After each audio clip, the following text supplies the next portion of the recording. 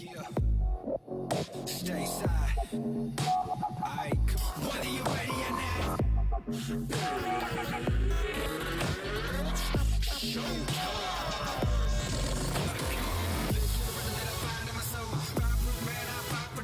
Nothing less but a no that is test. It's a test that you will be exposed. Game tight, solid, rise to the top. Game tight, solid, rise to the top. Every moment, every second that you find on the clock, champion on a mission and I won't stop. I can see through your eyes like a window. Nothing inside, no heart when it gets cold. Try to take mine, that's bad from the get go. When I put it on, you have it wishing that he stand up. Think about the outcome.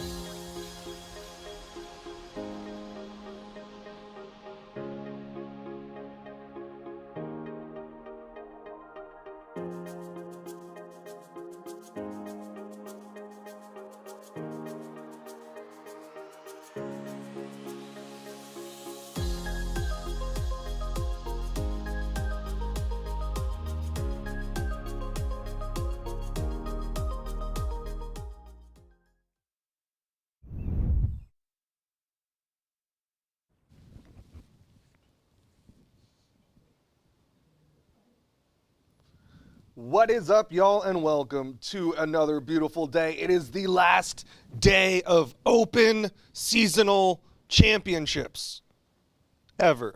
No, hold on. No, that's Ever. not true. That's a lie. He doesn't mean that. Guys, For 2023. For 2023. For 2023. Yes, correct. It is the last day. It is Autumn Championship doubles Sunday. We still got one more region to find out who is going to be the champion. Again, all of this leads into the World Championship. BCX. Sign up now. BCX.live. Once again, the earlier y'all sign up, the better numbers I get, which means that I get to order more merch for y'all. So it helps us all out. You know, we're good. But let's get into the format for the people at home who have maybe never seen a tournament before. What's going on? It is, of course, yet another double elimination tournament. Just like it is in 1v1s, just like it is across all the regions, just like it is for every other seasonal that we run online, and pretty much almost every tournament. There are a few exceptions, but almost every tournament. Of course, we are going into the best of fives. That means you got to win 3 out of the 5 to move on the winner's side there for you. It's also a, of course, double elimination tournament. That means there's 2 sides to the bracket. There's a top side, the winner's side, and the bottom side, the elimination side. If you lose on the winner's side, it's okay. You get another chance. We believe in second chances here at Brawlhalla Esports, so you get that second chance down in the elimination bracket. But if you lose there, we do not, I repeat, we do not believe in third chances. Of course, this weekend, as you know, is 2v2. We've already had Australia, Southeast Asia, South America, and Europe, and now we're moving on to North America. Yep, on the subject of double elimination, a wise man once said, "Fool me once, shame on you. Fool me twice, can't get fooled again." Wise is not, that's not the word Can't that get I would fooled again. that I would That's how we are. use. Double elimination. But it's time to get into the teams. Y'all know how it is. North America. Let's talk about some teams. Some teams might surprise y'all on how they made the list for teams that we're going to talk about. But one may or may not surprise you, depending on if you're an old head. Let's talk about this team of Cody Travis and Faison. So the thing that I'm liking about Cody and Faison, beyond of course them being good players, is Brawlhalla is kind of having a little bit of a resurgence. Based on the recent Chronix nerfs, really Cross and Blasters, people are really stepping away from that character and moving over to other Axe Legends, some other Legends as well. We're seeing a Zariel, I don't want to say resurgence because we've really never had that Zariel meta. It's been a Zariel player here and there, but Brawlhalla is having a resurgence in how people think of this Legend, and who better to represent that Legend and his current successes like the original Brawlhalla GOAT himself, and that's Cody Travis. Yeah, Cody Travis and Faison, such an odd team in the current Brawlhalla 2's sphere. There was a period in time where they kind of like stood at the top and were like one of the big teams to watch. And then they kind of fell off a little bit, but then we went to Dallas and they kind of stumbled into top 4. And I say that lovingly because once again, Cody Travis at the event was like, oh, I didn't realize we were already in top 4. Yep. I just wanted to play some Brawlhalla. He also made me smell his jacket a bunch, so that's just the kind of power that Cody Travis has. He is a very weird person in a very weird space right now, and I think it's hard to really place them as a team because I think a lot of people like myself have that nostalgia for them, but also there's the recency. They have not been hitting those podiums as frequently. But they have had a few moments this year where we've been like, okay, do we still have that Cody Travis and Faison juice that we used to have back in the day? Of course, you mentioned the 4th on Dallas. That was on LAN. That's gigantic for them. But they also started off this year 2nd place at Winter Championships. That's an online, so they're showing online and offline mastery. And then if we're talking like specifically very recently, we're looking at a 4th place at the League Trolley Brawlhalla Bash. When worms were on the line, Cody and Faison showed up. Who else but Big Bite Cody Travis to really I don't even want to know how many worms he could fit in his mouth. They probably sent him like 10 or 20 bags, and he probably ate them all in one bite. I believe it. But of course, you're talking about the character picks. I think Cody Travis, definitely like the meta starting to shift towards him being a solid pick. But also like Faison hasn't really switched off of Wushang, and we're starting to see people who were on Chronix go to that Wushang. So I think the meta, kind of to your point, is starting to shift in a way where Cody Travis and Faison, who are kind of already there, are going to be in a good spot. So I really like this team with the renewed focus and push towards BCX as this season is winding down. As you said, the last open seasonal for this year, not ever, just this year. But that's going to draw like a lot of people's eyes looking at one point that they can all work towards in the near future. It's 33 days away, by the way. Wow. Yes, it's November, but it's 33 days away. Wow. BCX.live, BCX.live, BCX.live. So let's move on to a team that we're like, okay, not really too surprised we're talking about them. To a team we might be a little bit surprised to talk about. That's BB Balloon Boy and Mowgli. BB Balloon Boy and Mowgli. Mowgli, of course, famous from the Jungle Book. BB Balloon Boy, famous for kind of being this cult hero in a way, right? There's a lot of people who, like, there's the idea of, like, your favorite player's favorite player, but BB Balloon Boy is, like, your friend's friend's favorite player. Like, he's just one of those people that, like, people are aware of him, they love him, they know him, but you don't see him on the screen enough to really be like, oh yeah, he's, you know, the top 8 guy that we're used to seeing. He was initially like, people like myself started talking about him as a little bit of a meme because he is that known entity. So if you say, oh, who's going to win the tournament today? And you say, oh, you know what? BB Balloon Boy is going to clutch it out. And then all of a sudden, like, he turned the meme into a very potential reality. And the reason that we're specifically talking about both of these players on the pre-show right now is because they took out Boomy and Sandstorm earlier today. Yeah, before even getting into the top 32, BB Balloon Boy and Mowgli ended up winning 2-0 because it was before we even got into those best of 5s. And definitely a pretty solid upset considering it's Boomy and Sandstorm. You have one of the current world champions and Sandstorm, who once again, everybody's kind of talking about, he's starting to come back up. Is that character pick accurate? Do you know? I saw the Onyx in the replay. Based on what they played at Lost Kingdom Homecoming, like just a few weeks ago, that was a tournament that they've won recently, and that had big names in it. They were playing Zariel and Onyx. Okay. So those could be the legends that they played today. I don't expect that to be. I expect them to carry over that team that they've been playing. Of course, we've seen Onyx recently. Even beyond just the Chronics, we saw several Onyx players yesterday and the day before. We've also seen Zariel. We saw Munir doing great work on Zariel. There's another Zariel that we'll talk about in the pre-show, and I expect Zariel to maybe start to creep up more. Zariel plus Onyx might be, at least in North America, could be the new Chronics. I don't think it'll have quite as much popularity, but I think we have several teams playing that comp today, and I think some people are going to get clued into that, and you know how it works in NA, where like the top team plays a comp and everyone's like, I want to do what they're doing. Yeah, NA really likes to kind of jump all on the same bandwagon, but I'll tell you that there's a team that didn't do so. We talked so much about how Chronics was a big name going into the Autumn doubles space. This team didn't play the Chronics, but they did win the Autumn Championship doubles, Java and Fakey. Java and Fakey, man, they've showed us something really special here recently. They've had a really, really good year.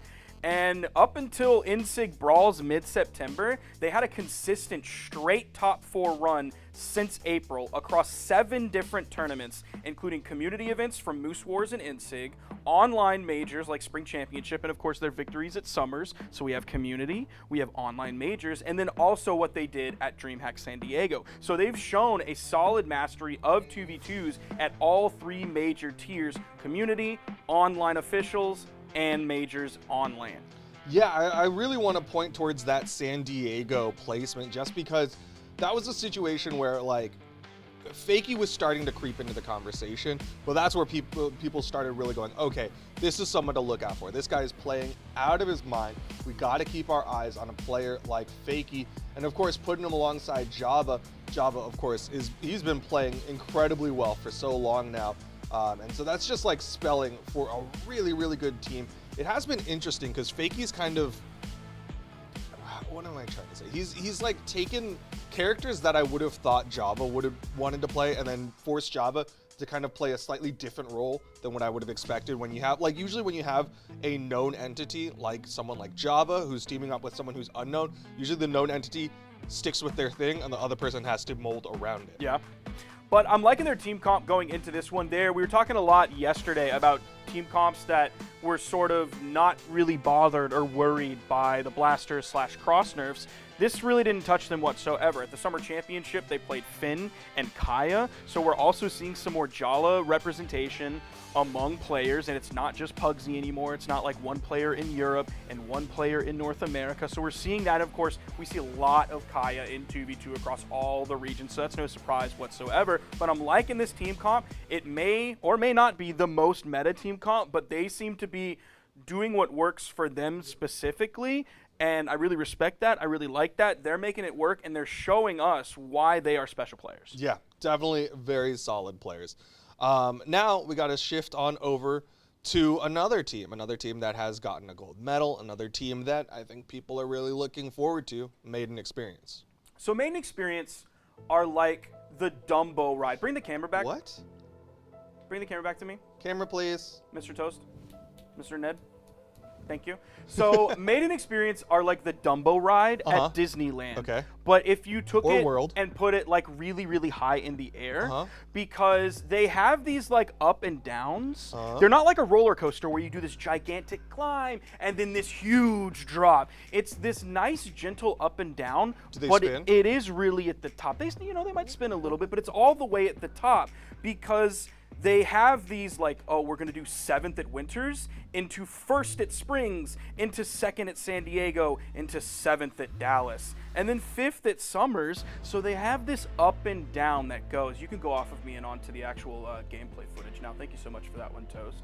Do y'all have the ride? Can we just show that? Oh, do we have B-roll? That'd be so sick. No, they're gonna send in the Disney like SWAT teams for that. Don't Stream's play gonna that. cut out. They're gonna start paratrooping in through the windows, and it's gonna get dangerous in It's here. gonna be like the FBI open up meme. But you know, this team, it's It's a solid team again. Winners of the of MSI, Yep. and so a lot of people we're not sure how to place them, but Maiden Experience have been consistent enough that I think a lot of people are like, yeah, this is one of the staples of North America right now. We talked a little bit about how Experience has kind of shifted his focus to 1v1s. That's what we saw going into the summer championship, but I got the chance to speak with him. I was like, hey, I know you in particular felt very strongly about Chronix as a whole. You were very vocal about this, and then of course the balance preview was already accessible at that time. So I picked his brain. I was like, hey, how do you feel about all this? And he just lit up. He's like, dude, I cannot wait to play twos. This is Maiden Experience, like, super excited to get back into it, get back on the grind. I think they're going to be riding some highs today. And they're bringing something fresh into this as well.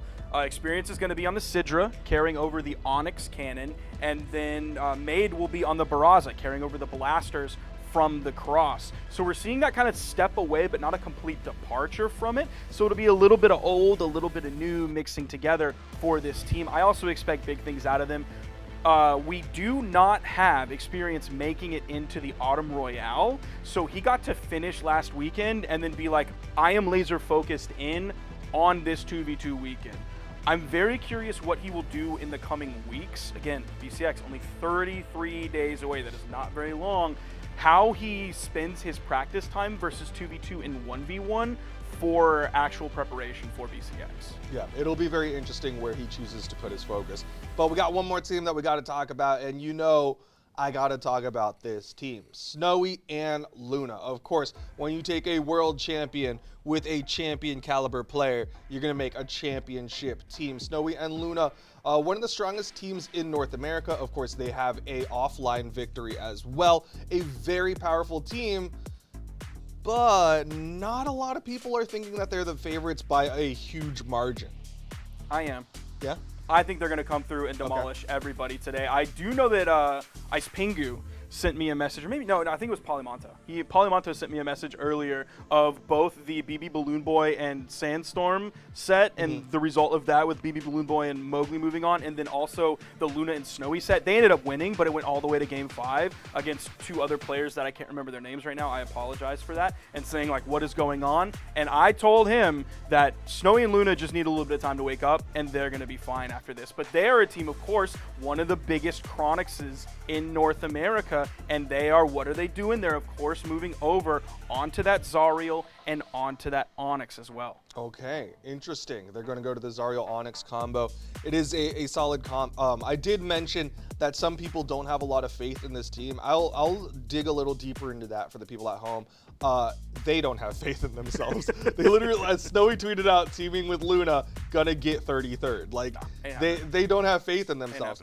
But maybe that's exactly what they need. Because I think, what was it, San Diego, where we had the interview, and we're like, what makes y'all such a good team? And they're like, we hate each other. And they ended up doing very well. So maybe that's the secret, is just hate the person you're playing with. It didn't work for us when you and I played twos. It didn't work for me and Creed when we played twos. I like Magma Bob, so we also did bad, so that didn't help. I'm seeing a trend with you and twos. Yeah, it seems like a lot of people, all my friends are bad at Brawlhalla. I think that's the trend. Yep. That's why I need to play with Snowy. Okay. Because he's my GOAT now. When Godly goes to my DM, that's who I went to. I went to Snowy, not because he's my second choice. Everybody relax. Not because he's my second choice, but because Snowy's your rebound? Europe was happening first. Okay. So I went to Godly initially, and I tried to do it during time zones and all that. But it's because NA happens on Sunday, and usually I start to look at NA on Saturday, maybe a little bit of Sunday morning. But I think Snowy and Luna are going to be really good. I think they have several options if the Zariel and Onyx don't work for them. I was a little bit surprised that we weren't seeing Luna on Taros, but Snowy laid it out for me that he thinks that Zariel is a lot better. And I would tend to agree with him on that based on the results of we don't have a lot of other Taros players in 2v2s. I thought this was going to be the resurgence of Taros. Kaina doing great on Taros. I thought we were going to see Kaina on Taros, but no, Kaina was on Onyx. Well, I got to do predictions first yesterday. I'll let you kick it off today. In third place, I'm going to put a team in my top 3 that I don't think I've put in my top 3 for a very, very long time. It's Cody and Faison. I think Big Bite Cody Travis is going to do it in 3rd place. I think this is going to be a little bit of a resurgence for them with a renewed focus on BCX. They have that in their sight line, and I think they're going to come out big today. In 2nd place, a team I probably also haven't put in my top 3 in a while, and that's Made in Experience. I like the swap off of the Chronics. I think it's going to work well for them. Hearing about Experience's renewed interest in 2s, feeling ready to get back on into it, not having to worry about Autumn Royale and just focusing on 2v2 this weekend, I think it's going to be great for them. And in 1st place, it's Snowy and Luna. I would put all my money on them winning this. I really think they're going to go out big today. And I think they are going to be a front runner, at least in my mind, for top team at BCX.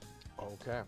On my side, I have Java Fakey, of course, a very strong team. I'm putting them only in the 3rd place spot because I got a little bit more faith in the other 2 teams. I agree with you. Made in Experience, very strong team. I agree with you. Luna Snowy, very strong team. Those are my top 3. I mean, I can't say it better than Sparky because he's so good at saying things. But that's my predictions. That's his predictions. You can give your predictions over on Twitch. Yeah, make sure to do that. Put it into Odin's journal. You can earn points and stuff. Also, because there's so many games going on, of course, we cannot show all of them on this stream. That's one of the reasons we have multiple streams going on. You can, of course, watch this one, twitch.tv/Brawlhalla. You can also watch twitch.tv/Pro Brawlhalla. And if you're watching on Twitch, right below the video screen, there's a little gray rectangle that says Watch in Command Center. That gives you the option to flip through multiple streams, so you can watch multiple games that are going on. It'll have like a big window and then a few at the bottom, and you can be like, I want to watch this one, and then it swaps the 2, so you watch that one on the big one. And then you can also have a little bit of a spy cam, which if you click on it, you're a little bit weird. I would never do that. That's you being a little bit weird. It's a red flag, honestly. But you can get a look into production, which you can see right now. There's Toast. There's Frone working their little fingers to the bone to bring you all of the Brawlhalla this weekend. There's a chair with several blankets on it, and then I'll probably be sitting in the one that doesn't have the blankets on it, at least at one point during this weekend. I think that was them giving love to the person who's remoting into Oh, that yeah, PC. we do have remote people remoting in. Is it Sandwick? I can't remember. I thought it was Zaruga. It's Zaruga. It's Yeah. Zaruga. My mistake. Sandwick is running production over on the side stream. Give for him this love weekend. as well. And once again, we got to remind everyone, this is the Autumn Championship, our final leg of the road to the World Championship. This is our final day of open invite seasonal action. But again, it all goes to the World Championship, bcx.live. There's a hotel block. You can stay in it, maybe meet some of your favorite people in that hotel block because we'll all be staying in the same generalized location. There will be a great time at the World Championship. You've probably seen the trailer. You've seen people screaming their heads off. You can join them. And it's November 3rd through 5th, of course, here in Atlanta, Georgia, at the Cobb Galleria. Sign up right now, bcx.live. Those are the viewership rewards that you will get if you watch at home. But don't worry, dear viewer, you will also get those if you attend in person. So whether you watch from home or if you go in person, you will get those viewership rewards. And then there are also, of course, some exclusive rewards for attending. You will get the LAN Enjoyer in-game title. You can also earn the several other titles that you can see over on the right side of the screen. It does say part of the crowd, not part of the creed, but part of the crowd. And then we also have, of course, Metadev Teros and the new Metadev, which is definitely a mystery to me. Metadev random. Just kidding. That would it be was the random silhouette. That's why. Well, that wouldn't. Like Toast Toast keeps saying "yo" in my ear. It's a different shade it of would black literally that you hover on. That wouldn't work. There is no random character. It picks one from the. I don't think Toast understands how random works. I don't think he understands how. Or anything Metadev. works. Like it's good. It's a good thing he knows what he's doing on the production board because he would be in trouble. There he is. He's saying "yo." Saying yo. But He's that's very it excited. for the pre-show. Duke, take us home. Yeah, okay. We are going to take a short little break, play a little bit of that 5-year animation that y'all know and love, and we'll get ready to get into the top 32 of North American doubles action here at the Autumn Championship. You don't want to miss it because it's going to be coming at y'all very quickly, but we'll be right back.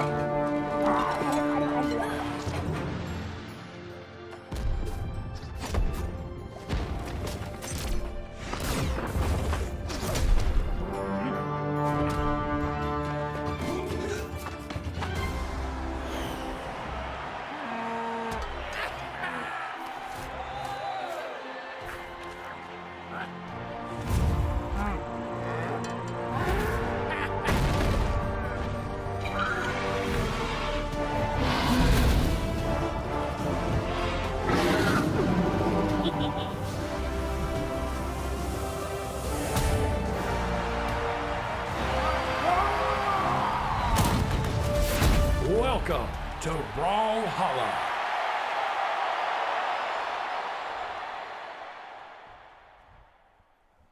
And we are bringing you the 2v2 Autumn Championship for North America here live in the studio in ATL.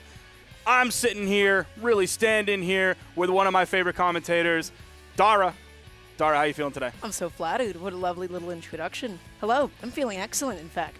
Hope everybody is having a lovely Sunday. We're going to be kicking off some top 32 action. And I've heard we've had a couple, maybe not a couple, maybe just like one big upset, one big team that I'm kind of looking at today. And one major upset, and then one, like, if you're playing Metal Gear, and then there's like the over the head when the guard gets like startled for a second, and that was like the game 5 of Snowy and Luna early on in pools. But yeah, that upset that you just talked about was BB Balloon Boy and Mowgli taking out Boomy and Sandstorm. Yeah, that's crazy. That's sick. Last week, I got a chance to cast ones on side stream with Slow-Mo, and at some point he was like, yep, this was the day that Balloon Boy finally became Balloon Man. And now we have another one of those upsets coming out here. Balloon Boy, I mean, in my mind, that is the team to beat. That is the team to look at the moment. Balloon Boy and Mowgli, I'm curious to see how they'll do today. I'm excited to be able to cast some of the matches. Yeah, I think we're going to have that sort of like rotating cast of characters in our maybe like top 6, top 5. At least in my mind, you know, before anything crazy other than that happens, I think our top teams in North America will still remain our top teams. I don't think we're going to see as many surprises in this region like we did earlier in Europe, in South America, even a little bit in Australia and Southeast Asia as well. So I think the balance of power will still probably remain relatively intact in North America. They've always kind of been our more quote-unquote consistent region with fewer surprises than some of the other ones. We've had like a bit of an odd weekend where we've almost had like a lot of interesting storylines like develop like into the top 3, and then things ultimately kind of ended up shutting down. I'm thinking a little bit about like South America 2s yesterday, where it was like, oh my god, what's happening with Lawyers and kind of what happened with all these different upsets, and then they just ended up winning anyways. So everything returned to normal, and I'm curious to see if we'll see a repeat of that. But that being said, we have everybody already jumping on in here, and you talked a little bit about Zariel, especially with the Devil Jin crossover coming out. We're going to be seeing that again now. Yeah, that's somebody that's had a lot of 2's usage, especially this weekend. I think we're seeing the new meta really develop in front of our eyes, at least for North America. As Duke and I mentioned on the pre-show, North America has been like, oh, the meta is being defined here, and we are going to adhere to the meta. We're going to like Google what is the best 2v2 team, and then we're going to find like the top YouTube video and be like, oh, that's what we're going to do. We're just going to be that. We're going to emulate that. We're going to follow those instructions, and we will be successful. Zariel is a part of that. I think we're also going to see quite a bit of Onyx. Although Santi on the other side playing with, oh, Mowgli is about to do it already early on in the game, and he ends up falling. Mowgli was too confident in the ability to get the 0 to hero on the left side, like he did against Boomy and Sandstorm earlier today, that he ended up falling and losing that stock. That is a tough way to start, but I think that's also like a good wake-up call early on in this set. Like, it's right at the very beginning. All is not lost based off of this, so you can say, okay, all right, I got a little bit too big for my britches there. I got a little bit too confident after taking out the goats, so let's slow things down and like let's slow down. It's time to play some Brawlhalla. Yeah, that's right. It's how about some neutral? No, that would be quite nice. Right now, Balloon Boy going to be looking through that side sig. Doesn't find it. The D-sig does come out, and that is going to be the stock off the top. Unstoppable God looking maybe not so unstoppable for that first stock. Balloon Boy currently and Santi holding onto that first stock. Let's see who is going to establish the lead for the respective teams. Santi looking for all these anti-airs with the Neutralite, able to actually find it that time around. Okay, gets knocked off stage. Santi now left weaponless, and instead of focusing on Santi, they decided to go for the 2v1 against Unstoppable God. Now they're all split. The blue team kind of congregating in the middle as the red team was split to the left and the right sides. BB Balloon Boy taken off the top in true balloon fashion. If you take him off the side, that is not allowed. Mowgli, though, over on the edge, trying to play as safe as possible, but knows the blue team was pushing onto BB Balloon Boy and had to get up to provide some safety, provide some relief. There's a stock going the way of Santi. That's taking out Mowgli, putting Mowgli on the final stocks, but Unstoppable X God might be there very quickly. Indeed, but Unstoppable God just patrolling with the side A, but that is going to be Mowgli taking out one of Santi's stocks, knocking him down to 2 at the moment. And currently, Mowgli also fishing for that side light on Unstoppable God, not going to be able to find it quite yet. Santi currently just looking for the side light of his zone. Okay. Just waiting, holding onto the ground, looking for the downer as well. Blue team slowing down the pace of the game for just a second, but it's still blue team's game at the moment. They have the pace, they have the stock advantage at the moment. And not all that damaged on behalf of Santi, that is. Unstoppable God, they need to take out that stock now, and they're able to take out that stock now. Now we have at least an even stock game, but Balloon Boy's got to be careful. He does have the gauntlets, so he'll have to find a way in past some of the longer range hitboxes that Santi has, of course, on the bow, and then X-God has over on the axe. Balloon Boy without a weapon, he's going to be hunting for it, but really he's just hunting for the stock off the top here, going in with those recoveries, the neutral light. They're going to be looking to get this stock off of Santi, but BB Balloon Boy is going to fall. The neutral light not quite enough to get Mowgli off the right side, doesn't have a weapon that he can throw or use to get back over to the stage, still gets back, avoids the D-Sig from Unstoppable God. Okay, Santi, okay, looking for that N-Sig pickup, not going to be able to find it. Balloon Boy finding the recovery, doesn't find the side light though, and huge neutral light does put him out there, does get that side sig, beautiful stuff. And now everybody is down to last stock apiece, but red team is definitely damaged at the moment. Mowgli's still going to be living that one, making it back onto the stage slowly. Balloon Boy not in the best position. Blue team holding down center stage, and then such a good interruption. That was amazing. Unstoppable God saving his own teammate from a potential cannon side-to-side string. And now take a look at what's happening. 2v1. Balloon Boy trying his best to make something happen. That was a nice target swap, getting through Santi and hitting Unstoppable X-God, as Unstoppable X-God is the most damage in this game. If he has any hope of taking away a stock, the quickest way to do that and turn it into a 1v1 would be taking out this Ulgrim from the blue team. A little bit of a tap there, interrupting Santi just a little bit, but the take off the top there, and blue team is going to take game 1. Yeah, so I feel like this game started off not so well for that team. That was a pretty brutal opening for Mowgli to lose his first stock that quickly off the top. If that doesn't happen game 2, I think we just might have a bit of a closer match. So we're seeing a lot of Zariels on the screen once again. 2 of them. We got an Onyx. Everybody, you know, staying. Going into this next game, if Mowgli does not lose his stock that quickly in the opening, they did an excellent job coming back as much as they could. The question is Mowgli going to go for it again? Because I think okay, the first weapon is not a cannon, so it's at least not going to be the first thing that Mowgli goes for. But the second Mowgli gets a cannon, honestly, I think you try it again, and you just like don't go too sicko mode after. Like you make sure you're high in the air so you can cannon side air back so that he doesn't end up falling below that sidewall on the stage where he can reset his jumps. Yeah, I love the safe, responsible encouragement that we're giving, which is, hey, if you overextend it off stage, that's fine. Just do it again until it works, and then you get that stock off. That's what cannon does best, isn't it? Right now, Mowgli, though, nice little target swap onto Unstoppable God. Balloon Boy tried to follow up, just going to hold down the position instead. Both of them going to be stuck in disadvantage, but Unstoppable God's reverse hitbox on the recovery going to be sending Balloon Boy back off stage. Now Santi looking for a way to cover the ground, looking for the D-Light, backing off, giving Mowgli a lot of respect and neutral. But here's the thing, when you give him that much respect, when you play that much back, he was just like, okay, that's cool, I'll just switch up on Unstoppable God, that's fine. They got 1 stock apiece, split between the 2. Blue team's going to spawn back in. They've still continued to take damage. Haven't found these stocks on the red team just yet. Nice follow-up. Somehow that did not take out. The defense of Zariel still holding on. Then they turn their sights onto Mowgli. It's Mowgli. Even that didn't KO. That is a little bit of the lower strength that Onyx has. That signature specifically did get nerfed. Oh, Mowgli, okay, looking for a huge lead. Wanted that spike so badly. Didn't find it that time around, though. That is going to finally be able to do it. Unstoppable God, putting an end to Mowgli's first stock. And now let's see, Balloon Boy will be soon to follow. Yes, it will be another D-Sig as well. Unstoppable God is doing exactly what he needs to, which is close. Has the axe in his hand, gonna be swinging around, hopefully holding on to his second stock for the blue team's sake. Santi's doing a pretty good job. He is still behind everybody else. Unstoppable X-God is going to lose that stock. The neutral signature from Mowgli center stage doesn't KO. Unstoppable God gets back in the game, has the lance, but he might be getting handled here by BB Balloon Boy.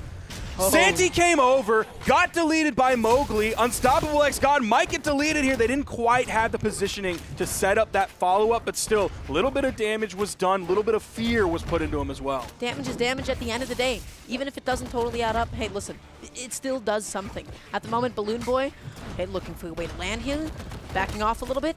Okay, just immediate target swap, missing that D-Light, but huge little nice. 2v1 combo. Blue team just maximizing the damage output. Love that recognition for Mowgli. Just capitalizing off of that friendly fire that the blue team had. Nice grab! That interruption was optimal. That was amazing. And it was just the property of that signature to like reach out. It has that dead zone in the middle, so he didn't end up hitting his teammate, could reach out and grab the opponent, sent them off stage, split up the blue team, and it's 4 stocks to 2. Everybody's red. That neutral light picked up 3 different players, every single player that Mowgli could have possibly picked up into the game. There's a side there from Unstoppable God. That's going to put Mowgli on final stock here, but he's extremely in the red. There are those, I was going to call them angel wings, but they're devil wings because we're talking about the devil Jin sent off the top like we've seen so many Zario players do this weekend, Dara. Yeah, I gotta say, I love the usage of that side sig. That is one that I'm still thinking about. That is such a good move in twos. Because of that dead zone that you talked about, because of that little blind spot, you're using it to the best of its ability, which is to avoid hitting your own teammate. It becomes the perfect counter-punish move in a twos setting. Right? It is just built in, and he made very effective use out of it. We've had a very different game 2 than we've had game 1. Didn't start off nearly as poorly as it did for Red Team, and I gotta say, I love their little combo attempts. They covered each other super well whenever either of them were at disadvantage, and I'm curious to see how aggressive they can get off stage. Well, we're seeing Mowgli start off with gauntlets yet again. The first weapon is not going to be a cannon, so we're not going to see the potential for that cannon string to get the stock in like 5 seconds within the game. But you do see Mowgli initially moving over to the wall, maybe hoping for that edge guard engagement, but now moving over to the right side to provide some relief to his teammate in case the blue team pushes off stage, but they didn't. They just wanted to maintain that main stage control so that the red team would have to come and land back on, and they could deny the landing. Santi coming back down with the sider. Okay, falling back for just a second. Mowgli just setting up the offstage situation and then wanting that stock really badly, fishing for the signature. Didn't connect it and ended up getting slightly punished for it. Nice little juggle setup. Balloon Boy eating a lot of hits here, and now with the edge guard, with the GC side sig, that was amazing. What a clean way to clean that up. Though these stocks are falling last game and this game, we went from like Mowgli losing stock within the first 10 seconds of the game to taking like over a minute in both last game and this game before we actually saw the first stock fall. Now they're all starting to fall into place, and we've seen Santi actually make the swap over to the Val. This is a classic pick for Santi. Val kind of did fall out of meta just a little bit when they nerfed the sword insig a little while ago. Before that, the side signature on gauntlets got nerfed, but as we saw yesterday, the Val Gauntlet side signature is far from being useless, far from being non-meta, as people were getting stocks with it left and right. Mowgli backing off here for just a second. Unstoppable God landing on the platform to safety. Santi setting up with a neutral light. That little combo, that was such good recognition from disadvantage from off stage. Of course, did not transpire into a stock, but the synergy between Balloon Boy and Mowgli just to immediately like switch on. They communicate, telepathically, right? To be like, oh, okay, team combo time. I got this.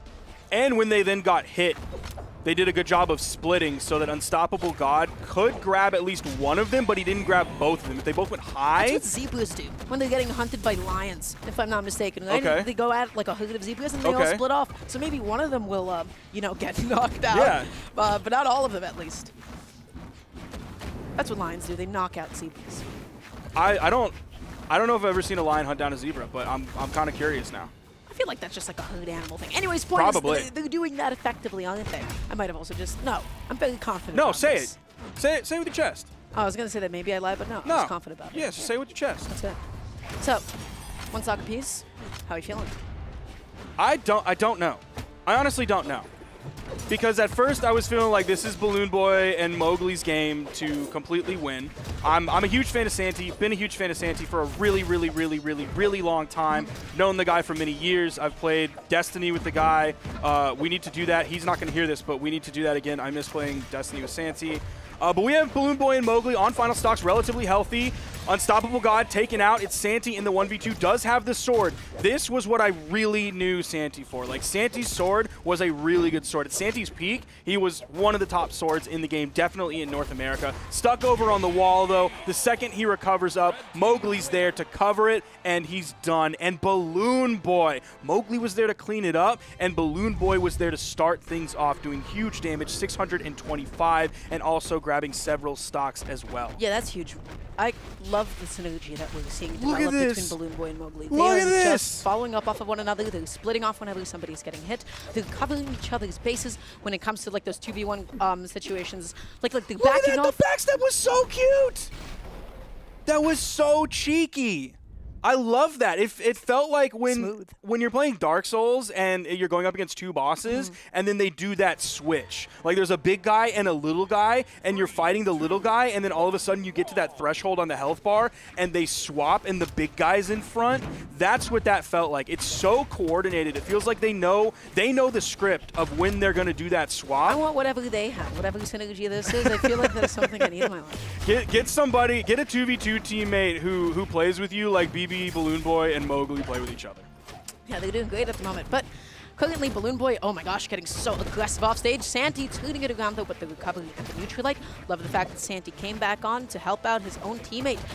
Unstoppable God trying to get something started with the Neutralite unsuccessfully, gets popped up instead, and the immediate switch up. Balloon Boy almost read that dodge, does not matter, going back onto the stage. Unstoppable God stock is also gone. Oh, charging that one up forward. Oh, never mind. There was a spectator, but I believe, surely, was that neutral signature real? I don't know if that was real or not. Feels like we just switched timelines, didn't we? We'll have to see the replay. Yeah, I feel like timelines. somebody just snapped their fingers somewhere, and we're in the alternate timeline. It's 6 stocks to 4 so far, but Balloon Boy and Mowgli are extremely damaged, and we are also seeing the swap. We initially saw the swap from Santi, and now as Unstoppable God falls and loses stock, put now on final, which is rough compared to everybody else in the game. Also made the switch over to Bryn from the Ulgrim that we were seeing previously. Yeah, Balloon Boy is just fearless off stage, especially like when he has no weapons. I've seen him go out there, he goes deep, and he's able to get those stocks off too. 4 stocks to 3 at the moment, and this is a very confident lead for the red team. They will have to do a lot to throw a lead like this at the moment, I will say.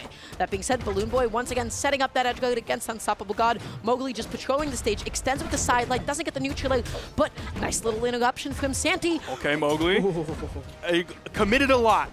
Don't get me wrong, but didn't commit too much, didn't overcommit. You saw how high Mowgli was in the air, so getting back to the stage without using movement options, dude, they're left to right or right to left. 2v1 team combos for this red team are amazing. They're able to just like hopscotch past each other like they're playing leapfrog, regardless of where their opponent is. That side stick was almost absolutely nasty. Missed the hit on it, but followed up, of course. You're seeing the dash landing across the stage. 4 stocks to 1, and it's looking like Unstoppable God and Santi have been stopped and are gonna make their way. If that soft platform wasn't there, I still don't think they would have hit it, but that was definitely the ruiner for them. But they're going to be able to wrap this one up for sure.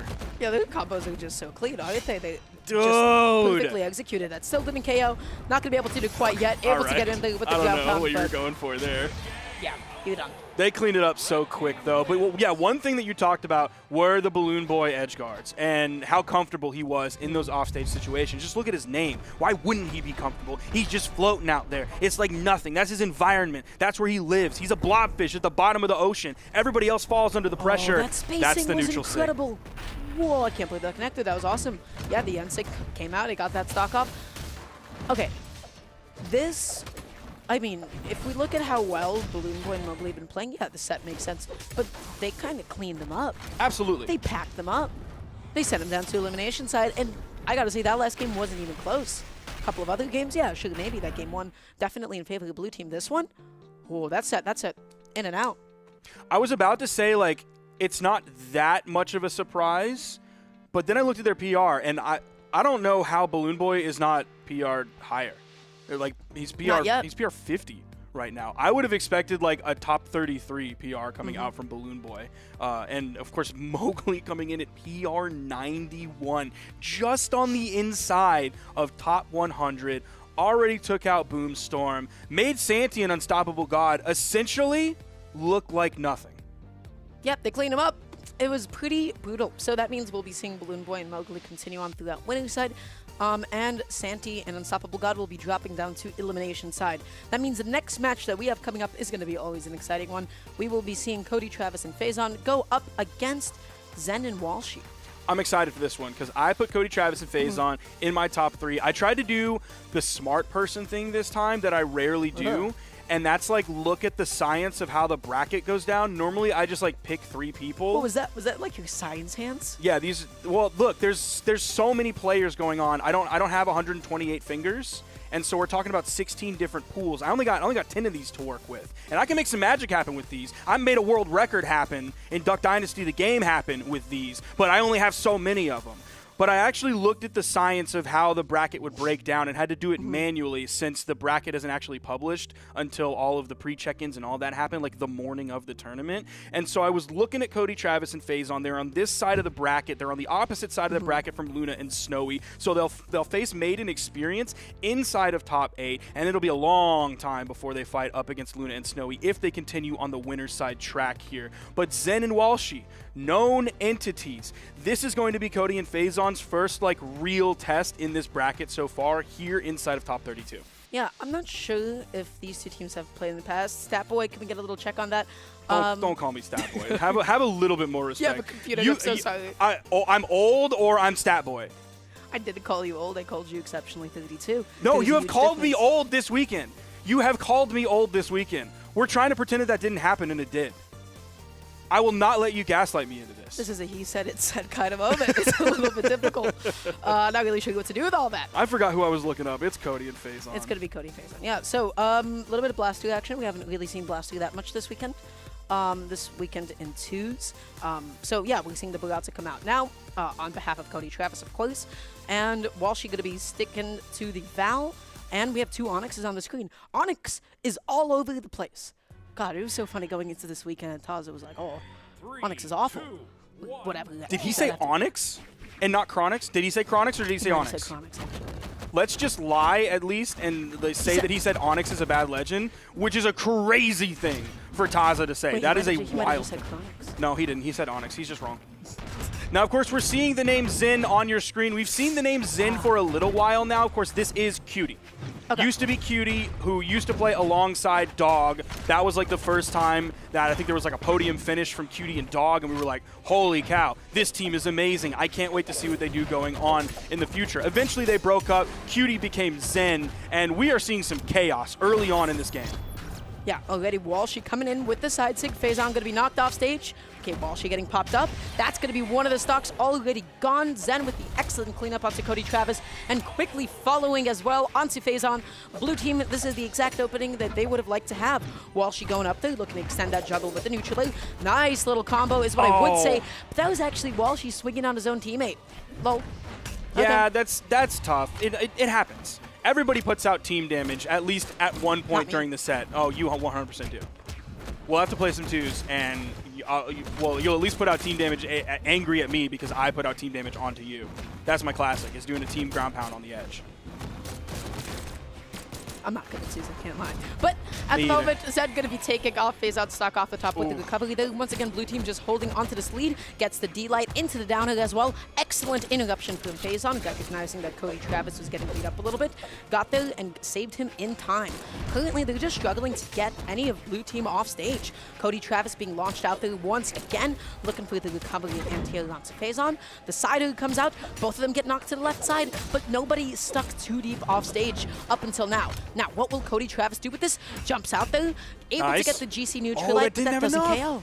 That didn't have enough. And one thing I'm really worried about, not as much now, because everybody else almost caught up to where Faison is, but that was always like the linchpin or the final nail in the coffin, which was going to give us the direction that Cody and Faison were going to go for the day, is like Faison going down early. Cody's surviving as long as he can. The other team keeping on pace or better than him, but Faison just getting knocked out early. He's doing a pretty good job here. He is about halfway through the stock, of course, with Onyx. He's not playing Hattori, so he has more defense here than he would normally have if we were talking about Hattori. That was a little bit difficult. You saw Cody wanting to back up, wanting to space out that side light, but then just ended up falling into the blind spot. That's going to be a stock off the top. Faison in a nasty position off stage, stalling. You Gets see his how dodge slow back. this recovery is? Intentionally, so that you can wait for Cody to come help you. Please, teammate, extend a hand. I'm begging you. He was also waiting for that dodge to come off of cooldown, because if you notice, he started his return back to the stage with a dodge, so it was on cooldown, and then he was slowly making his way so he could stall, wait for that cooldown to run out so he could get that final dodge after using the cannon side airs. Cody's stuck in the 1v2. This is going to be a mountain to climb, even for a player like Cody, because of coverage like that from Walshy. Yep, Walshy was just saying, go ahead. Hit my teammate. You want to do it? You want to do it so badly? You want to hit my teammate? Bam! Side stick to the face, catch and a landing. There was nothing that Cody could have done in that position with that many resources left. So good stuff to blue team holding down game one. Red team almost made a comeback going into this. I feel like red team did not actually have blue team in a disadvantageous point for much of the match at all. We didn't see a lot of edge guard attempts. We didn't see like a lot of super extended juggles, whereas blue team just had more favorable situations. They were able to knock them out through that deep. So we'll see what happens game two. I think part of it, not all of it, but part of it is going to come down to Faison's survivability and what he can do with that time while he's in the game. Because everybody else is pretty much keeping pace with one another in terms of their survivability, the damage that they take over time, how quickly it happens. 513, 554, 516, and then Faison comes in with 359 points of damage. That's not a lot, but things are starting to turn around, at least early on in this game, as Walshy is the most damaged. Faison pushing Zen off stage. Oh yeah, Faison is cannon moding at the moment. Just able to get that inside, getting Walshy off stage now. Walshy has to find a way to come back on. Cody immediately with the switch up, comes in with the sider, and now that team has a lead. Zen, you're not getting a combo off. Excellent little interruption, gets knocked off stage. This is the advantage state that they needed. They're holding on to center. Zen with the shove, with the side light, waiting for, you know, nice little weapon spawn. Okay, actually no, has the gauntlets in hand, gets the down in. What's it gonna be? Oh, Cody and Faison, still none of them getting knocked out at the moment. They're just holding on to these stocks well. It's Zen going back and forth between the two. While Faison was stuck neutralizing Walshy, Zen had the perfect opportunity to punish, did the down signature, but ended up doing it short, so it didn't make a connection. So Faison still living in this one. They did get the stock off of Cody right after that. Zen is going to fall. No punish from Cody yet. Okay, does punish the landing there from Walshy after Walshy already threw the weapon away. So Walshy's going to be disarmed. Cody now looking for the weapon spawn. Faison does grab that one. There is a spawn on the stage. Cody's making his move, but Walshy swipes that one. Cody's not been able to do anything for like 10 or 15 seconds. He's not having a good time this stock at all. He finally is able to pick up a weapon, but at what cost? You're already deep in the red. You didn't get to do anything this stock at all. Oh, this is brutal. Oh, this is no fun at all, is it, to be Cody?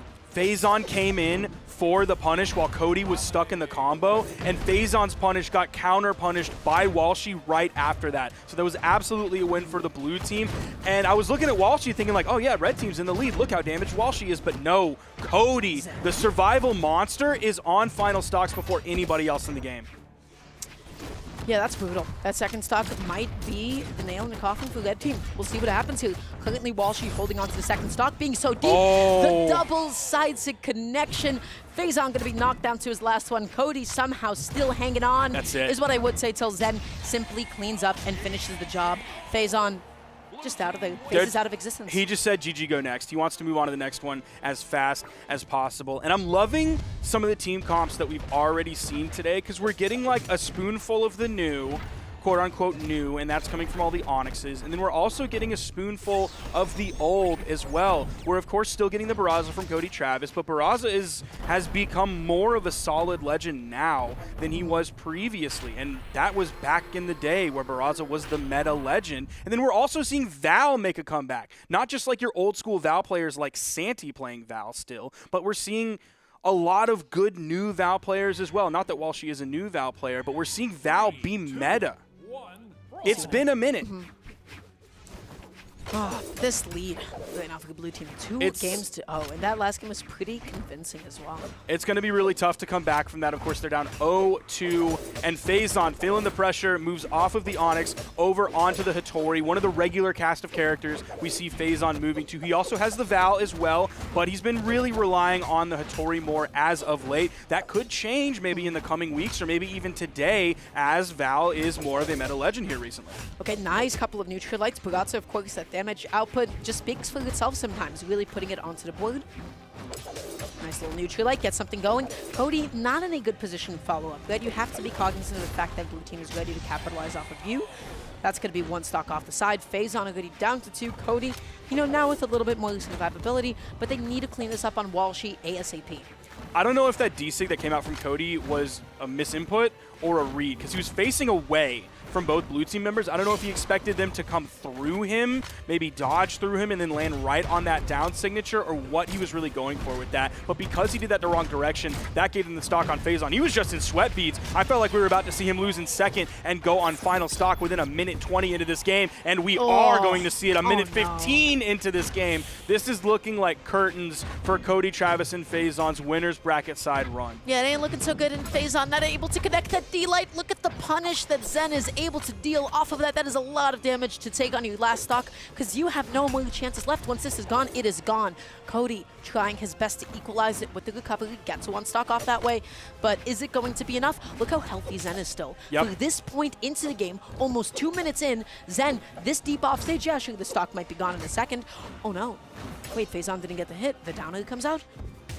Okay, it's the neutral signature, but it's the wrong direction. Phazon doing a pretty good job of whittling Xin down, but it was still at a reasonably slow rate. It was like one hit at a time over 15 to 20 seconds. I was hoping they were going to get some 2v1 potential. Even that delay recovery doesn't KO. I was hoping they were going to get that 2v1 potential when they took out Walshy, but they weren't able to do anything with it. Phazon just chased Xin over to the right side and then got like 1 or 2 sword hits. Phazon's in the red on his final stock. He is so close to being taken out of this game. Every single hit on the red team sends them flying further away from one another. Phazon finally picking up a KO, but he's done after that. The trade 1-for-1 favors the blue team, and Cody Travis with 2 stocks to his name.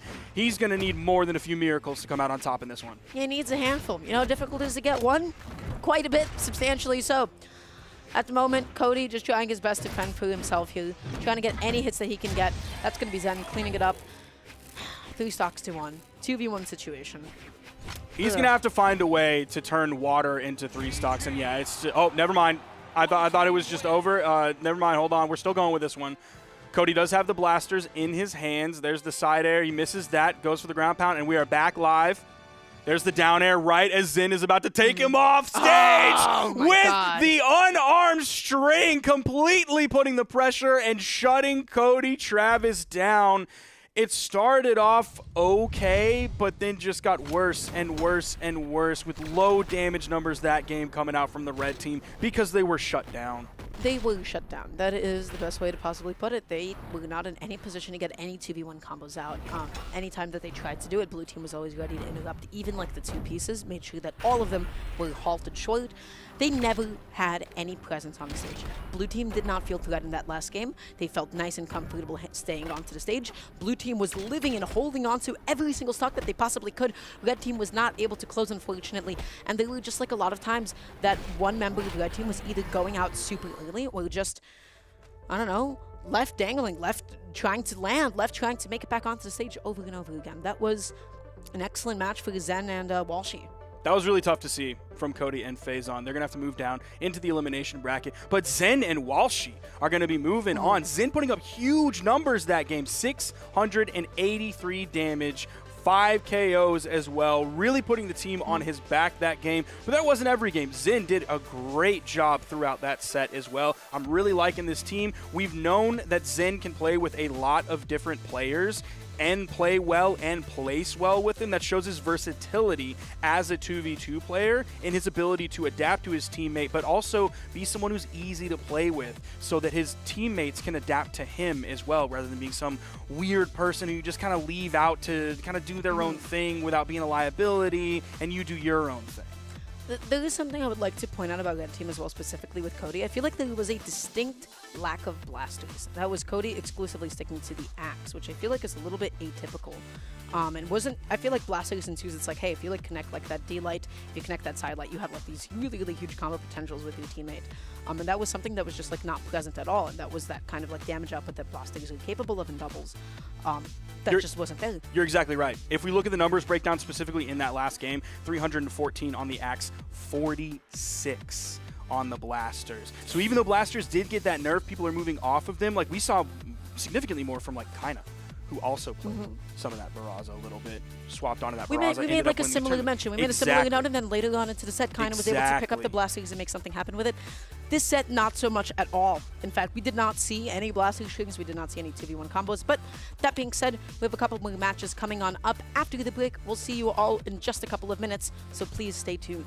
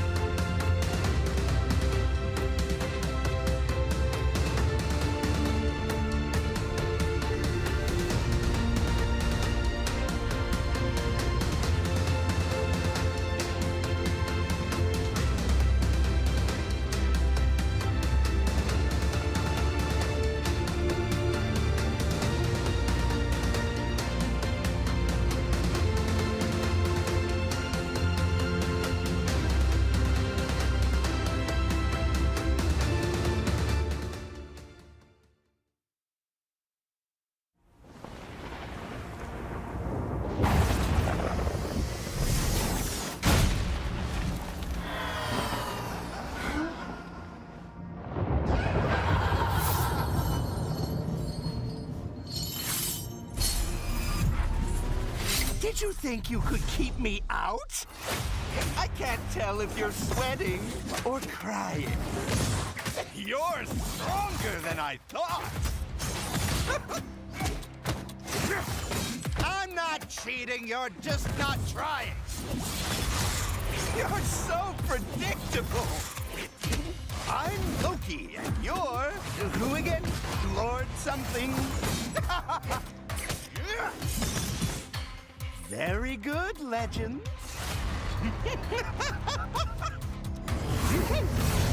I think he likes you.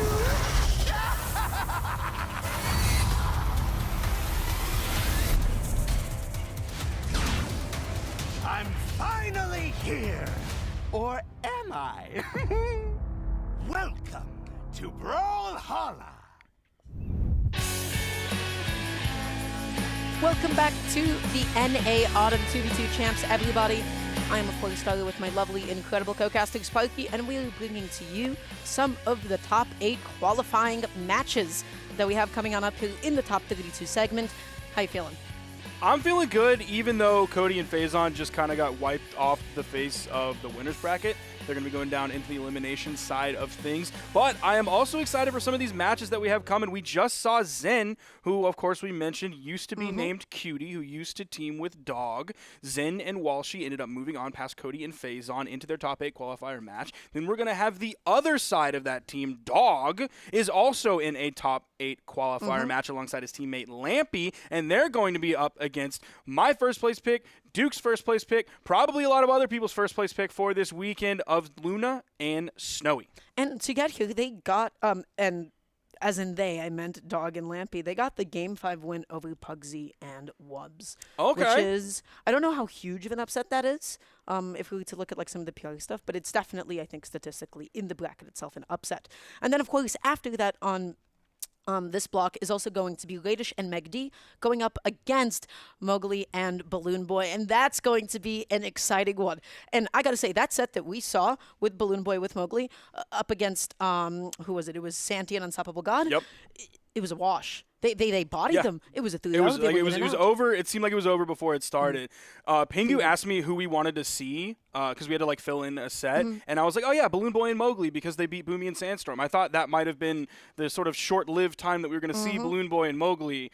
I think we're going to see a lot of those teams or those players today. But before that, we have Luna and Snowy, yet another Zariel Onyx team coming out here. And on the other side, we have yet another Val. She's so meta again. And then, of course, we have Wu Shang, or as Dog picks, Aang. They're all blending into each other at this point, aren't they? We've seen so many Zariels. We've seen so many Onyxes. It's the new hotness.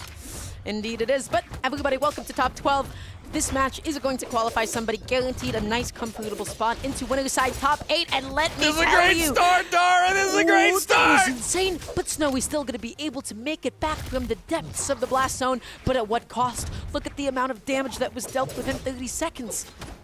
I'm worried that I'm about to see the swap there that somehow perfectly took place. Started off hitting Snowy with the D-Light and then finished up the combo onto Luna. They have Luna and Snowy very much in the red. Well, not anymore for Snowy. He's going to be spawning back in on his second stock. Luna's going to do his best. That neutral light sends Luna flying to the right side, and the recovery is going to finish off that stock. Both of them falling within 45 seconds of the beginning of this game. Not the opening people would have expected, was it? Yeah, that 2v2 combo grabbing both members of the blue team, sandwiched right in the middle, and for the red team it was a delicious sandwich. It took a big old bite out of it. There's the neutral signature there coming out from Luna. Unfortunately, with that signature on stage, you're going to kind of bounce off the stage, which takes away some of that momentum. If you can get the dunk over the edge, it's fantastic, but you also have that side signature. Bonk on the head from Snowy's cannon toss takes out Lampy. They used the side signature's blind spot again that time around, where it was just like a moment of, hey, you're worried about my teammate in front of me. That's cool. That's okay. Oop, look at that. I'm able to swoop in with that side sig. I'm able to get that. So it's a really nice surprise option. It makes it super viable in twos. And we're seeing it over and over. That time around, it does get slightly punished. Gets knocked off stage through the weapon toss. Going to be able to close that out. Snowy getting sent back out there as well. Not going to be able to catch him in time. Gets it down. A neutral, excuse me. Not able to follow it up. Waiting, holding onto the cannon here. Lampy coming back on with the neutral light. Nice interruption from Snowy, but red team has a massive lead at this point. I still can't get over how many Val signatures I'm seeing in 2023 because it really does give me that flashback to like 2017, 2018 Val. Like, it's so strange to see how good they are, how often you're able to use them because they are such safe options when you use them correctly, and we've seen it on so many different players. It really is a blast from the past. That neutral signature almost made a connection. That was like pixels away. It Visually really was. speaking, I feel like that should have connected, but that's fine. Ethically speaking, I don't think that should have connected because that thing is huge. A little too big. At the moment, though, coming in with a good recovery, that is going to be Lampy knocked down on his last stock. Luna, though, look at how much damage Luna has on his last stock. Oh, no. Nice. That's no good, but what a side out.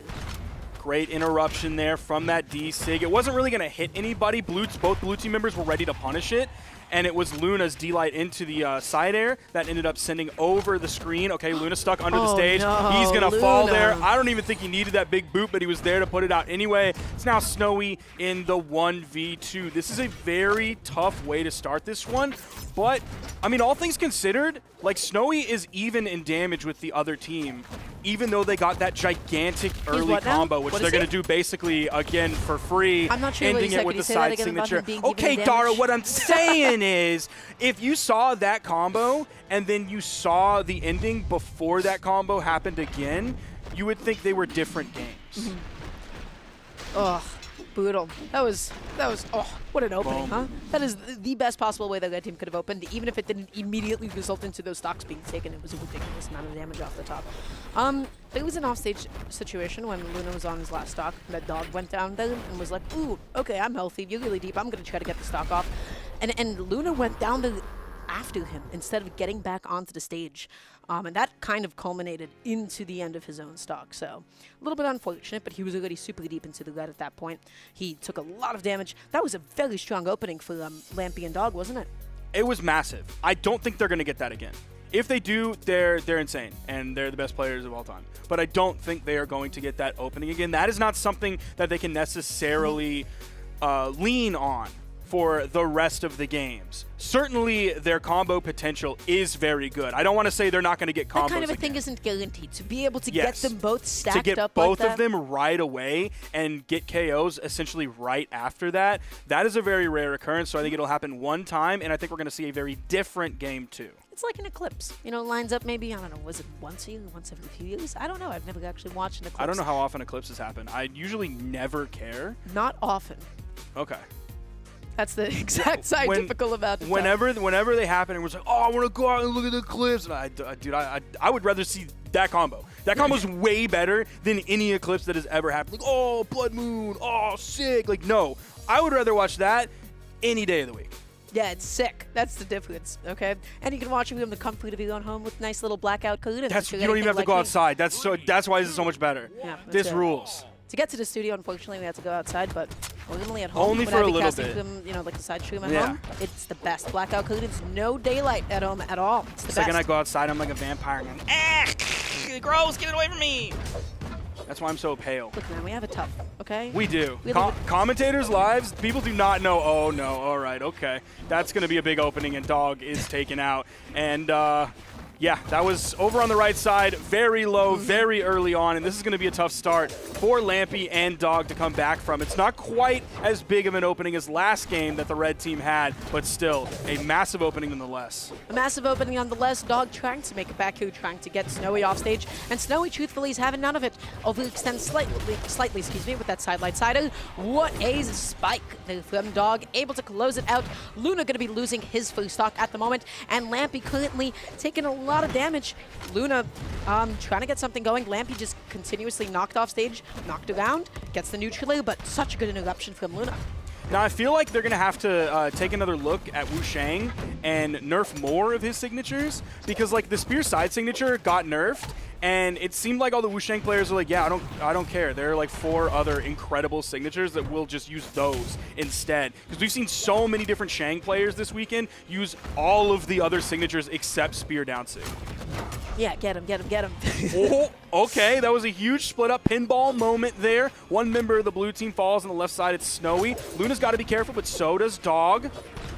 Luna's kind of over on the right side, grabs the signature, grabs the KO as well. Luna's sent to the right side, but Snowy's there to act like a wall in case Lampy wants to push. You see Lampy pushing a little bit. Dog comes back in. Nice down air to take away Luna's stock. Even game, Dara. Completely even, about even as it could be, which is actually pretty good for that team if you consider how this opened off. Absolutely. With the Dog losing one of his stocks really early on. At the moment, though, Luna just going to be knocked off stage. Not a lot of presence here. Snowy tries to go out there and help him out. They pop out that 2v1 combo. The side sig comes out again. So good in a 2 setting. 2 consecutive side sigs. 3 consecutive side sigs. Oh, man. That move is good. Be careful, brother. That last one was your teammate. He is on second stock, so not that he necessarily has it to play with, but it was not any game-changing moment, really. We still have an even game, though, because while that combo was happening, the red team was doing a pretty good job of putting out at least a little bit of damage, not shutting everything down, but putting out, 1 or 2 hits there. So right here, we still have a very even game between these two teams. Who's going to lose this stock first? Is it going to be Luna or the Dog? It's Dog. People act like I'm not the smartest person to ever look at this video game. Yeah, your brain got so big that it pushed all the follicles out. I'm wow, so that was good. an excellent lead. Blue I'm team so good. currently with an excellent lead. And you already know that Luna and Snowy, they have 2v1 combos. Yep. Lampy needs to get rid of Luna ASAP because look at what happens if you leave Luna alive and well. And look at the combo that they're keeping going, the sort of improvisation that they're getting moment to moment with that weapon toss, because Luna started off unarmed, which is not normally probably how they've rehearsed the combo. Snowy's just going to work on Lampy. Doesn't even need the sandwich there between both blue team members. Okay, gets that side, gets Snowy off stage, immediately switching back up onto Luna, though, avoiding that. This is huge. Lampy's Huge making it delay. happen. Lampy might be able to make it happen, but not if you're off stage, using up all those jumps, Ooh. using the down air as well. Amazing movement to be able to get back down. Okay. Oh, Snowy ends up taking it right at the end, but Lampy was doing a stellar job in that 1v2, going back and forth between both members of the blue team. You saw the D-Light recovery that came out. Anything with 2 hits, you got to be really careful on, because you're going to get punished maybe before or at least after that second hit comes out, but no. Lampy had the perfect positioning. Great timing right there. That was it. That dodge down to get away from that recovery that Luna threw out. Lampy was about to make it work. About to make it work, but that is the tragedy of being 2v1, isn't it? It's almost worse than being comboed, which is not actually being allowed to play the game or do anything.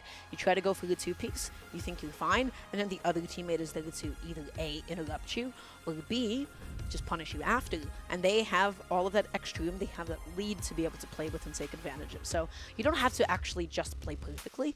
You don't have the privilege of playing perfectly. If both of you are both playing super well, the team with the lead is always going to win. You have to play so exceptionally well and hope that they make a mistake in that moment, like, if they stacked on one another and then you got you go in 1v2 combo against them. That didn't happen. They were just in separate places. They didn't step on each other's toes. They waited for somebody to get hit and then they found the punish on it. It's like the DE agent said in Narcos when they were trying to hunt down Pablo Escobar.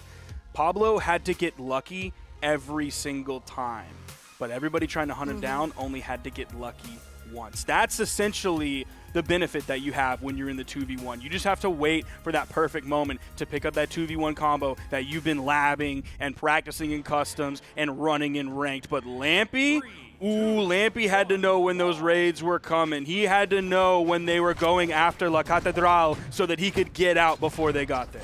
And guess what? He did it. I think he ended up getting caught anyways, didn't Yes, he? he did end up getting caught. Eventually, at some point. Yep, he was caught out on the roof. They caught him sleeping and it was over. Yeah. Can't be sleeping at all. That's the takeaway here. You have to be practicing Brawlhalla 24/7. If only he had that advice from this desk. Who knows how history would have changed? But we'll We would see. make some excellent coaches, wouldn't we? What we yeah. If only, do you have a Metafy page that we could? No. Oh no. But we're moving on into this game. We'll see what we have here, because that game was so close, even with that big opening, like you mentioned, when Snowy got that early KO onto Dog. Now we're seeing Dog falling pretty early again, and we're seeing Lampy go right behind him. Now we're seeing from Snowy and Luna more of what I expected, but this set is far from over. Even this game is far from over. Okay, the dog getting nice and aggressive offstage. Wanted that ground pound, but oh no, Luna beating him up a little bit offstage as well with no weapon in hand at all. Dog once again offstage, tries to come in with the side A, and Snowy with the quick little punish with that side light as well. Not letting Red Team get anything going. Snowy's playing so good right now. He's had great interruptions. That's it. He's had fantastic spacing. He didn't get the counter punish onto Dog there, but a GC inlight is going to send Dog over. Dog still above him. Does have to be careful. It's two Gauntlet players on the edge. Lampy might fall in the process. Luna's trying to do his best. Dog sends Snowy away. Blue team gets back on the stage. So does Red, but they're still hunting down Snowy. Okay, I love that. You saw that dodge? You saw that? That was I'm getting out of here. I'm going to go help out Luna right now. Yep. And that is a very sophisticated dodge in my mind. You wanted to get back into the swing of things, and guess what? Look at what that allows you to do. Look at the openings that this allows you to create. It is a 2v1 situation. Dog getting sandwiched here, gets sent back off with that side, hasn't been allowed to do anything for a considerable amount of time, and now Snowy focusing for a second onto Lampy, letting Luna maybe just to start looking, gets that neutral light, gets in there. One stock apiece for the Red Team. This is Blue Team's game. And that was a perfect sharing of the responsibilities between Luna and Snowy there, because Snowy got 2 hits. I believe they were on Lampy, sending him over to the edge. The other Red Team member wanted to move in and help, and then Luna was right there, ready to get the punish, and then took out Dog immediately. Okay, the side sig coming in. Dog has been loving the Gauntlet side signature. All the Wushang signatures have been doing work this weekend except for Spear down, but specifically with Dog, the Gauntlet side signature has been paying out so well. Okay. What a pickup! Almost grabbed it again off of the follow-up from Lampy. They're able to get some damage like that, but they have to do that a couple more times if they want a chance at this, especially if you look at how much damage Dog has been dealt. Snowy still somehow... Oh. Okay. Snowy and Luna actually somehow nothing. Both Good knocked way to down start the stock. comeback there. They're still going to need quite a bit more. Luna. Oh, there's very little damage coming out from Red Team and quite a bit coming out from Blue. Okay. Good interruption there, so they didn't end up falling, but Lampy goes off the top. Dog in the 1v2. Snowy and Luna looking like they're going to go up 2-1 in this. Yeah, Dog just jumping in there, running right into traffic. Luna just backing off here, going to be looking for that D-Light, but that should be it. Yes, it will be Blue Team, just has that combo on deck. They have that follow-up ready to go.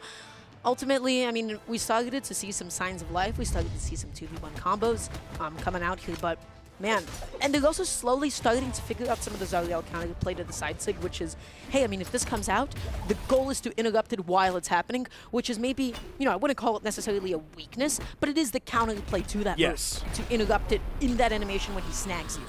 Now, one of the things, though, that Lampy and Dog are going to struggle with is their ability to pick up those 2v2 and 2v1 team combos are great. But the rest of the time, it's all Snowy and Luna. When they're split up, it's Snowy and Luna on top. When there's edge guards, it's Snowy and Luna on top. So yes, in those more, I don't want to say they're rare, I'll say they're uncommon moments where you get those 2v2 and 2v1 combos, yeah, Dog and Lampy are fantastic. But the majority of the game, they're on the back foot because of Snowy and Luna. And that's why, like, last game wasn't a stomp. That was Snowy and Luna on final stock. They were early on in that stock, but it was still final stock. It wasn't a stomp, but it still felt like a comfortable lead in the pacing. It was a comfy, cozy advantage. 2-stock. So, next game here, potentially the last game winner side for Snowy and Luna.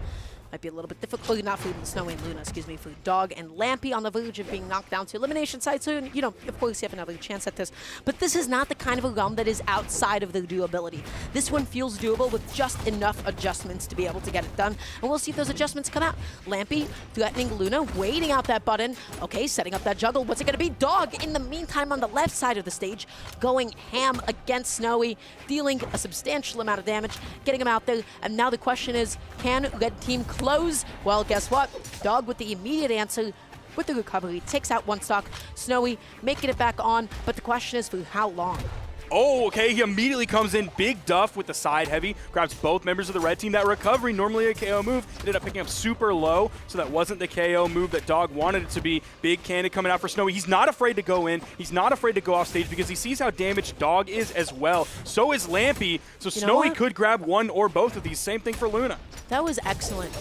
I believe Dog went through the side sig, and then as soon as one of the blue team members were ready to punish it, Lampy went in there and dealt a little bit of friendly fire with like a D-light downer or something, and that's like totally fine because you just not only saved your teammate by dealing a little bit of necessary damage to them, but you also dealt some damage to the opponent as well. So good recognition from Lampy. Now Lampy knocked down to his second stock.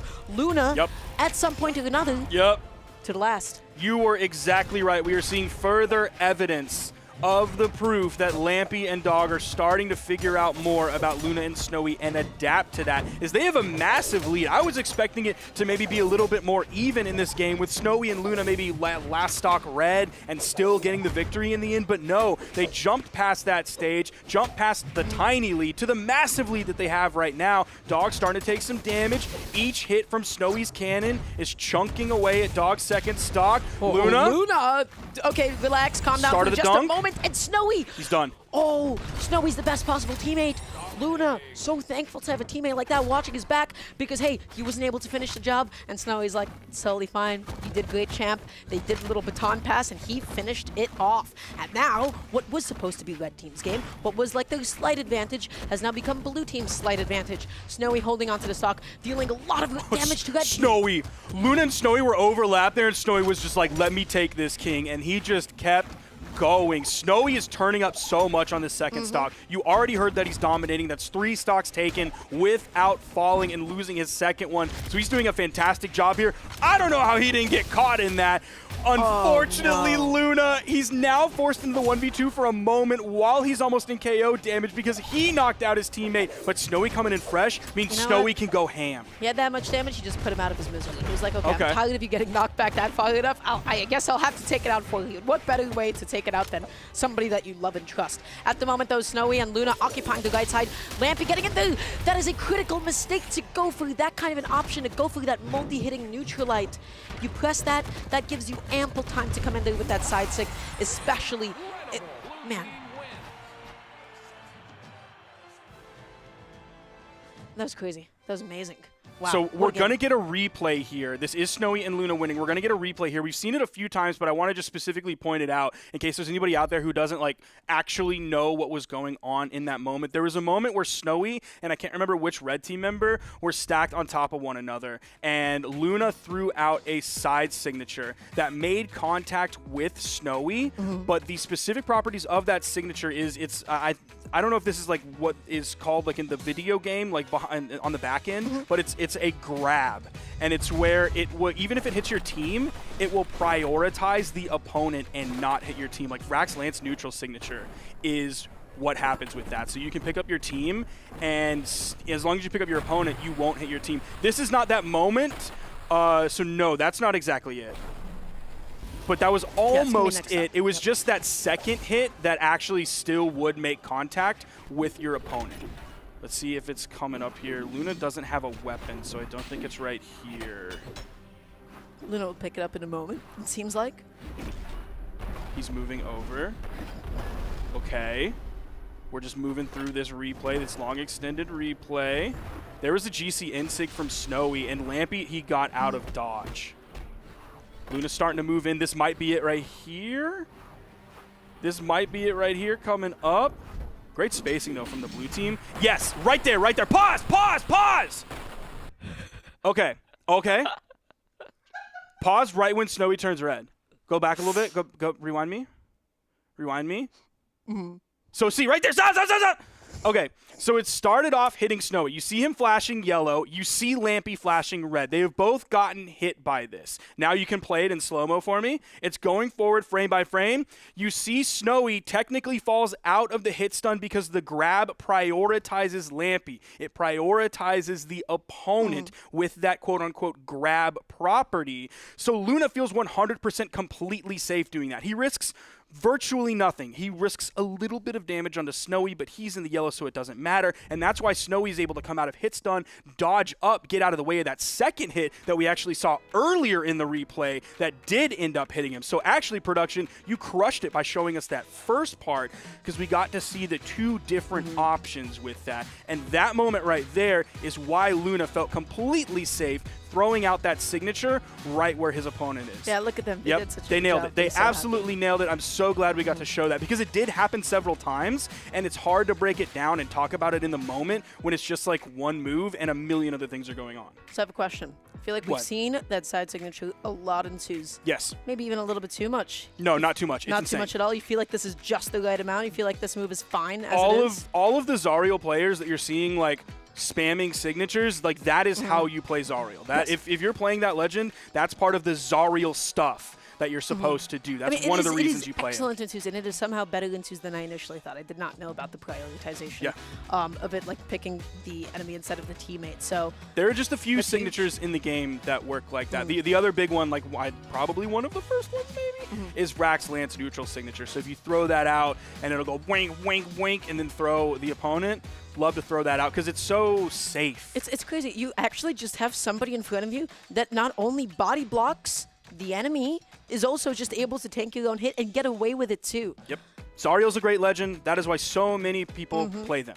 Yeah, especially in twos. I mean, we've been seeing it all weekend, and people will be continuing to use Ariel. Now, we have one more match of the top 8 qualifiers coming on up. This is going to be an exciting one. This is going to be Radish and Megd going up against Mowgli and Balloon Boy. This is currently the team that is completely and utterly unpredictable. When we think about Mowgli and Balloon Boy's PR placing relative to everybody else at this point now, you know, basically unheard of, if you don't really think about like Balloon Boy's performance last week. So this is going to be the team that I'm really excited to see what they're able to make happen. Megd and Radish here to defend their seed, defend their placement. Let's see what happens. Game number 1 of this top 8 qualifier. Let's get started. And they actually have, don't worry, that's not what's going on right now. We're going to get that. There we go. We are back into it. These two teams actually have a bit of history. It's recent history, which is interesting because Balloon Boy and Mowgli have only played 3 tournaments together. Technically, there's a 4th one in there, but they DQ'd out of that one and didn't end up playing it. But it was starting in the beginning of September. It went 3-0 in favor of Balloon Boy and Mowgli, and then the opposite at Insig Brawls 2 just a couple weeks ago, a 3-0 for Radish and Megd. Megd not able to get that side sig, gets launched off stage. At the moment, Balloon Boy and Mowgli have to make it back from the same position. A little bit tough. They're kind of stepping on each other's toes off stage, and Radish and Megd more than happy to stay on the stage and do what they do best, which is just kind of deny them.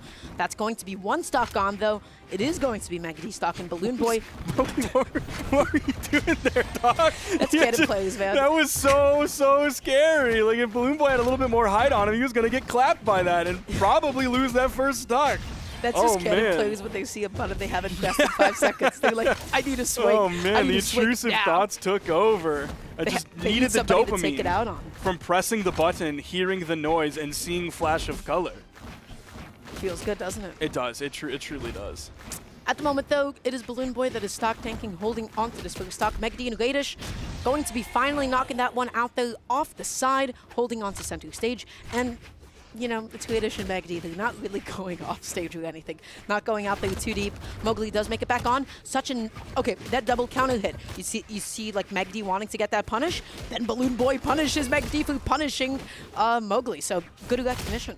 Oh, we were seeing Balloon Boy, saw that they were both blue team members on the edge, was queuing up the bow down signature to just completely cover that. If you went with the ground pound, I think that also has the grab property. Can you hit more than one person with the bow ground pound? I don't think so. I can't remember. Maybe with the black, you can hit 2 people. Okay, yeah. The second hit, it'll be exactly like the Zariel side signature, where the first hit will only grab one person, leaving the other one to move out of the way in time. At the moment, though, Mowgli ended up getting knocked down to last stock. Good cleanup, though, from Balloon Boy coming on in there. Mowgli trying to go off stage, able to get that stock off on Radish as well. And once again, gentle lead for the red team. Very gentle at the moment, but they're going out there against Megd. Radish cleaning up Balloon Boy's last stock, or second stock, excuse me. Everybody on last stock apiece. Mowgli was doing his best to kind of float around in the air. Also does have the gauntlets to be able to do that without using in-air movement economy, but did take one hit. Then Balloon Boy came in, also took a hit himself, but also put out a little bit of unarmed damage. Megd is such an interrupter. Megd has just not allowed Balloon Boy to speak so many different times this set thus far. Just constantly interrupting anything going. Nice sidelight, just such a good use of all of that boost range that the sidelight does give you. Okay, Radish making it back down, looking for that neutral. Doesn't find it quite yet, though. Mowgli coming in with the side A. This is anybody's game to take. Oh, That was a great follow-up from Meg D after Radish was using the boots to send Balloon Boy back towards him. Red team completely split here, even more split than previously. Both of them fighting for their lives on the recovery back to the stage. Nice interrupt there from Balloon Boy to get the unarmed recovery off the top of Meg D the missed KO. the GCD light off stage. Ooh, that's Meg D tough. might regret it, or maybe not quite yet, because it is Balloon Boy that is on last stock. Granted, everybody's super going to regret this is still a volatile match, especially if you connect Meg that. D, you gotta hit those! Who's it going to be? Both of them being so patient, jumping into each other. Meg D not leading into the side or anything, just fading back as much as possible. Balloon Boy able to get Dodge that gone. conversion, but then tosses out the weapons, picking up the bow as well. Who's it going to be? It is not. Dodge gone. Oh, this should be it. Oh, at just enough time. That's why you see players using their dodge first. There wasn't as much stalling as the last time we pointed out, but still, you will oftentimes use your dodge first, especially if there's a weapon toss. Sometimes you want to save your dodge in case that weapon toss is coming. But if you're down too deep, you need as many tools as possible. You use up that dodge, and then you're able to get it back just a little bit later.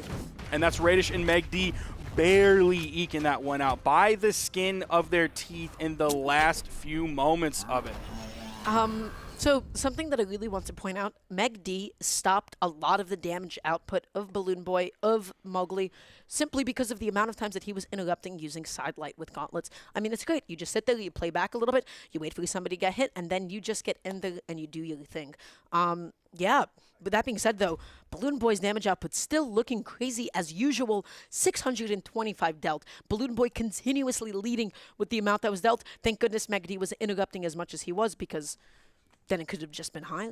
And Balloon Boy also took a ton of damage as well, 610, averaging 203.3 repeating per stock before Balloon Boy was gone on that one. So using some of that defense that Zariel has as best as he possibly can. Also, they're on Demon Island, and they're still on Demon Island. Going to be one of those larger stages, especially if we're talking about vertical or 45-degree upward KO angles. Like, you can live longer, especially if you really favor that center of the stage. Oh, but right now, Meg D going out there against Mowgli. Balloon Boy with the excellent interruption and getting Meg D off stage. Is Balloon Boy going to get this? You know Balloon Boy hunts out there for those edge guards, especially with gauntlets, or even sometimes with no weapon in hand at all.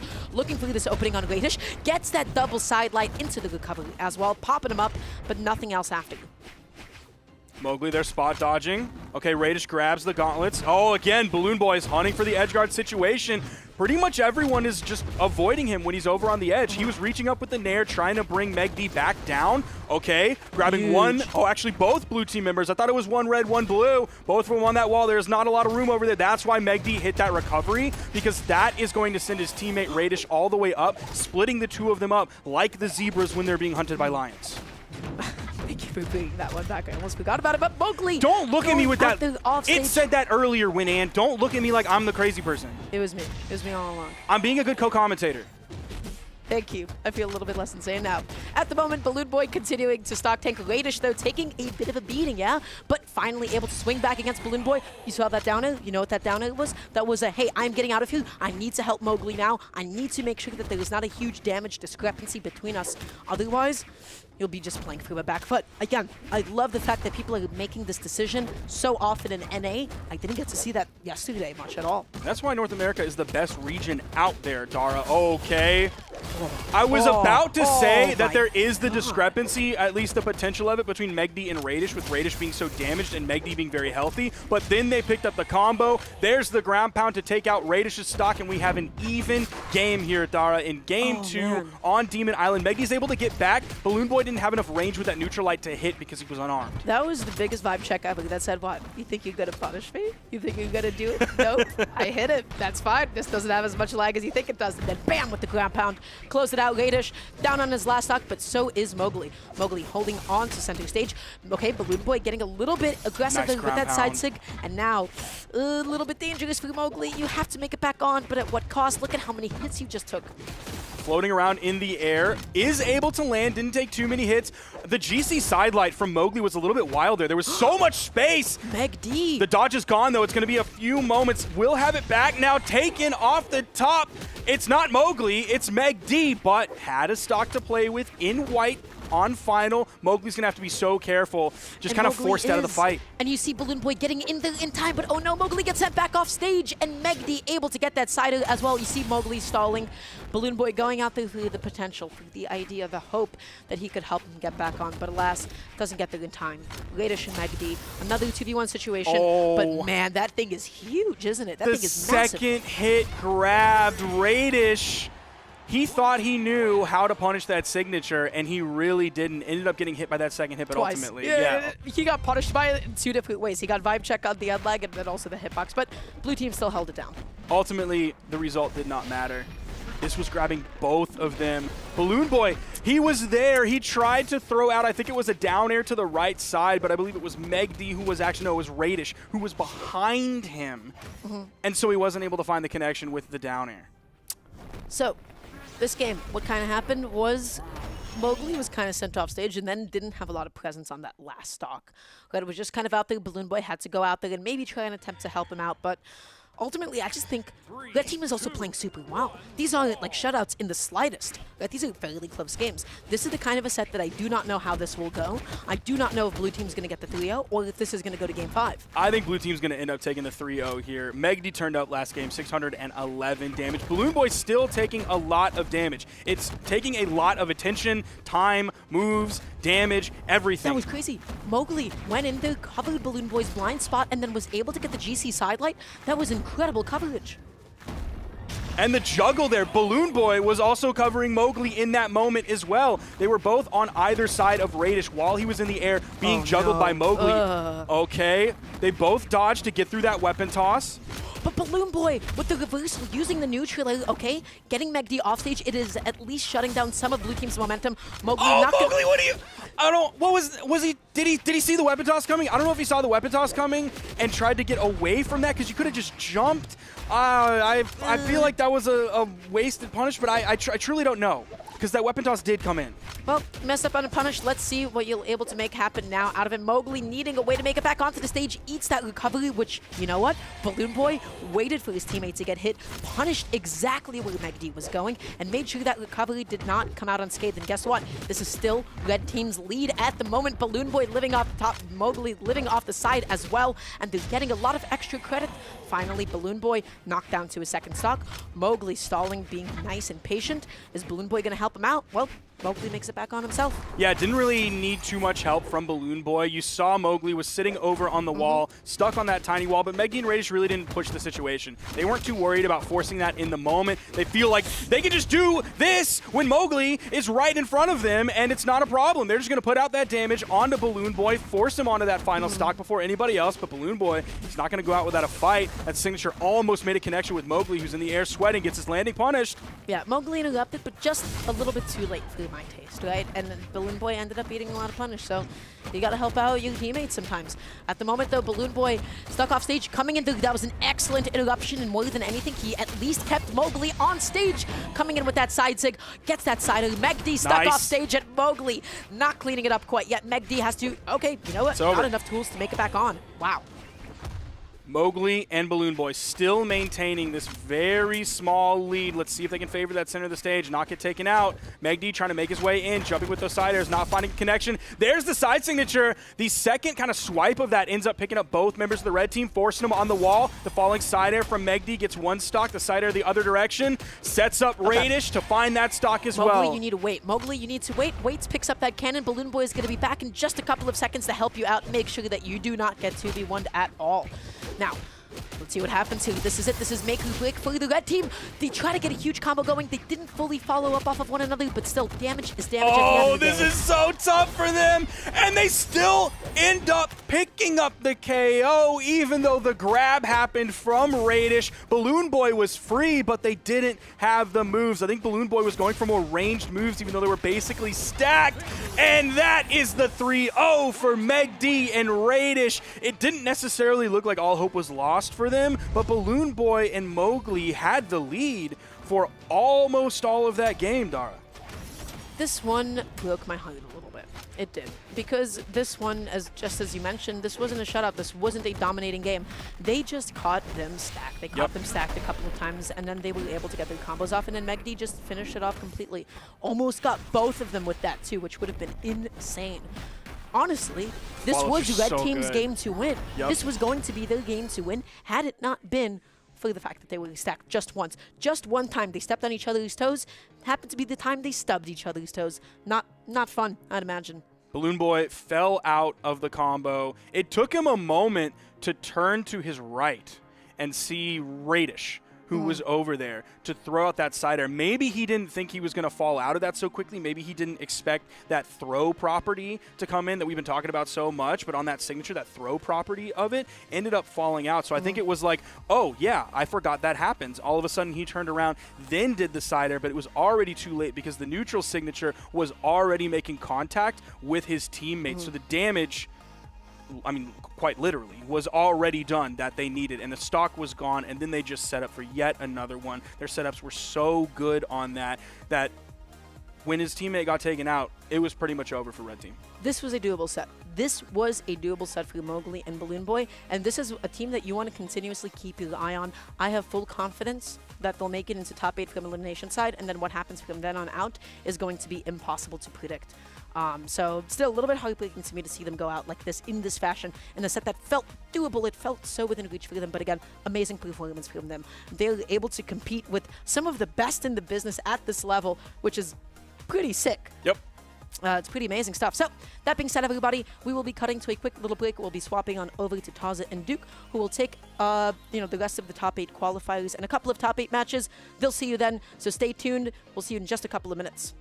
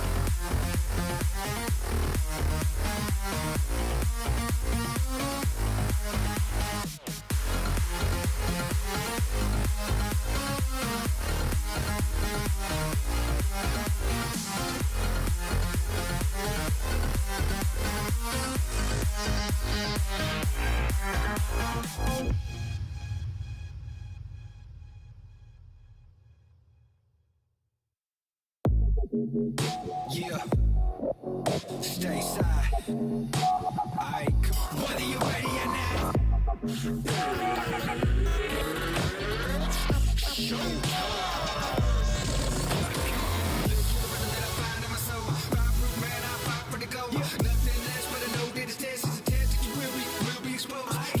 solid, rock to the top. Game tight, solid, rise to the top. Every moment, every second that you find on the clock. Champion on a mission and I won't be stopped. I see through your eyes like a window. Nothing inside, no heart when it gets cold. Try to take mine, that's bad from the get-go. When I put it on you, have you wishing that he stayed home. Think about the outcome, think about your health, bro. Think about your family, think about your ego. Wanna be the boss, but it ain't that simple. I'ma let you know what your hands do. Every moment of the contest, I'ma keep it pushing forward. This is the ultimate challenge. It's too much to be ignored.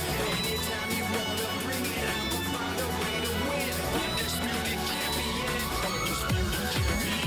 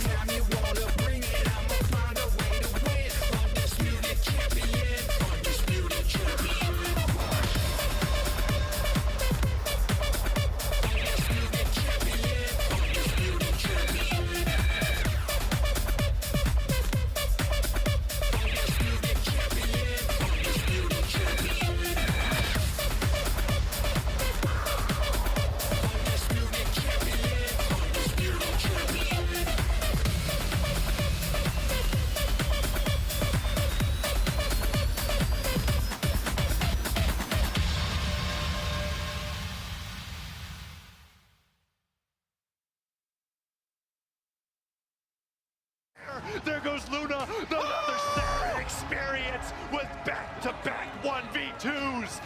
3-0s, Luna and Pugsy. And he still has a chance to get the W!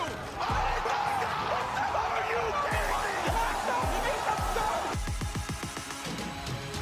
It's just struggling. Sarah doubling up. He goes all the way out there. What a ridiculous. One of those barely situations. team combo. Oh, the down stick into the neutral stick. And Pugsy. Ryu holding on the down air. In the middle of two gauntlet players, this could turn bad, and there it is. It's gonna hurt. It's the worst. And you are gonna lose game number 2. String so many things together. Both of his weapons looking good. My man is still sweating. He's dead. He's dead. Hughes has done it. He has unseated Luna. Vamos, Brazil. Oh my, oh my, oh my. You didn't need the extra hits, but he wanted them. Headphones on. Impala. What an incredible performance. He is your 1v1 Brawlhalla World Champion.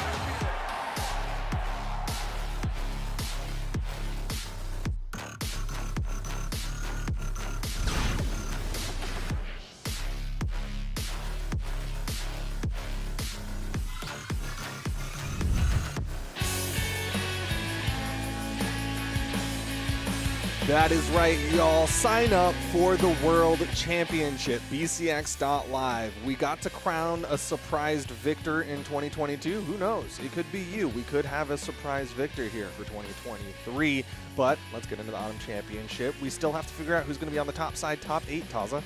Yes, and going into top 8 here in 2v2s, talking about bcx.live, where you could register for BCX. In 2022, we had that Boomy and Snowy championship coming in for 2s. And now, with the landscape of how 2v2s is looking like here in North America and other regions, that's a huge toss-up, in my opinion, as well. And the two teams that we've got left again, the winner side here, or the 4 teams, is Java and Fakey going against Zen and Walshy, and then Main Experience versus Anime Fan 1266, brought the name back. Gotta get the whole thing. Hideaway. So that's going to be really fun to see. Hideaway, of course, Anime and Hideaway, because Anime was still just, I'm just going to say Anime. I'm not going to say the whole name the entire time. Anime and Hideaway got that top 2, second place at the last seasonal championship out of nowhere, right? It was Hideaway's first top 8 performance, destroyed so many teams on Chronix while doing it, right? no longer a surprise. I feel like everybody's looking at that and they're going, okay, we realize who you are, we're ready for that, and yet they're still doing well enough to 3-2 their way into this top 12 side of the bracket. That's going to be a really cool match that we can talk more about when we get there. But before that, we've got Java Fakey versus Zen and Walshy. You and I were talking in the back about how, like, Onyx lost, like, 10 force, down from, like, 75 to 65 on, like, every signature. And yet we've had Onyx every single set so far. Yeah. Onyx still looking solid. I'm excited for this match in particular just because of all of the qualifiers for top 8, this to me is the biggest toss-up. Java Fakey versus Zen Walshy. Yeah, you think it's a toss-up? Java Fakey, of course, an amazing team. I cannot fault them, winners of the most recent Summer Championship. But Zen Walshy are like the team that is on the come up the most, in my opinion. They're the team that, like, I think has that consistency, that potential. Like, obviously, they beat Cody Travis and Faison. They were the underdog team in that. And I think Zen and Walshy is like, if you're not giving them at least a little bit of credit in this one, you got to be sleeping on them. Yes, I agree with that. Although the term toss-up is what I was. I think there's more potential for Zen and Walshy to upset than people will give them credit. Okay, that's fair. So let's see how that plays out. Java and Fakey, of course, were the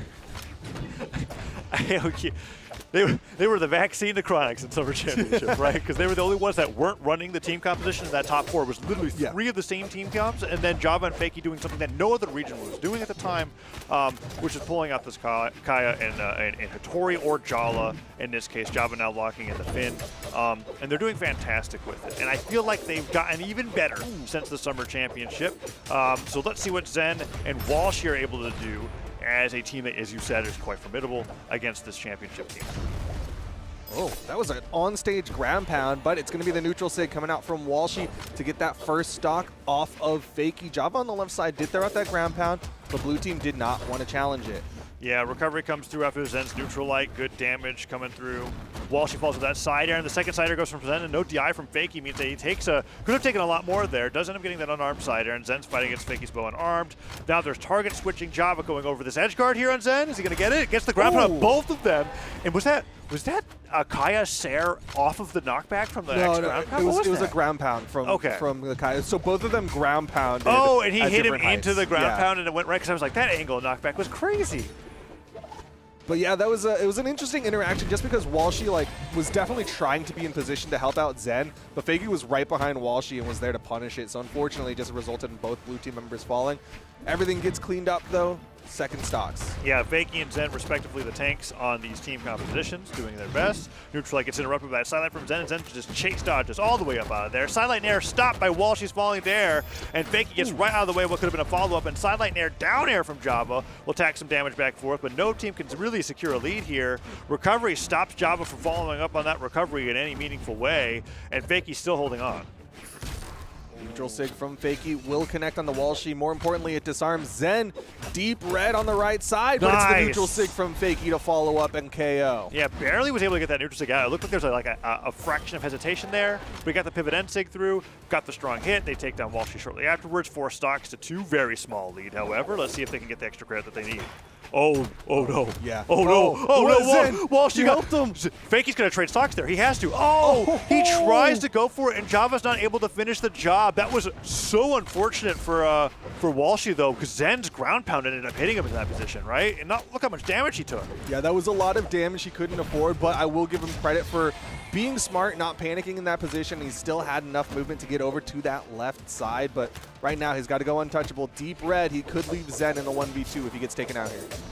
Neutral light hits, falling Sair gets hit by Fakey. Oh, that D-light Nair will bring him right into Fakey. And Fakey's just been sidelighting on repeat. Walshy goes down, however, and now Zen. Oh, Fakey wasn't fast enough on that neutral sig. But Java keeps getting in these combo stars with the neutral lights. Okay, Fakey, that's a little risky. Ooh. Oh, he's sweating back to stage. They're just going to bonk him with weapon throws. There's the down sig, and that's going to be game 1 for Java and Fakey. I do think that it was like momentum was lost right when that axe ground pound hit. I want to see that. Hopefully we'll get that highlight again. Yeah, the second stock where Walshy just suddenly was forced to play an edge guard. Yeah. Okay, we're going to get the edge guards. Everything happened right after that when the game was decided. But that ground pound was really sick. I haven't really seen a setup quite like that where Java was doing, so is it rising ground pound against the ledge here? Oh, yeah, there you go. And then Fakey, as Java's rising with the ground pound, Fakey was doing his own ground pound to cover if the axe hitbox hits up. That was a really nice setup. So going into game 2 now. Game 2, no swaps, same map. Zen and Walshy, they weren't out of that last one. They definitely just need to clutch up a little bit more here in game number 2. Yeah. Let's see if they can do it.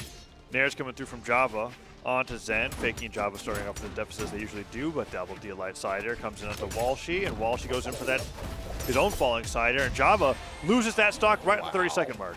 Dude, that is the Finn defense right there, that KO. That down sig did not look like it had enough force, but coming in here with 4 defense because he's in that defense stance means he's going to get launched a little harder. And the Gauntlets are pummeling everybody on the red team there. Neutralite blasts them all away, and Zen and Walshy are not giving up a lead this time through. Fakie could go down to that cannon Nair. Okay, one more will certainly do it. And Java might be on 1 stock already. Nair has to come through Fakie to save, and he ends up almost going down himself. Fakie's still going down there. Okay, that down air could save him. Let's see what Fakie could do. There goes 1. Can he get the double knockout? Oh, dips too low, misses the jump, and then doesn't get the follow-up on the Saren wall. She just doesn't want to put Zen into a 1v2. Yeah, really good coverage there from Java. You saw Fakie playing off stage. Java stayed on stage to cover that high recovery, but they will take down Fakie. Java needs to survive here. He's taking a whole lot of damage on the second stock. Ooh, dares and side lights. Okay, ends up hitting that down line on the left side of the stage. Oh, Java's got edge guard here. Stares Walshy to the stage. Accidentally hits Fakie with the N-Sig Nair, and that might be too much damage there. Nair takes him off the top of the stage. Blue team at the biggest lead of the set so far. Oh, they're going to back up. Oh, what's it going to be? Nair hits. Stair hits as well. Gravity cancel side light. Fakie comes back to the stage. Downlight recovery. Not going to knock out Fakie just yet, but it could very, very soon. D-light recovery from the Gauntlets will certainly do it. And now it's 4 stocks to 2. This is like where I think game 1 was going if that offstage weirdness didn't happen. For sure. Blue team, they did what they needed to do. They just took those slight adjustments between game 1 and game 2, and now they're looking really solid. Don't want to curse them just yet unless you're Taza, but it's far from over. Hey, it's Sunday. It's it's a completely different region, right? I'm a different caster today. Yeah. No caster's curse coming through here, right? Absolutely no way that Zen and Walshy drop game 2. Oh, wait, their stocks went down while I was looking at you. Did you see those stocks? Uh-oh. Oh, and Java just hit a 4-piece combo on his Zen, followed up by Fakie's recovery. What have I done? All right, Walshy gets back in with the Nair. Zen puts Fakie into red. This is certainly blue team's game to lose. Let's see what happens. Oh. Nair's coming through, no team combo. Sidelight Nair, gets the second Nair, goes for the recovery on the way back up, and Zen makes that juggle, but that sidelight Nair, side air, Java hitting so many attacks. Oh, it's close now, dude. What happens? What happens? Red team really slowed it down, but the team damage again. Living? Fakie goes out there, Zen! Didn't expect to get the D-Light to hit, and he doesn't go for the grab. The neutral stick comes through, Walsh doesn't go down, and Zen clutches with that D-Light recovery, or Sidelight recovery. Takes him off the top of the stage. Caster curse avoided, I wasn't concerned at all. It's going to game 3. Wasn't sweating. And I think Zen and Walsh are certainly showing the potential that you were talking about, where it was like this. I am now leaning more towards this as a toss-up. I think you had a better vibe check on this head-to-head than I did, because I was truly thinking that Java and Fakie were just going to run with it. But both games have been close enough where it really is just what you said. And I'm excited for game 3. Yep. Game 3, we're going back into this one. Zen and Walshy definitely had a strong showing in game number 2, but they let it slip away just a little bit. Some room there for the red team to take the win here in game number 3. Now we're starting off. Java stuck on that right side. He's going to be a lot more careful about his stocks this time. He got taken out very quickly in game number 2. Oh, and Fakie. Good interrupt there. Getting a lot of damage here in game number 3. Cider comes through in that weapon throw, which is to stop anything crazy from happening. Neutral lights are stacked and not connecting. D-Light down here into the end stick. That was a great set from Walsh, considering it's a double Gauntlets ground combo. And that side stick not going to knock out quite yet. One of the attacks that we talked about that lost like 8 fixed force, 4 variable, but Java does go down to Onyx shortly afterwards.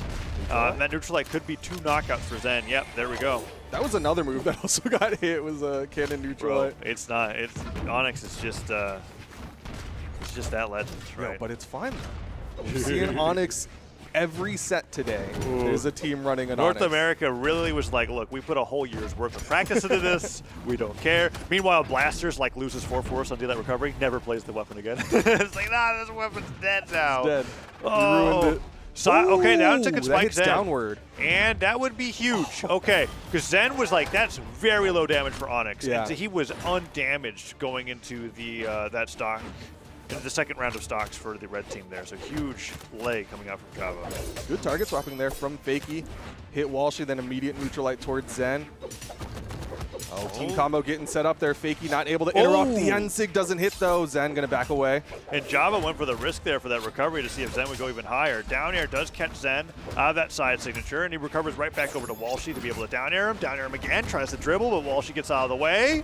Side light into recovery, stopped by Fakey's end light. Yeah, that was a crazy snipe. Got right in there, but a good recovery from Zen keeps that lead for the red team. Definitely not the same lead they had in game number 2. That's Sarah. Not going to do it. Yeah, Zen was too worried about what Java was doing to go for the edge guard there. He's like, we'll have another chance to knock out Fakey. We don't have to worry about the reversal. Java and Fakey try to take center, but that neutral sig goes wide. Side sig will hit though. Walshy goes down, double knockout from Fakey, gets the stuff recovery. And that's the smallest of leads for the red team here. Oh man, Walshy. Wait, Walshy, you're getting juggled. Java was like, wait, he's got low on jumps. D-Light down there. No, Fakey wasn't ready to be able to follow up. But the double team combo, D-Light Cider, D-Light Cider into the side sig. Only gets one, but hey, that's better than none. And now it's a 1v2 against Zen. Yeah, we take those. That's 3 stocks left to 1, and that's 0 on the blue team side. Red team ran away with it at the end. Yeah, particularly Fakey. Fakey carried in that sense. Like Java was able to get that that down signature to equalize stocks against Zen really early on. And then afterwards, we're seeing the highlights here where Fakey gets the double knockout, and then Fakey being able to follow up off of Java's combo starter here. He gets the downlight side air. This side sig just barely whiffs Zen because Zen was so low on damage, but that's okay. He was aiming for just the general group, and then the edge guard there from Fakey was almost like as good as the first one. 3 stocks them there in that game 3 that was really close until that team combo. Yeah. That and the edge guards from Fakey, I think, were 2 really strong things that the red team had that the blue team's going to have to be aware of. And we're going back to the Apocalypse here for game number 4. I think North America, interestingly enough, is like the one region where the team compositions aren't going to change too much. Like people have got what they think is the strongest right now. Yeah. We haven't seen the dreaded Olgrim Taros just yet, but I'm sure somebody might bring it out. Please. But we were talking about this. If Walshy and Zen are able to take this win here, we'll have Onyx games going all the way into winner side top 8. So Java on the right side fighting against Walshy. Let's see what he can do. They get back onto the stage. Whoa, that was was get a combo set up. Close. Downsig takes them both out, but Walshy, because it was friendly fire, survives just to get down heavied by Fakey. Team combo into the pickup side sig on Axe, and it just barely whiffs. Side sig over the corner. No, the ground pound's going to get thrown out there. Fakey Zen still gets back. Yeah, Cannon Sarah, great propulsion to be able to make it back to the stage. Whoa, almost a teammate in that. I can't believe Fakey was ready for that. That was nuts. Cider comes through. Oh, Walshy narrowly avoids what would have been certainly a team combo to his doom. Nice jump there. Gets the recovery into Fakey. Evened up. 4 stocks to 4. And Java knows the threat of the team combos from the blue team. Went to the right side wall while Fakey was respawning. Now that Fakey's back, Java feeling confident enough to be back onto the main stage. Whoa, down light whiff. Snare connects as well. Oh, there goes the N-Sig. Walshy does survive, though. I feel like as we've been getting further and further in this set, the potential that is Zen and Walshy has been looking more about like the potential that is Zen and then Walshy kind of getting singled out. That's what it feels like has happened as both teams have gotten used to fighting each other.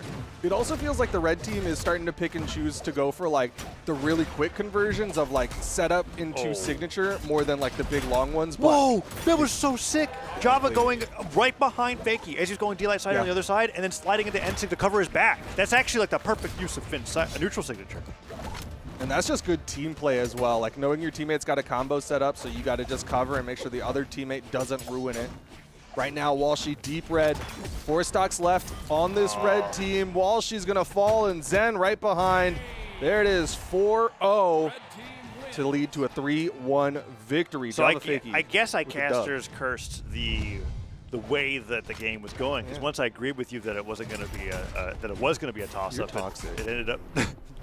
not being one. Come on, I'm not that toxic. that was the highlight of the set. That was a great neutral sig. Because I think 9 times out of 10, a player's instinct is I want to follow up after my teammate, but Java has got that experience with Fakey to be able to go, I can trust Fakey to do this on his own. I'm going to just make sure that nobody interrupts him. And he did so in such a way that he got a stock from it too. Really phenomenal job coming out from Java there. And Fakey just, once again, one of the best twos players in the business. He's still one of those players that I feel like we're not going to talk about in singles for a while. I mean, maybe that changes at VCX, but in twos, when he's with Java, he looks like one of the best players in the game. Yeah, he's looking absolutely insane. His offstage play insane. His follow-ups insane. He's a great teammate, and that's one of the reasons why they're getting into the top 8 top side. Speaking of great teammates, though, what's the team that we got coming up next? Made and Experience, but they're going to be going up against Anime Fan 1266 and Hideaway. Yeah, Made had that one really crazy Game 5 set against Sandstorm, I think it was, in the Scythe at Dallas, I believe. And that was one of those conversations where, like, afterwards, Made was like, yep, I'm not just a doubles player, even though he hasn't really gotten into those top 8s on onlines and singles, but he's still, like Fakey, one of the best, if not the best, support partners, and I think in doubles in general. And Experience has been teaming with Made since I think that they came on the scene. And unless there was literally a physical reason why they couldn't team with each other, they've always been playing with each other. Yeah. And they've been just getting better and better as the seasons have been going on, and are certainly a favorite to get in the top 3. I don't remember if it was in... Sparky and I both had Made an Experience in our second place spot. Okay, I see, yeah. We both agreed there, on that. there was a while where it was still do we want to consider Made an Experience for top 3s, and now they're a staple. It's kind of crazy not to put them there. But the team that they're fighting against is another team that, guess what, has gotten second before, right? And that is Anime and Hideaway. Coming in with the Chronics, but in particular, Hideaway's cross, in my opinion, was the best cross that I've ever seen play in doubles. Okay. And he kind of objectively proved that too by beating every Chronics team on the way up to Java and Fakey in grand finals. I wonder if he's still doing that after how the team combo got hit. We were talking about Onyx getting nerfed, and you know who we haven't seen at all? It's been Cross, who got hit the worst because Blasters as a kit got hit, right? Neutral Light, less damage now. Side Light, if you whiff it takes more time to be able to sidelight again. Downlight recovery is just knocking out overall a lot less earlier than it used to be. And then on top of all of that, just like Onyx, Cross's signatures have also slowly been getting a little less force here, a little more startup time here.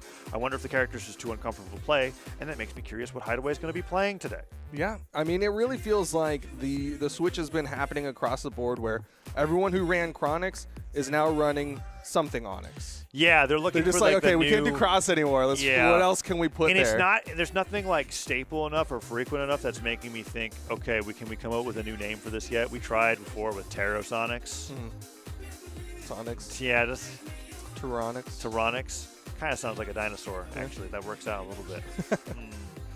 I mean, but like you said, there hasn't been a consistent agreement across all the twos teams about what works well most frequently alongside of that Onyx. We've seen Zariel, we've seen Taros. There was a few Devil Jin picks today. We've seen all sorts of stuff. Yeah, and it's like okay. It's like a mixture of Fozy proving that Zariel is really good in twos, but then also Devil Jin just being so sick that people are like, I want to play the character now. I really feel like that's mostly it. We were speculating in the back. But maybe that could be something that he picks, because I think we saw 2 teams piloting it today, if I'm not mistaken. Yeah, I think they literally played against each other. There was 2 Devil Jins in the same game. But not sure what they're going to be playing this time. I do believe Made an Experience have already said they're running the Barasa Onyx. So that should be a pretty much lock-in. Interesting. Yeah, there was some conversation yesterday with kind of locking in Barasa in South America, right? And then obviously Cody's always been playing Barasa, but it's one of those cases where it's like if you don't believe in Cross's signature kit anymore, like you're losing that knockout power and you don't want the double gauntlets anymore, Barasa's signature kit's still pretty good. The defense there allows him to survive a lot better, and you still get all the goodness from Blasters that you would normally look for. And that down signature on Blasters is one of the best combo finishers that I think any Blasters character has. Yeah, that sig KOs very well, and especially like you were saying, recovery doesn't KO as early as it used to. Well, now you have to press less buttons and maybe KO a little earlier than recovery would at this point. Yeah, we'll have to see what's being locked in here. Experience opening up. Oh, okay, locking in with the Sidra. Oh, okay. I wonder what that means Made is playing. Is Made playing the Barasa? Okay, so the Zariel's being locked in. So we've got Hideaway and the Zariel. Zariel, Devil Jin, Epic Crossover Zariel seems to be the cross replacement. And then we've got the Barasa Sidra locked in here. And I did see some chatter on socials from Experience being like, okay, this is the new canon pick for twos. Yeah. Similarly has that low dex, which is what's preferable for a lot of twos players, because we talked about that before, right? Dexterity becomes the least important when you don't have to worry about following up off your own hits. You can just fall off your teammates' hits. Signature kit from Citra is still quite strong. And then Sword is just universally one of the easiest twos weapons to follow off of, in my opinion. Let's see how this works with the Zariel Onyx here. Well, haven't been able to get set up just yet. Anime was on the outside, putting some damage onto Experience, making sure Experience couldn't get that follow-up. Hideaway going for that deep ground pound. Almost got both red team members, but they managed to get just low enough. Oh, yeah.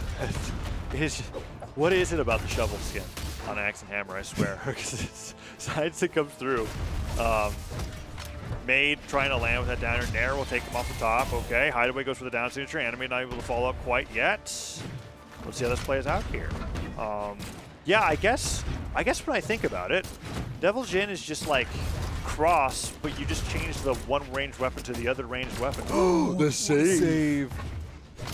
That Big recovery deal. came in, made sure that Blaster's recovery wasn't going to KO, but the Nair doesn't do it either.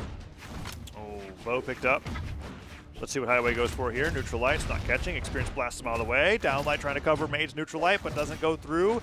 Experience actually gravity cancels that End Light, and Hideaway's just able to down or spike him for it. His dodge wasn't back up by that time. Okay, falling side air though from Made. Will get the KO. Here's the recovery. Will also KO. Great recognition from Experience to not try to follow up after that D-Light. Just be like, oh, my teammate's got it. His opponent's respawning. I will let him finish off the stock. And D-Light recovery takes right off the top. I'm realizing that I have like a bunch of caster instincts to say, oh, hits the D-Light there, that's it before it happens. And I'm like, oh, Not anymore. Are those still good? I don't know. That one will be the stock for Made, though. That defense on Barasa doesn't look like it exists in Made's hands because he's been going out super early. I mean, it's definitely not the same defense that Onyx is bringing to the table. So he is going to fall a little faster, but also just like he's been getting caught in between the blue team members. Sidelight exchange for Sidelight there. Made does get the End Light, 2 blasts, but Experience actually goes stacked, and the ground pound gets interrupted as he tries to get a further punish. Made not landing with the down air. Experience trying to save his teammate there, and that recovery will break up the fray. Oh, nice dodge. This time, Made not able to fall fast enough. Immediately gets caught by the neutral light, but Anime not able to get that down air. Weapon throw, catches Hideaway in the middle of a gravity cancel something, but that means his dodge is gone. Falling Cider will put Anime off the left side of the stage. Weapon throw stops him from getting any follow off that Nair. Edge guard opportunity on Anime here. Hideaway goes down, goes right back over to Made, and no follow up, but he didn't touch the ground. Okay, there we go. Touches the wall. Yep, he will reset his jumps. Nice. Whoa. Side light, side air. Catches Anime him. wasn't ready for it. Oh, the side light tap. And then Experience was too late on the gravity cancel side light to follow afterwards. Made ready for that opening there. Gets the neutral light and a dare, but the dare does not knock him down to the Blaster's D-Light, so that team combo ends early as well. D-Light Cider and Experience ends up going for his own Cider there instead of letting Made get it. A little bit of a miscommunication between the two players. Yeah, I think the red team maybe just not quite warmed up. We're seeing them have a little bit of spaghetti right now, but hopefully they'll figure things out as they've still got some time here. Final stocks, Hideaway. Experience flying around on this last stock here. Made was the one that earliest go down here, but now all the damage has basically been evened up. Neutral light dodges, Sarah sends him flying. That's going to come through with the side sig. And that disarms them. Nair comes through. One more Nair will be it for Experience. Or the Sarah might even do it. Experience in trouble here. Yeah, that ground battle do it. Hideaway gets one over the left side, Made in the 1v2. Neither of them quite at KO percent. Won't matter as Hideaway gets the recovery. Yeah, that's one of those moments where you just kind of Barasa side sig from the edge of the stage and like hope. And if you go down, it's like, oh, well, the result's going to be the same anyways. Yeah, that was a really crazy game one. It was hard to follow with how much that it just kind of like at some point, the team synergy dissolved on both sides. Everybody was failing at following up out of everybody, and it just became a mess. And the team that came out on top in that situation was Hideaway and Anime. Yeah, just managed to get through all of that mess a little bit more frequently. Obviously, no swaps here. This is what you're talking about. NA, they don't like to swap.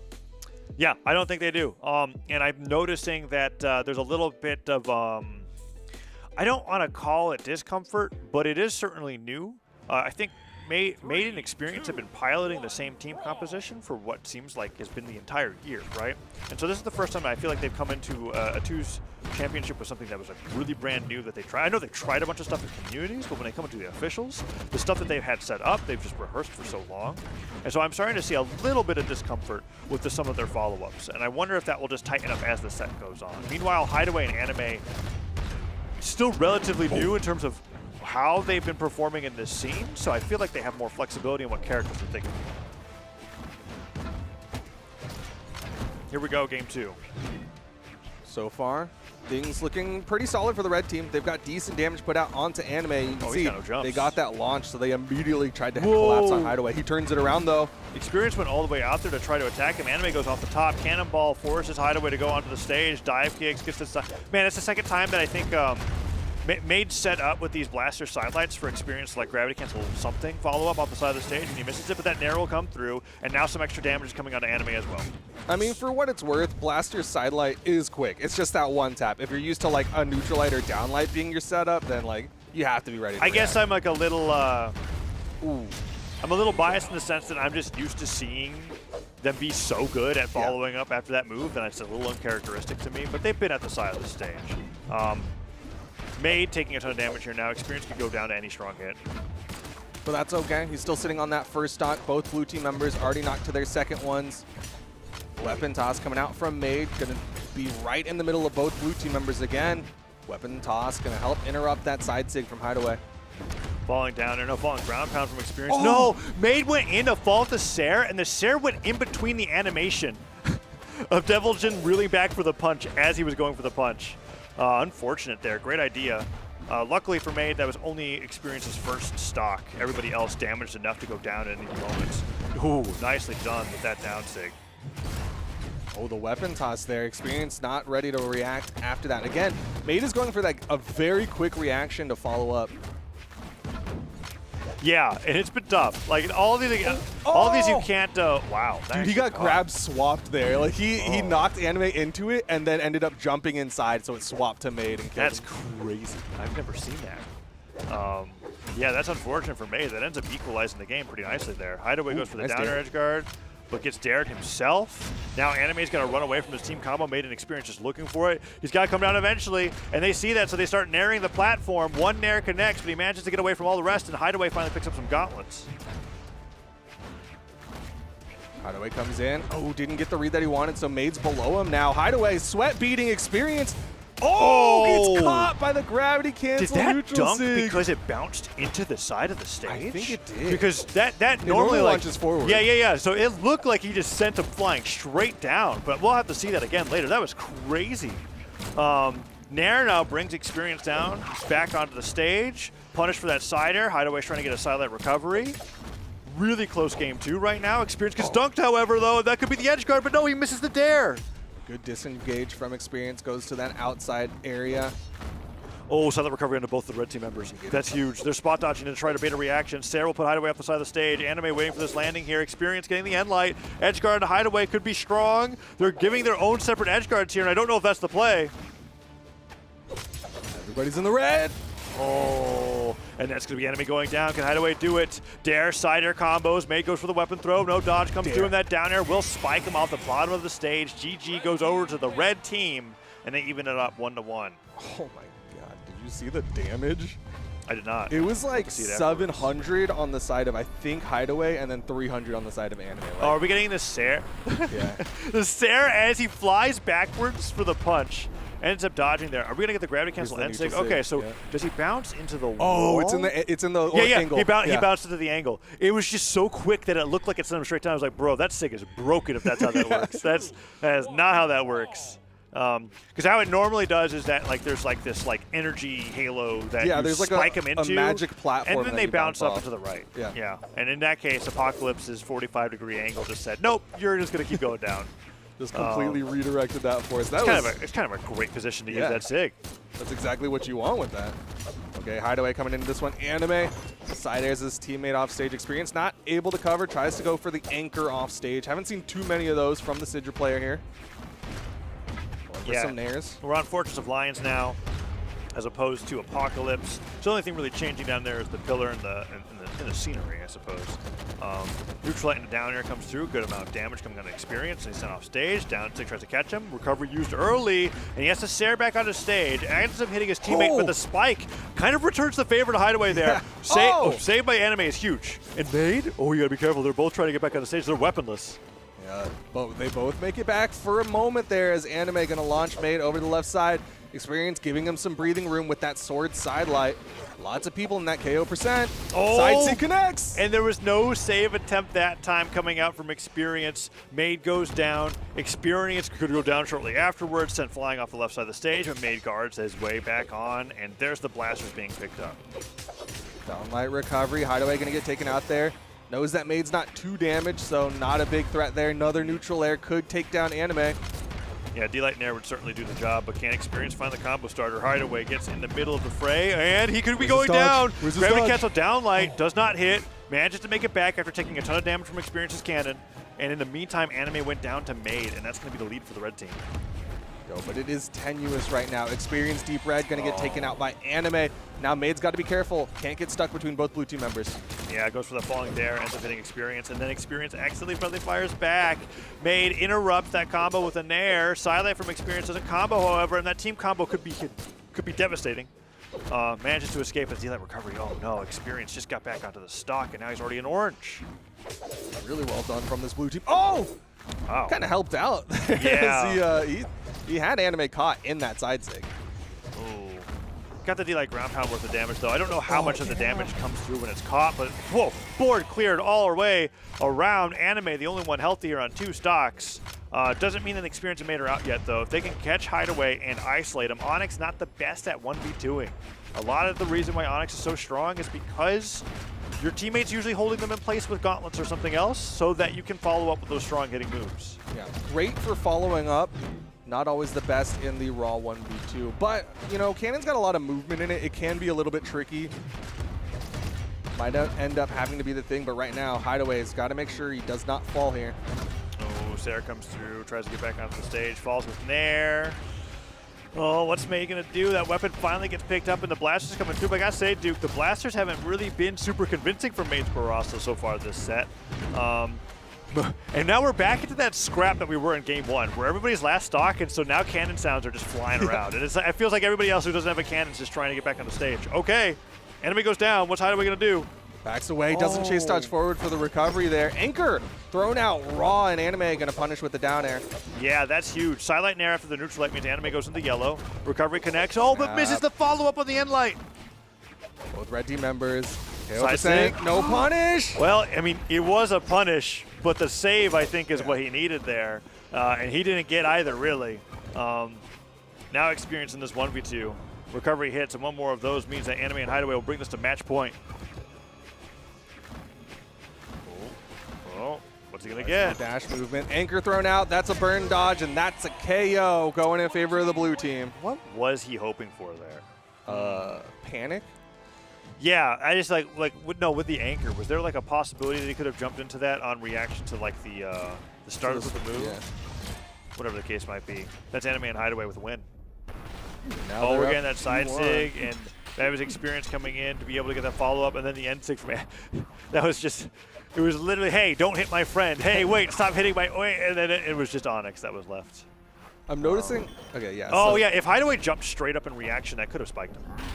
He ended up just jumping forward, and that was the difference. He was out of that one, but I'm starting to notice like Hideaway's hit a multiple of those gauntlet side sigs, and the way that Made an experience each approach how to like interrupt that is completely different, because experience watches it happen and then goes in and hits, whereas Made tries to hit it like as it's going on, which is not exactly the best when you're wanting your teammate to save you, because Made gets caught deep red and experience watches it and then he goes, okay, downlight side air. Yeah, it's not working out. Well, and basically everything that you just said can be summarized to Made's getting beat up and losing the stock anyways, and at most experience is getting a hit for that. And I think if that energy went into saving his teammate during the grab instead of going for damage on the opponent afterwards, they could be seeing a huge difference there. And they have this vast game to adapt as it's match point. Anime and Hideaway 1 game away from bringing Zariel Onyx into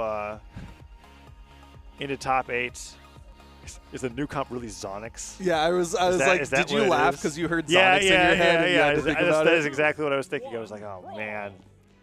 Oh, it's better. It's better than Tyranics. Yeah, that's fair. Tyranics almost sounds like terrific. Oh well. You can have a Tyranics day. Tyranics is just too close to like Tyrannosaurus Rex. Yeah. But it does feel like you could shorten Tyrannosaurus Rex to Tyranics. You could. Tyron Rex. Archaeologists out there, take notes. Tyranics. You're ever having trouble saying archaeological finds names while in the field? Listen to Brawlhalla Cast. Yeah. And you can get It's some the great overlap of archaeologists and Brawlhalla esports fans. We've got that one Queen Nai skin. I don't remember what it's called, but you know what I'm talking about, right? Tomb Tamer? The archaeologist Queen Nai one with the hat. I think it's Tomb Tamer. Yeah, that might be it. Made gonna fall. Made goes down pretty early on to Experience, gets disarmed by that recovery. Anime just trying to grab at the air, see if he can bring Experience back down so that Hideaway could take him down with a side sig. Made on the blasters, gets one sidelight but falls right off the stage, and Experience just gets knocked off the top from landing. Made trying to swap weapons there, Whoa. but ends up getting caught in this mix of a blender from That was the double crazy. gauntlets from the blue team. Yeah, and by the time that last gauntlet recovery hits, I'm sure you can DI it, but that's the very end of the move anyways, and it wasn't meant to knock out. It was meant to bring him into orange, and that's exactly what it did. Finally, Anime goes down. D-Light Nair will get the double knockout for Experience, but Made had to go through the gauntlet blender before that happened. He's got to be careful now. He is getting hurt, and that's not what you need, especially when you're on game point. They could be going down to the elimination side of things here in just a little bit. Gets the sidelight, but immediately interrupted by Hideaway. Falling Nair from Experience, comes back on the stage, neutral light connects, sidelight Nair from Made, nicely done. Gets out of the way for Experience to follow up with a side air, but that side stick punches everybody off the screen. Experience manages to dip low, but Made once again going down from Hideaway's just impeccable ability to catch his landings with the side stick and punch him off the left side of the stage. It's always been the left side too. He's been so good at it. Sidelight catches, but Anime manages to dodge. Side airs his teammate off the stage, but not too big of a threat there. Blue team taking a lot of team damage. There's the down sig. First one that we've seen of the set into the side sig from the team combo and Experience, and that's going to be a lead for the red team. Okay, they're poised to bring this to a game 5. They've basically been playing off the back for the past 3 games. And now I finally feel like Made's getting the follow-ups on the blasters that he's been really looking for. Well, he's over the axe now. Not for long. Yeah. He's like, wait a minute, I actually have just picked this for the stats of the blasters. Oh, but Experience goes down. So lucky that Anime neutralized the other way. That was so lucky. Yeah, he almost got caught in a team combo while Experience was respawning, but Experience taking damage on the respawn. He's got a cannon in hand. Hideaway with the GCN light puts himself in a dangerous spot, but both Made and Experience just kind of watch the cutscene. Side light into side air. Made has to recover early to get back to stage, and Anime looking for that edge guard there. Puts up the end light. He recovers high, dodges the end neutral air. And Experience was trying to hit Hideaway the entire time, but really just feels like Made's being focused down. Neutral light puts him off the left side of the stage. Can they get back on? Yes, Experience manages to get through both of them. Neutral light nairs. He's fighting for, feels like he's fighting for Made's life. And there's the side stick off the left side of the stage again. Hideaway sniping Made out of existence. Dude, he's lost 4 stocks in a to row. Those gauntlet side sigs. He keeps getting taken out by him. Experience left in the 1v2. Anime in the red. There's a world where Experience takes down Anime and goes for the 1v1, but Anime is going to play it smart. He's playing a little bit further back. Oh, and Experience puts out that sig again. Oh! Wait, he sidelights him into the Nair. That just barely doesn't knock out. Cannonball's coming from the left side of the stage, looking like the Ninja 729. Can he get another hit here? Falls with downlight. Oh, no, he falls with Nair instead. And that Nair doesn't combo. Okay, D-Light Nair. Experience is the 1v1. Oh, Duke, this is so doable. Experience might clutch this to game 5. Hideaway has to fight against Experience 1v1. He gets hit by one Nair. Second Nair, dodge out of the way. Weapon throw down. Gets the down air. No follow-up afterwards. Sidelight misses it. And the Stair hits. He's got to have those gauntlets have to be so damaged. Gets past the downlight. Has the But dodge. recovery doesn't hit. Over the bow. D-Light recovery. That's it. D-Light Nair gets it. And Experience with the 1v2 brings it to game 5. He needed that. 707 damage. Holy cow. He needed that, and he got it. Experience won the 1v2. Let's look at this blender combo here, right? Sweating, D-Light, chase dodge, Nair, recovery. And then the dodge down, he gets the recovery. And actually, I said something about DI there, but DI is out of the way once you have a move out of hit stun, right? So that recovery was just going to have fixed knockback. And then we get experience finding that one D-Light Nair, and Hideaway just not reacting to the opening of that move, and then goes. I mean, if he hits that bow D-Light there, he gets recovery. That's the game. Yeah. So it was really just a 50-50 on who was going to hit their down light combo starter first, and experience with a little more patience to Hideaway in that situation, and he clutches it out to game number 5. I'm gonna say something bold, but Go ahead. one more movement speed, and that would have hit. Like that was like. Oh, that was like pixels away. You're thinking, because there are Zariel players that go out of the force into movement speed from 4 to 5, and you're saying that if he Game wasn't being 5. greedy on defense, going down from 4x to 3 so that he could have that 8 defense, that it could have made the difference. I'm just saying. Oh, that's interesting. Yeah, 4 to 5 movement speed is like the most impactful switch that you can feel, right? And for example, Barasa, a base 4 movement speed character, we see made on the speed stance here, going into 5. That's just a thing. That's how I would play Barasa too, as well, just being able to have that 5 movement speed, have that drift. So that's actually, I don't think that's a hot take at all. I think that's actually just good insight. Well, here we go into game number 5. The winner of this goes into the top 8 made. Gonna try to make sure that Experience doesn't have to 1v2. Experience is already getting into the red. He might have to leave made in the 1v2 if he's not careful. Yeah, and I don't know how confident we are about that being the way that things should go. Nice job with that Nair from Hideaway. Tries to cover landings with neutral lights, and Made goes for that weapon throw forward. Hideaway stops Made from getting a new weapon, and it's going to be Made weapon start for a bit. Experience just trying to cover the ground with these neutral light blasts. Ends up losing the cannon himself. Waiting for a weapon for the red team once again as Made holds on to the blasters, and there we go. Sword picked up. Still no stocks gone down just yet. Neutral Sig gonna send Hideaway over. Downlight goes for the Sayer there. Neutral Light set up, but the Neutral Sig from Experience doesn't hit. Oh, side Sig, not punished. Doesn't connect, but not punished. Falling down air. That Oh, was a save. Okay, and the downer from Anime actually ends up hitting Hideaway anyways. Recovery comes through, and that's going to be the first stock into the dunk from Hideaway. Not enough force to knock out just yet, but he goes for the edge guard and gets that recovery. Experience, however, gets that revenge knockout. Anime then proceeds to do the same, and the dare into the... was that gravity cancel end light at the end for the extra distance? Anime just deleted Experience's second stock. Oh, no, and Anime, you could tell Anime's pumped. Right? Anime hit that, and he's like, we're winning the whole entire tournament. That was crazy. Experience gets obliterated in the Cannon Ditto against Anime, and now they are up 4 stocks to 3, and he's got to play this stock. This is tournament, or this is winner bracket stock for Experience Made. Experience goes down here, and Made's definitely in that 2v1.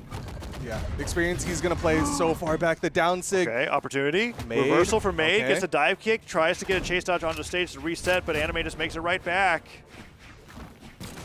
Sidelight just trying to find safe damage just underneath it, but Anime with the coverage. Avoids, goes for the sidelight, dashes back, falling Sarah disarms a weapon throw, catches him out of a jump. Hideaway goes for the save, and saves him so hard that he gets a knockout for it. Hideaway's so fantastic with covering over Anime's recoveries, and that clash coming in from Hideaway means that he's trying to take Experience off this last stock. And look at how much damage is coming in. They're so good at these aerial double gauntlet combos. Neutral Light gonna send Hideaway out to the left side. Still not enough to K. Oh, but Experience with a GC down heavy will take him down. Anime in the middle, still alive. Oh, and yeah, Anime still alive and on 2 stocks. That's the important detail there. Made puts up that neutral signature, trying to catch Anime soaring above his above his head with the cannon Sayer, but does not hit. And Experience is starting to get pretty damaged. Okay, Endlight into Sayer. Team combo into Hideaway. He uses all of his jumps. Is he going to land? Goes down. Dare. Downlight. Gets the recovery. Experience taking Hideaway all the way to the left side of the stage. The ground pound does not connect, but that's a ton of damage that went onto Hideaway's last stock. And Experience and Hideaway both flying into the blast zone. Oh, but the red team's still very hurt here. Anime basically fresh the side Sig! And it's all left to Made in the 1v2, deep red. And he gets hit. He's got to get Hideaway and have a perfect stock against Anime. Will they let him have it? Gets onto the ground. The silent recovery will be GG. Anime and Hideaway knock Made and Experience into the elimination bracket and secure a winner's side top 8 victory. Anime and Hideaway showing why they were able to get second place at the Summer Championship, showing they might be able to do something similar here today. Man, that combo. Okay, is it the end light? Gravity cancel end light. And the big deal about that move is that he got the distance into the blast zone without traveling into it itself. We talk about how you could jump infinitely up toward the top of the stage, but guess what? Left, right, down, you could just go into the blast zone perfectly fine. He must have been like pixels away from just exploding himself. But being able to have the peace of mind to get that, and then the silent recovery there at the end to be able to get that knockout, so fantastic. And this win's a really big deal in my eyes because I think Anime and Hideaway had that unknown factor going into the Summer Championship where maybe people were like, they're not seated that high. I don't have to worry about them that much. That's not the case going into Autumns. I feel like a lot of teams actually were looking at those VODs and preparing for this team in particular, and they still beat Made an experience to be able to get into winner's side of top 8. That's just a new staple team in North America. I mean, they're played phenomenal. Yeah, I mean, that right there is what Sparky and I like to talk about a lot, which is that it comes down to consistency. Are you going to be one of those teams that's kind of a one and doneer, or are you going to team that's consistent? And that's showing consistency. Fantastic play to earn their spot in the winner's side top 8. Yeah, we're going to be seeing more of them in just a little bit, but before that, we have a quick break, and then we're getting into winner's side top 8 after this.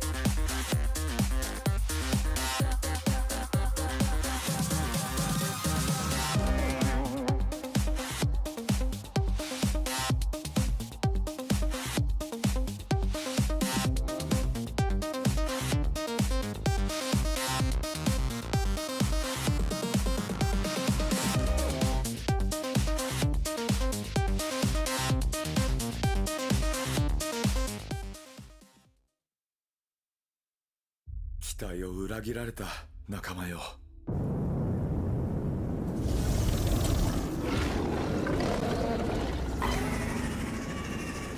誓うよ、死ぬまでこの世界を守ってみせる。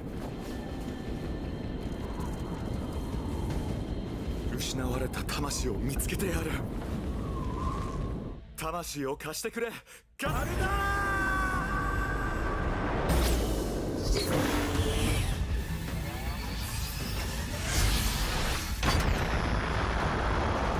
仲間が倒れたが俺は負けない。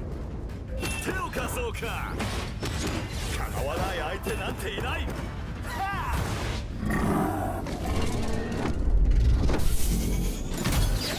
仲間よ、力を貸してくれ。勢に無勢だが俺にはかなわないぞ。ラプターフォースの真の力を見せつけろ。お前の攻撃は強いが俺の意志にかなわない。まだまだ仲間のために戦う。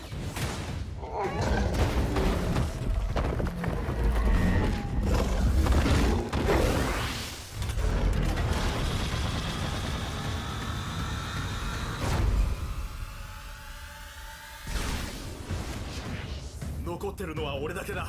最後の防衛。ブラルハラへようこそ。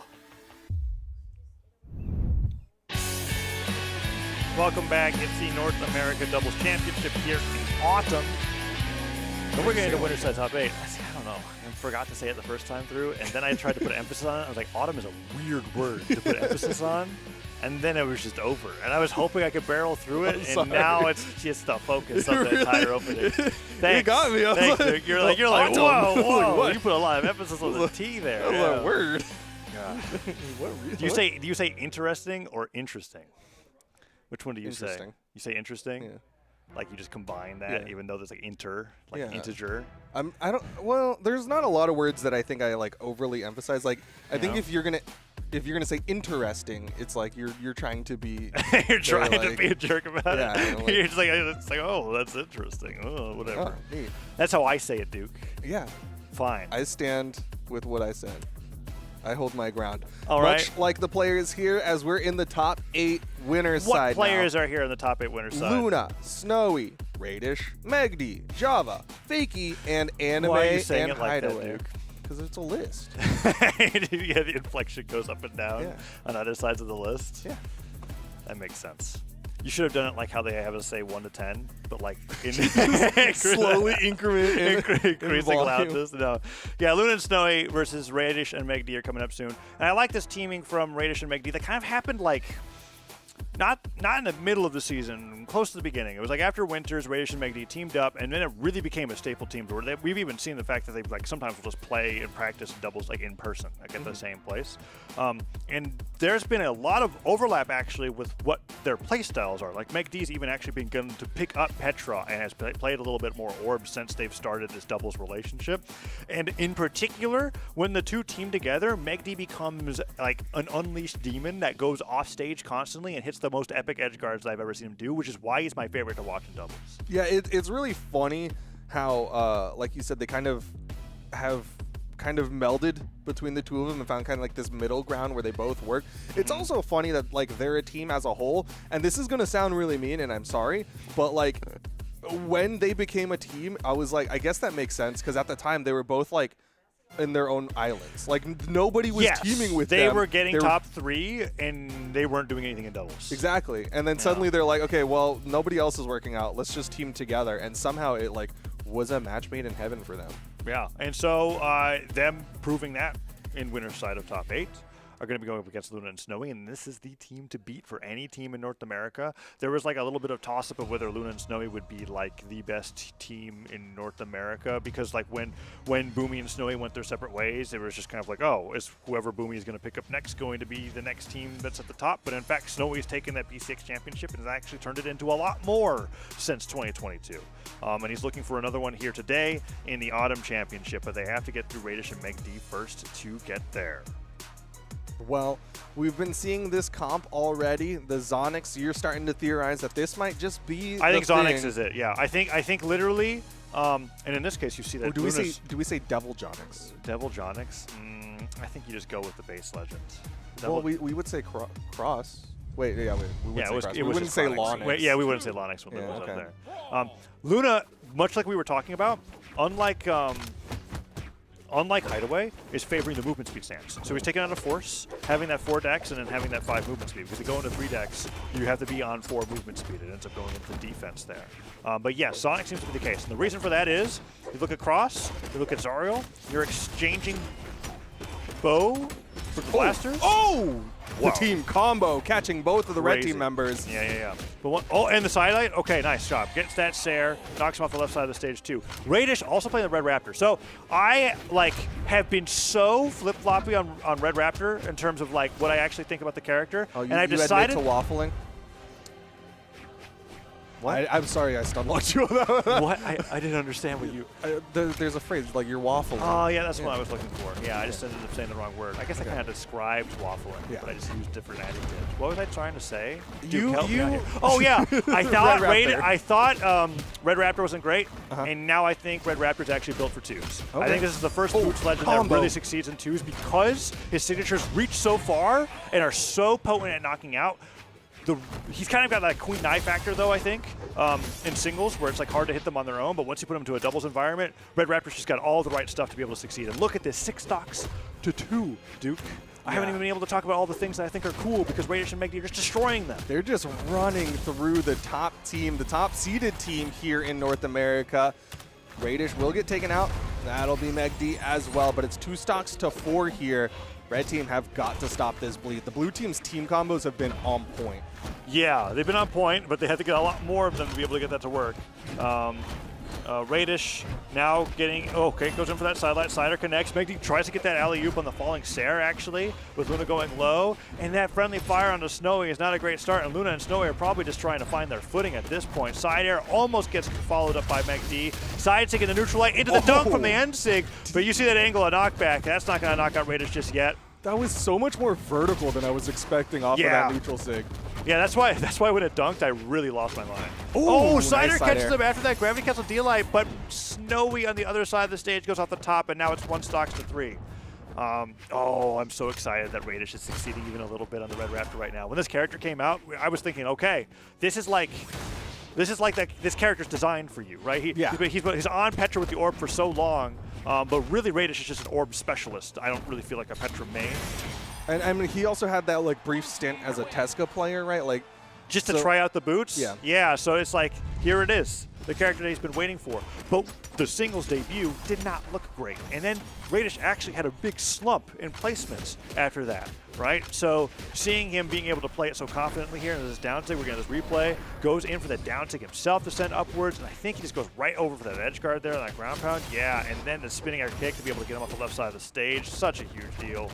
So I want to talk a little bit more about this Red Raptor in 2's conversation that you're talking about. And I'm watching it, and I'm like, this is a great 2's pick, right? Mostly his boots, though, I will say. It's that there's a lot of active frames and a lot of stun time on like almost everything. We're seeing him hit side airs, and he's got all this time for Megdi to set up his down sig. He's got these other signatures like the side sig setting up for Megdi's neutral sigs. Like there's all these different setups. The side sig on boots will like have this like blast pulse that happens at the end of it regardless of whether you pick somebody up, and all of Red Raptor's signatures hit multiple opponents at the same time. So you could carry both of them with the end sig, you carry both of them with the side sig, and the down sig is obviously just a big explosion. So it's really, really great for team combos and setting up for team combos because you can basically use them as supercharged light attacks. You don't have to worry about the Zariel nerf in that case, where Zariel's only going to grab one person at a time with those really strong hurt boxes. So seeing Radish succeed with that is really exciting. And then I know you didn't talk too much about the orb. I think the big benefit here is that Radish is just pretty nasty with the orb on its own. And then you get the bike for a recovery tool if you need it. Watching Keith and C play Red Raptor in 2's really convinced me that a lot of those signatures you can kind of just put out in the same way that you would light attacks, and it actually can just work. And we're seeing Radish start to do a little bit of the same. He's brought the boot a few times, but hasn't gotten it to stomp on anybody just yet. You know, he uses it like he uses Petra Orb down sig. You know what I mean? He It's does. just like, It is, yeah. throw it out on the corner, maybe I'll ground pound after. If only he could do it safely from the ledge. Because that's the benefit that Petra gives you. With the boot to be able to get the extended hitbox, to get that the giant stomp off the side of the stage, you have to be over the side of the stage. You're usually slide charging or gravity canceling it, so it's a little bit more risky. But we're going to Miami Dome for game number 2. Luna and Snowy took some much needed time to take a breath, figure out what happened in that last game, because that was dominating. Well, Snowy already getting caught in that signature team combo from Megdi and Radish. Megdi finishes it off with the down sig, and Radish not able to go more onto it as Luna was hitting Radish. Yeah, Radish gets hit by that side air. Side light, down light, almost gets the nair right afterwards. And that nair to down air is not going to connect for Megdi just yet. Radish looking for a follow-up on Luna, hits one there. Can he hit another one? Just jabbing around in the air. Neutral light connects. Side sig does get punished to that sideline. Side air disarms him as well. Radish looking for the finishing move here on the boots. What's he going to get? Goes for gravity cancel end sig, and he gets the right spacing to cover the platform, which I just now realized would not cover grounded on this stage. No, he ended up jumping, go for the gravity cancel. It's going to be the recovery that takes Snowy's first stock down. Here's the team combo. Beautiful. Megd with the side sig. Radish and Megd really just don't drop those. Like the few times that I feel like they drop their alley-oops are like on those really crazy ones where they're trying to Sair into Sair. Other than that, if they've got the setup off of any of these neutral lights, they are just going crazy. Side sig from Luna will send Radish flying, however. Let's see if they get the equalizer here. No, Megd manages to get out and get some damage on the way out. Megd still holding on to that first stock. Both red team members starting to get knocked around a little bit on these second ones. Oh, and an air neutral air kits. What can Megd do? Falls with ground pounds. Dare misses. Neutral light connects, and Megd sent flying off to the right side of the stage. Side sig doesn't hit, and Radish ends up sending Megd flying to the left. Waits for him to get back to the stage, but that blast will take him down, but that's only the first stock. Nair's starting to get thrown out. Radish utilizing that soft platform. Generally a little bit safer because you've got more verticality already inherent with that. Not able to interrupt that side light from Radish. Oh, that side stick actually gets interrupted by the Sair from Radish, and Radish has been kicking non-stop. Sair will take the weapon out of Snowy's arms. Gauntlet picked up into recovery, gets the nice nair on a Megd, but he neutralizes the wrong way, and Luna can't catch that side sig. Oh, red team not getting any of the follow-ups that they want. Meanwhile, blue team is finding almost all of them. Neutral sig from Snowy, though. Catches Megd off the platform. And yet they can't knock out. In this entire time, sure, Snowy finally goes down, but red team was getting a lot of damage on what was a significant deficit here. Megd and Radish are looking for that finishing blow onto Luna right now. And they find it? No, Sair not going to be able to do it. One more would definitely hit. Let's see what Radish can find now onto the boots. D-Light side air, D-Light recovery would do it. Recovery not knocking Radish out. Man, Recovery not going to do it. They're all just barely not getting knocked out every time. Okay, finally, Silent recovery. Snowy going to hang out on the top for a little bit because he's on his final stock. Yeah, Miami Dome platform is probably the safest place to be in a 1v2 out of all the stages. There goes Megd, Radish, somehow. Still holding on, actually? All right. I mean, if they're both here, there's no reason to lose that stock. You don't have a risk of your teammate going into a team combo. And Megd somehow finds down sig of all moves on the Luna in the corner. Yeah, Snowy was busy getting that KO onto Radish. Everybody's onto their final stocks. But at the rate things are going, red team might fall here, and that'll put them at a big deficit in the set. Yeah, downlight comes through. Weapon spawn picked up. Orb in hand. Radish gets a neutral light. No read off the dodge. Goes back over to be stacked with Megd, and Megd is trying to get that, Gauntlet Nair here to start things up. Ends up going after Luna instead. They're both in the air. Gravity cancel sidelight comes through, but he doesn't want to risk hitting his teammate. So really everybody's just looking for that first combo starter. No, Snowy. Oh, that could be it. Getting some good hits here. Megd trying to punish him for it. You saw that falling Nair on the right side. Ground pound going to get stuffed by that Nair. Oh, neutral light. Nice avoidance of that side signature there. Down air comes through, and Luna tries to get the spike with an air, but Radish downlight side airs Luna off the left side of the stage. Ends up side air. He tries to side air towards Megd, but the save. That recovery was clutch. Snowy didn't get launched into the Team signature. combo! Got the neutral sig after the end light, and even though Snowy interrupted Megd, it didn't interrupt the knockback, and that's going to be a side light into Sair end sig. Megd falls in victory after that one. What an amazing team combo to finish it there, and that was tough. I love watching how great Radish is with the boot Sair drift. There's a lot of moves that slow down your momentum when using them in the air, but the one benefit of the boots is that you can actually just Sair in either direction and have that full left drift. And we saw him actually do downlight into Sair pivot that just got interrupted. We saw that neutral light there, Radish ready to follow up with that knockback, and that basically won the game. I think he ends up sidelighting there, and then the sider goes into the end sig. Radish doesn't use the active input there. With boots, if you use active input, you end up traveling with your move. And he would have traveled into the end sig there and maybe gotten the wrong knockback, but what did you just notice? So as that set was going, especially game 2, I was really wondering what the signature accuracy was, because Luna was not hitting the Zariel signatures, which is one of the big things that we pointed out with Hideaway. 9% accuracy, which depending on your attacks thrown out is not the worst, but when you threw out 22 and your accuracy is 9, you hit like 2 SIGs. I feel like that's just like Zariel-isms, though, right? Like when Zariel's there, you kind of have to be throwing up the signatures all the time in the hopes that, like, during the midst of some knockback or dash jumping, you're going to catch them with that grab. And that's something that I've noticed, like that percentage hit rate of signatures seems to be the same across the board for anybody that locks in Zariel. But it is worth bringing next up. set and count. Okay, all right, I'll do it. I don't think you're wrong. I do think that like anybody who's locking in Zariel is like throwing up 20 to 30 SIGs a game and only hitting like 15% of them. Yeah, that's what I've been noticing. It was looking pretty brutal, especially because he was also getting punished a lot on those. Yeah. And then ultimately, like, they got no team combos really. Like, it was mostly the Radish MacD show. Also, I want to bring up one more thing. You kind of talked about it with the boots, but I want to harken back to yesterday where you're talking about how like boots in 2v2s can be weird because of that like movement inside of it. Radish is really, really good at not doing the active input Sair, so he just stays where he is, sends the person away, and MacD gets the follow-up. No, Radish is fantastic, and the way that he's been playing it actually has been making me rethink what Boots' potential has because of the drift. Like, I'm noticing him actually pivot a lot of things and being put into a position where, like, he gets a hit, goes to the other side of his opponent before finding his follow-up, right? And then choosing whether he wants to follow through with it. Like, we saw him do, like, the weak hit pop-up of Downlight where he just does something that doesn't actually follow up into Sair, but he knows that his teammate's there to be able to follow up so he can reposition, then Sair them back into him for the neutral signature. His combos are very, very creative. And Luna and Snowy are having trouble keeping up with it. But the Zonix is going to be locked in here for Game 3 as they are down 2-0. One more win, and the Red Raptor Chun-Li team will be getting into winners finals first here in the Autumn Championship. And that is incredibly exciting and a little unprecedented, I'd say. Would be quite the mix-up. We haven't seen many Red Raptor Chun-Li teams as a whole, and to see it potentially be making it into the winners finals could be big. But right now, Luna and Snowy, they have to win 3 in a row if they want to be going into that winners final. Radish continuing to carry that one orb in all 5 regions play rate. Right? Like, that's just the single orb that wins tournaments.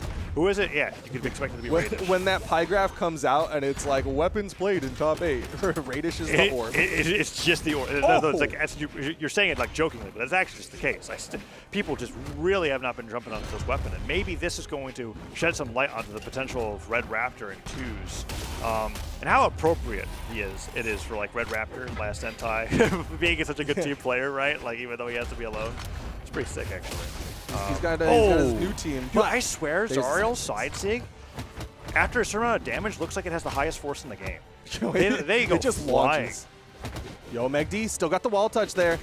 Unarmed KO, not going to happen onto MacD's second stock. You saw Luna really trying to steal that one away. Oh, the neutral stick hits. Luna gets sent flying to the right-hand side. Weapon throw saves Snowy critically. Snowy goes down shortly afterwards, but any extra credit he got there was absolutely worth it. Falling Pogo, tries to go for the second one, and Luna cleverly manages to make his way back onto stage. Here he goes. Let's see what he can get off of this. One side light, nothing afterwards. Never mind. Snowy does. I think he saves him from what would have been a cider knockout. That was a pretty good hit from Snowy. That was pretty big. I think Snowy would have preferred to have hit Radish there, but still kept Luna alive for a little while longer. Luna now going to fall, but look at MacD already getting into the red on his second stock. Yeah, Radish now on the boots, gets the neutral light, interrupts Luna from getting that side sig, D-light down air, and Snowy puts up the end sig, but it doesn't end up hitting Radish away. And so a good amount of damage came out onto Luna there on that fresh stock, and MacD, while the most damage on the field, has not gone down just yet. Side sig connects. Oh, the save! Okay. Comes in with the neutral sig. MacD going to fall on the right side to the downlight side air, but he got the dodge. Double down air, goes into the ground pound. Radish just barely makes it back, so does Snowy, but that was a lot of damage. Another edge guard opportunity. Snowy just trying to get out of dodge. Radish's boots putting the fear into Snowy right now, and now he's over to the orb. No weapon for Snowy just yet. Oh, what's it going to be? Gauntlet's picked up. Goes up for that in air, falls to the sider. MacD gets hit by that recovery. Radish tries to fall down, and he goes off the top of the stage. It's 4 stocks to 2. Snowy and Luna, I think, have figured something out here in this game 3. Ground pound connects, and MacD can go down shortly afterwards if he's not careful. Oh, so many Gauntlet ground pounds connecting. Oh, but the side sig follow-up there. And the neutral sig follow-up. And just like that, it's an even game in stocks. Yeah, Radish did a really good job setting that one up as well. He had the downlight, chase dodge, turnaround, side air, and MacD just had to hit 2 signatures and even everything up. Oh, and now Radish has the front line here for Meg D. Meg D hits a down stick into the ground pound on the Luna. That's a good start, but 2 nairs in a row puts Radish into orange. 3 nairs. Meg D has to help his teammate land. The recovery comes through. Radish still can't get down to the ground. And Meg D now has the front line just as hard as Radish does, but that side stick's going to send them flying to the bottom left corner of the screen. And now a team combo into D-Light Nair off that side light. It's going to be the first win for Snowy and Luna in this best of 5. They get themselves on the board. Looked good. The signature accuracy in particular definitely picked up for Luna. He was hitting those gauntlet side sigs where he wasn't before. Yeah, I'm actually interested to see those numbers because I bet the amount used was less, but the accuracy was a lot higher. Still, that team combo coming out from Radish with that into the neutral signature there, they've been so fantastic against those follow-ups, but they just need to get those and while they have a lead, rather than being from behind here. We're going to see that gravity cancels. D-Light into Nair. It's like the fastest gravity cancel that you could do because he was like already grounded. Oh, we don't get to see the stats. That's all right. 2, 1, We're going to game number 4. Fortress of Lions, Meg D and Radish going up against Luna and Snowy. And we have really been seeing some staple team compositions. This is actually really exciting because the Java Fakey and Meg D Radish team comps are like so unlike any other region that we've been seeing this weekend. They're very niche, and they kind of are specific to the people playing them. And I think they're like, well, we'll have to see. We'll have to see what the future holds for these 2v2 team comps as we get into BCX. Because I'm wondering how much of it is like they're just difficult to do because the players made them. I think for Radish's case, no one's copying this comp even if it wins. But like for Java and Fakey's case, a Kaya Finn is something that's pretty accessible. But I digress. That neutral sig angle of knockback, perfect there. I wonder, I don't actually know off the top of my head, what decides if they go to the top of the right or like off to the right? Because that was the neutral sig, right? Yeah, that's why the first time when it went like very vertical, I was very lost because normally it just goes kind of horizontal. Yeah, I'm actually curious. Ensig hits, goes for the second Ensig there. Oh no, Nair hits on the Radish. Is that it? Weapon toss hits. Radish gets the touch, and Luna doesn't hit the ground pound, so he's going to end up falling there. Pretty critical, because that was Radish's second stock. So he manages to make it back, and they get a very damaged stock in exchange for it. Okay, Snowy, what is going on? It's a slippery fortress. That's what it is, right? That's two red team stocks going off the right side of the stage, and now Meg D and Radish somehow have a lead. Lions, of course, the slipperiest of animals in the savannah. Sea lions. Yeah, yeah, there you go. I don't know really what to explain. Is this a savannah? Well, like that's where lions live, right? Well, they're the king of the jungle. So. Fortress of Lions is just in. What are we gonna land on here? All we know is that they're slippery, right? That's the key fact here. OEL Lions are real slippery. Radish though is slippery because he's deep red and he's not getting caught. He's not, and that's important because he took a lot of damage on that second stock at the very beginning. One Stair comes through, he's kind of doing this like touch and go play style. The Ensig just slight delay after that neutral win, catches them both off guard, takes Luna down. Now Luna onto winner's bracket stock. Snowy flies in with the cannon dare. Doesn't get anything started, however, and Radish is still holding center stage. Dash jump forward, D-Light, side light, gets stuffed out of his recovery actually. Has to stare back to stage, and Radish actually helps him back. Luna hasn't touched in a minute. The weapon toss. Down like ground pound, okay. They take the lead, although Luna is certainly the weak link here. We talked about it before, Onyx not exactly the pivotal 1v2 character. Down isn't leading anything. Orb Neutralite just interrupts everything. Neutralite comes through, and Luna does get a recovery for his trouble. The recovery Nair will put him into orange. Missed the punish, though. Oh, the team combo and the weapon throw. You saw him go for it, but Luna doesn't end up getting it. Recovery connects as well. Luna, oh, so damaged here. Has to let Snowy do all the front lining, which he's more than willing to do, but that Stair somehow still gets through the defense. And that almost put Luna off screen. He is getting very damaged here. He's stuck on this outside, and Snowy's not giving a lot of breathing room for Luna to get in, but he makes it over to the left side now. There's some platform for him. No weapon, though, and Meg D's definitely hunting for Luna. Oh, side air comes through. Recovery does connect. Meg D sent flying. Sidelight side air into the Stair. They get the team combo, and Luna's still holding on to the back line, waiting for Snowy to get something started, send him back over to him, and Snowy's just kind of getting the damage on his own, but Meg D with the edge guard catches Luna on the wall, and now it's a 1v2. The dare hits the perfect angle to launch Radish off stage, but Snowy not able to get that KO. Needs a downlight for the Nair. Can he find it? Silent comes goes through. the wrong way. Yeah, Snowy tries to downlight and actually ends up dashing off and daring to the right side of the stage. Recovery connects. Radish, how are you surviving? The unarmed recovery comes through, and now they can weapon starve him, but I think D-Light recovery unarmed would just knock out. Okay, Snowy's got this. Meg D is at a deficit here, and this is an Onyx stock in orange. Meg D's got to get like a few combos and some change. Neutral Light almost knocks it on its own. Pick a weapons. It's going to be a cannon.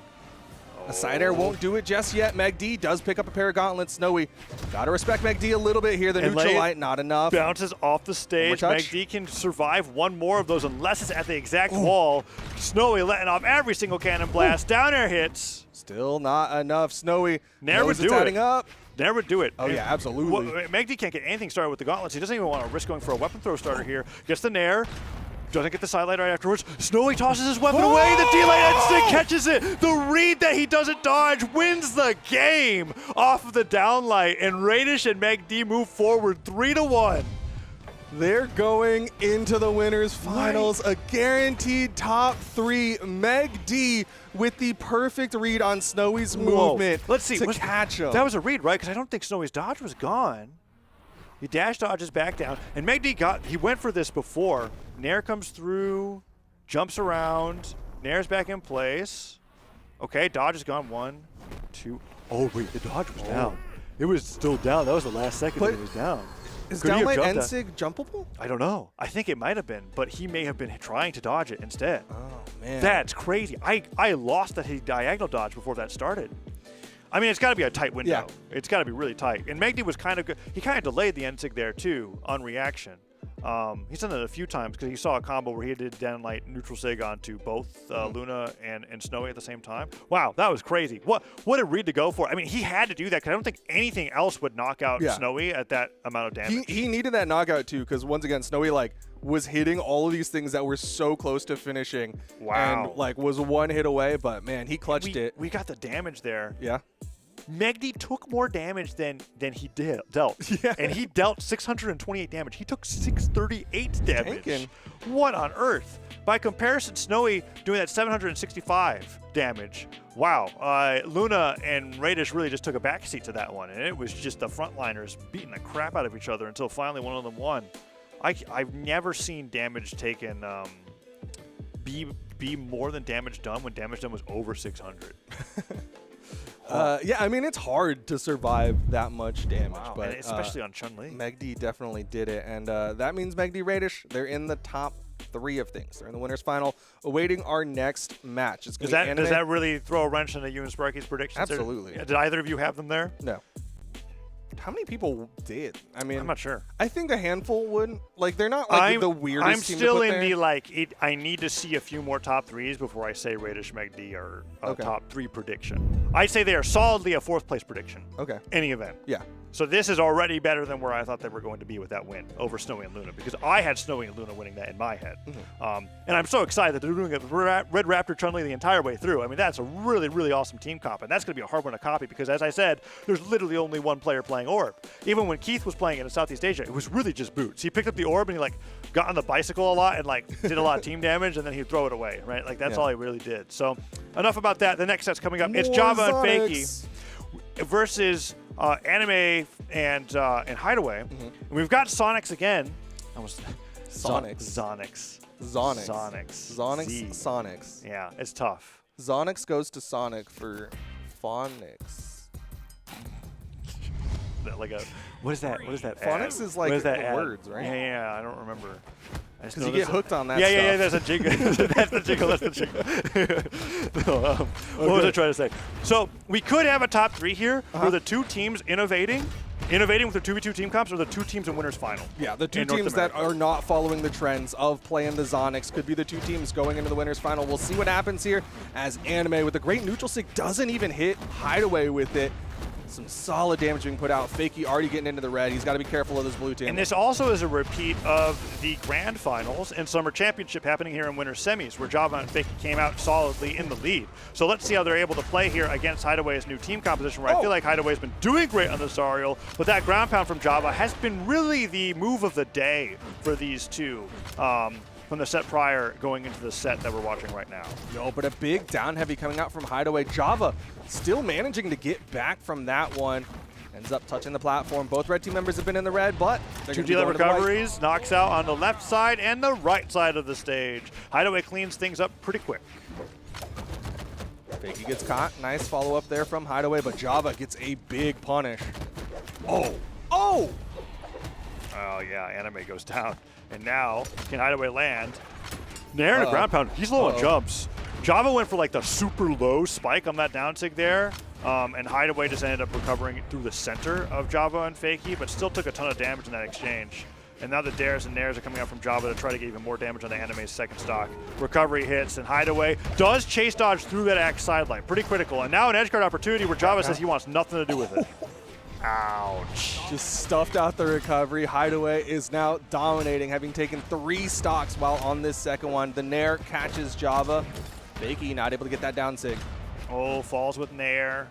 What's Java going to be able to do here on the Axe? Gets hit by that setup recovery. And Fakey falling in the way that he did is pretty critical there. Neutralize going to knock out Fakey. So good at these dare edge guards. And Anime, what an awesome recognition there to be like, hey, you're trying to save your teammate. I'm going to stop it. And the down sig actually goes, oh, no, Hideaway's low jumps. He touched, he's good. But then Fakey got hit with the ground pound. Oh, that's so crazy. Hideaway's been in 2 like really scary offstage scenarios. 3 now? Okay, manages to make it back. He's just running for his life, sweating the entire time. And Anime says, okay, I'll help you back onto the ground. And he does. Even game state now. Hideaway comes in, still adding on that extra damage wherever possible. Nice punish there coming out from Anime. Downlight recovery onto Fakey. Oh, delay recovery onto Anime that time. Tries to find another one. What can he get? No landing comes through there, and the team combo off the Nair. Fakey has to come back to the stage. They focus fire over to Java. Side sig charged up just a little bit. D-Light in the Nair accidentally only hits Java in that situation, and Anime is actually able to get the follow-up there. Now Java's 1 combo away, and that side sig's more than enough to send him flying. Fakey now in a 1v2, and that D-Light down air doesn't lead into the follow-up from Hideaway, but the down sig's all he needs to be able to secure victory. And I think that was, okay, it was 5 knockouts going over to Hideaway. I thought it was all 6, but Anime had one of those in there. He got 1. Don't count him out. There was 3 on the second stock from Hideaway. He got shut down, and then I guess he got 2 more on that final stock. Oh, here you're seeing him. The side sig, and then of course the down sig. Yeah. Oh, Anime tried to he tried to gravity cancel the side light to be like, oh, include me, but he just ends up getting caught by the blast. 41% accuracy. They're hitting SIGs more. Yeah. I mean, it's a 12 count. 4 out of 12. Actually, wait, 41% on 12? Sparky, 41% of 12 is... Wait, that's... 6. Good job. I don't know. 5? No. What did you just say? Just whatever the wrong answer is, that's what he's saying. Like 40...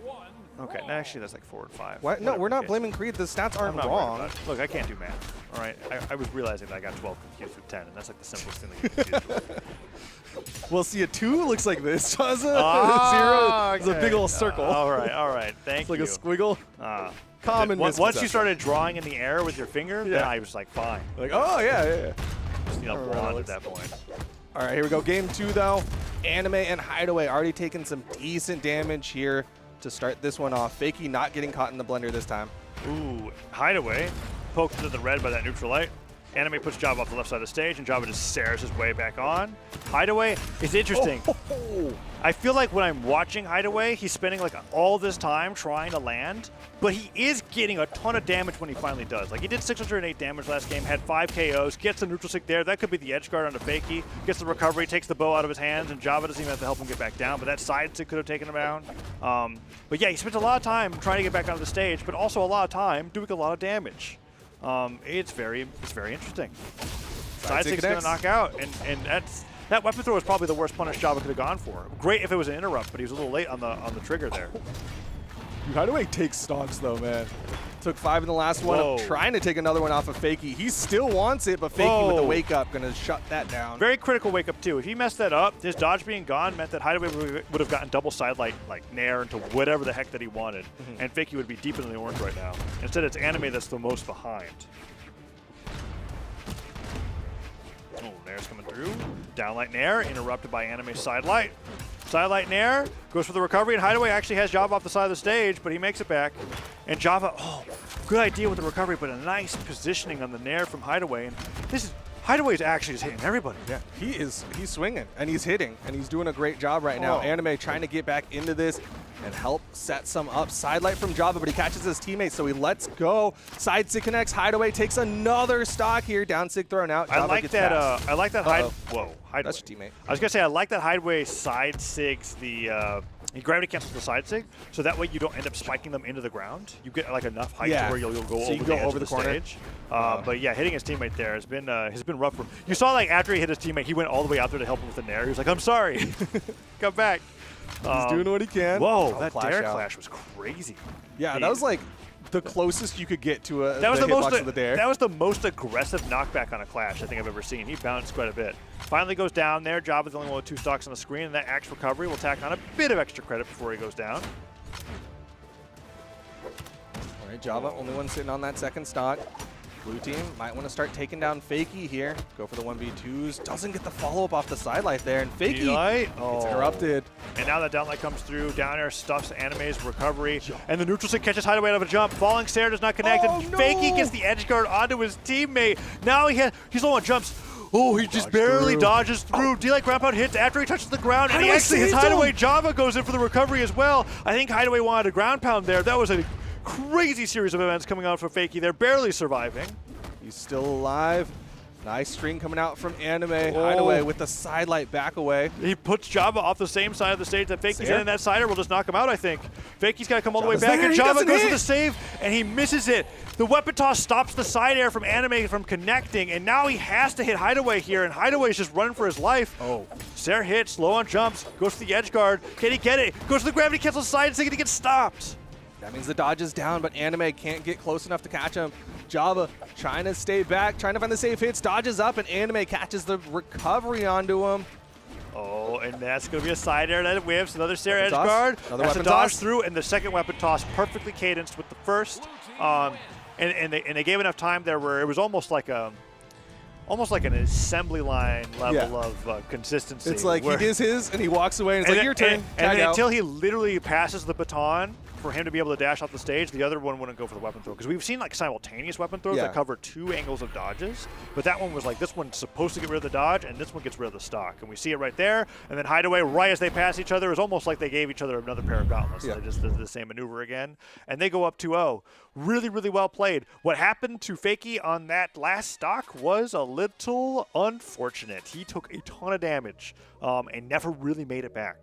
Yeah, that was just pure pressure coming out from the blue team. Hideaway in particular with some amazing gauntlet plays, but Anime has been clutching it out. He's been covering for Hideaway, getting those other hits to make sure that that person's still stuck playing that fight out. Yeah, and now we're going into game number 3 with a 2-0 lead for the Zonix team here on the other side of winter semis. More Zonix. Which might be going into winners finals if they're able to get one more game over Java and Fakey, who are in it for the gold, as their titles say. Which they have championship titles, I'm pretty sure. Yeah, So. but you never have too much gold. I mean, Ask the US Treasury Department. they're doing what you're saying, which is that their titles are reflecting what they're doing, right? And in this case, in it for the gold means actually in it for the prize pool that getting first in a doubles championship can earn you. And I, like you said, don't blame them. Fortress of Lions for game 3, however, and they got to win 3 games in a row against Anime and Hideaway to be able to make this happen. Edge guard opportunity. Hideaway goes for the nair, and he misses every single grasp and goes straight down at the bottom of the stage. Yeah, the whole time that was happening, Anime was trying to run back to the stage. Gets a neutral light to follow up there. Another Sig. Neutral Sig catches both of them. The red team gonna get split, and the ground pound, the second blast takes them both out. The splash from the bow ground pound, that after the connection, spikes on the other side of the stage. We got to see that after the splash from the Onyx neutral Sig comes through as well, and blue team steals the lead back. Fakey equalizing it with the recovery, but that sideline recovery in a nair almost puts Fakey into deep orange. We even got to see that grab property on the edge guard there as he grabbed Java out while hitting Anime. Blue team really brought this one back after Hideaway the double sideline recovery, and Fakey almost goes off the top. I can't believe it. They're still going, dude. The recovery onto Java. The side stick touches on the platform, and Anime gets the sidelight, almost gets a double sidelight. Java has to jump all the way around. The neutral light held him in place, so that the side stick could grab him and knock him out? I never even thought of that as a possibility. They're like actively using the grab tech. Like they're like, okay, if Whoa. we can just lock someone in hit stun and then grab them. I don't think I've ever seen it more deliberately used in such a better way. Yeah. That was, oh, Zonix is the future, isn't it? I mean, I guess it's just Zariel plus Gauntlet player because that was perfect. And because of how Zariel works, you're not risking punishing your opponent, your teammate rather. They just have to dodge back, right? Fakey off the bottom of the side of the stage. Highway has this edge guard opportunity again, and I mean he went down first in this game and hasn't gone down since. Nair hits. Anime sent flying away, but it's still 4 stocks to 2. Dude, Hideaway has not had a weapon, not even perturbed about it. Neutralite, side heavy, he's still duffing. Side stick thrown out, Fakey with the punish, and Dial Anime there. can't interrupt. Oh, but he's slow on the reaction to the backswing of that axe hitbox. Doesn't end up getting that knockout. Anime gets hit by that Sair. Fakey used to go for the edge guard, does go for the team combo on the Hideaway. Instead, he gets hit by the Sair, and Hideaway goes in for that edge guard, but the spear Nair covers the D-Lights, and, well, I want to say evens up the game, but it is only in numbers. And as we established, I can't tell the difference between 12 and 10. Well, can you tell the difference between 10 and 11? Because it's about to be 0 and 11 as Java is taken out of there. 3-0 in favor of Anime Fan and Hideaway. Anime Fan 1266 brings back the numbers and also is just improving as a player in general. Look at this. The NCA comes through here, catches Java as he tries to interrupt, and I think this is when the bow ground pound connects from Hideaway. So it hits one, but then you shoot a burst of arrows. It's like all 3 arrows come out at once, and that ends up connecting with everybody here. And I think, is this where we catch the end lights? No, that's the side stick in that moment. And then shortly afterwards, we get the end light right here from Hideaway, I think, on the landing, because they force all the dodges, they force the landing, end light comes through, and then the side stick goes right through Anime, grabs Java on the other side, and knocks him out. I didn't even think that was possible in that way, but with the grab tech that you were talking about, specifically because it only hits one and it prioritizes your opponent, well, shoot.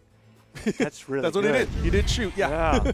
Whoa. Hideaway and Anime are really good at twos. They 3-0'd They threw out Java and Fakey. Yeah, the winners of the That's a team that they lost to last seasonal. Uh-oh. And now that, this is why I hate when Sparky agrees with me on predictions, because now both of our predictions are in shambles. You instead should of just his. change them the second that you see what his are. You see that? I put mine in like on Wednesday. I put him in early. That's why you have to wait until the last minute because he's not gonna be that early. Okay, he's gonna wait until he shows up after the flight. He does it till he'll look at like 3 a.m. He'll look at the bracket the day before. Then he'll make his decisions, and you have to wait until literally the minute before pre-show. Wow. Tragedies abound. We now are into the top 8 of things. We have our elimination side filled out. We have Radish Meg, the Anime Fan, and Hideaway in the winner's final, but on the elimination side, Boomy and Sandstorm made it through the lower bracket. Daddy Hizo and Truck Stop are there to challenge them. Zen and Walshy are going to be playing up against Made and Experience. I wonder who knocked out Mowgli and Balloon Boy. That was the team that was responsible for putting Boomy and Sandstorm into elimination side earlier on. We'll have to look back at the bracket otherwise, but I bet a lot of Boomy and Sandstorm fans are happy to see that they were there because so far they've been only playing on twitch.tv/pro Brawlhalla. Okay. Oh, okay. Well, we're getting word Daddy Hizo and Truck Stop Burrito were the team that took them down. But it's time to take a break. We'll be going into that top 8 elimination side here for North America for the Autumn Championship doubles. Go catch your breath, catch some water, grab some popcorn, and we will be back.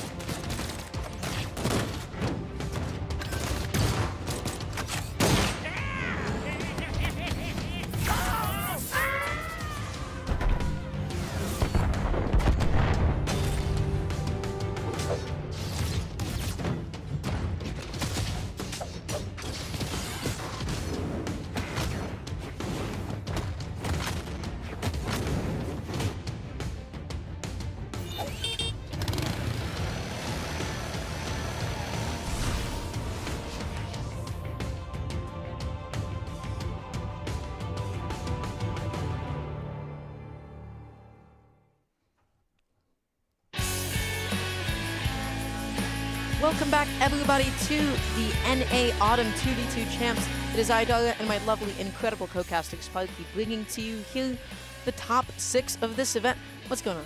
What's happened to this little guy? He's getting covered in the Dark Heart Crystal. Be careful, it's dangerous. Ooh, ah! Sounds like a... Just like it's just going to be an evil pumpkin. It's just going to turn into a jack-o'-lantern. You know, I think that was an entirely Yu-Gi-Oh! Card concept back in the first original run. They're like, what if we made a pumpkin, but it was evil? So, gotta watch out. Be a little bit brutal. Well, it is spooky time, so it's the perfect time for those pumpkins to turn evil. I'd love to see what this little cutie turns into with that Dark Heart Crystal on him. Might turn into a demon. We've seen a lot of demons today, or more particularly devils, and that is the Devil Jin that we've seen from so many different players today. Zariel is alive and well in North America. Again, I expect it to spread even further after people watch this weekend in the upcoming weeks leading up to BCX, but also I expect it to spread into other regions as well because the legend is just so good. Legend is so good, but so is that side second. That thing is crazy. It's just been all weekend into you're able to punish an opponent that's hitting your teammate. You're able to get in there. There was the whole thing with the priority as well if you grab 2 of them at once. Zariel has been running the show today. But everybody, we will be starting from elimination side. We will be doing 4 sets from elimination side. And in the first round of eliminations, we will be seeing Boomy and Sandstorm go up against Daddy Heizo and Truckstop. On the other side, we also have Zen and Walshy going up against Made and Experience. And then waiting for them both is going to be Java and Fakey and Luna and Snowy, the winner of those 2 sets respectively. It's weird to see Java, Fakey, Luna, Snowy, Zen and Walshy, Maiden Experience down there at this point. I'm not that surprised by Boomy and Sandstorm, honestly, because like they have their great days. They're some of the best players that have ever picked up the keyboard in this game.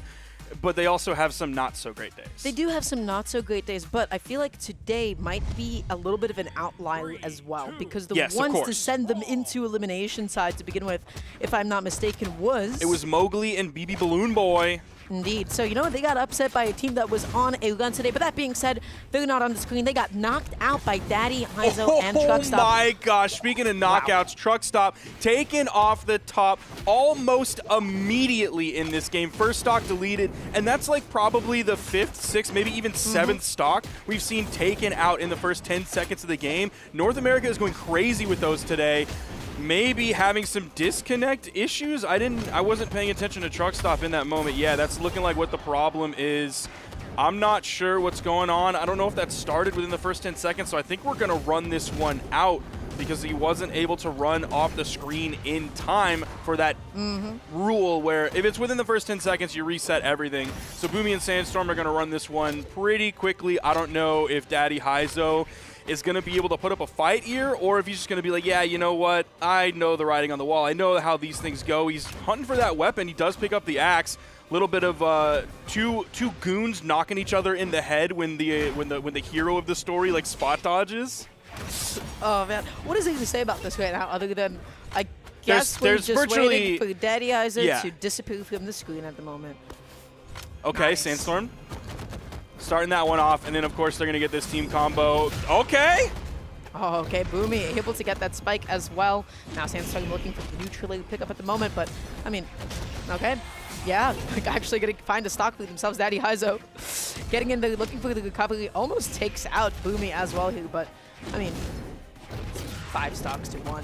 Yeah, there's literally no chance that this is going to happen, and Sandstorm's going to clean that one up there. Unfortunately for the blue team, game 1 is going to Boomy and Sandstorm. There wasn't very much that the blue team could do in those moments. It's a tough way to start this one, but of course it is just game 1.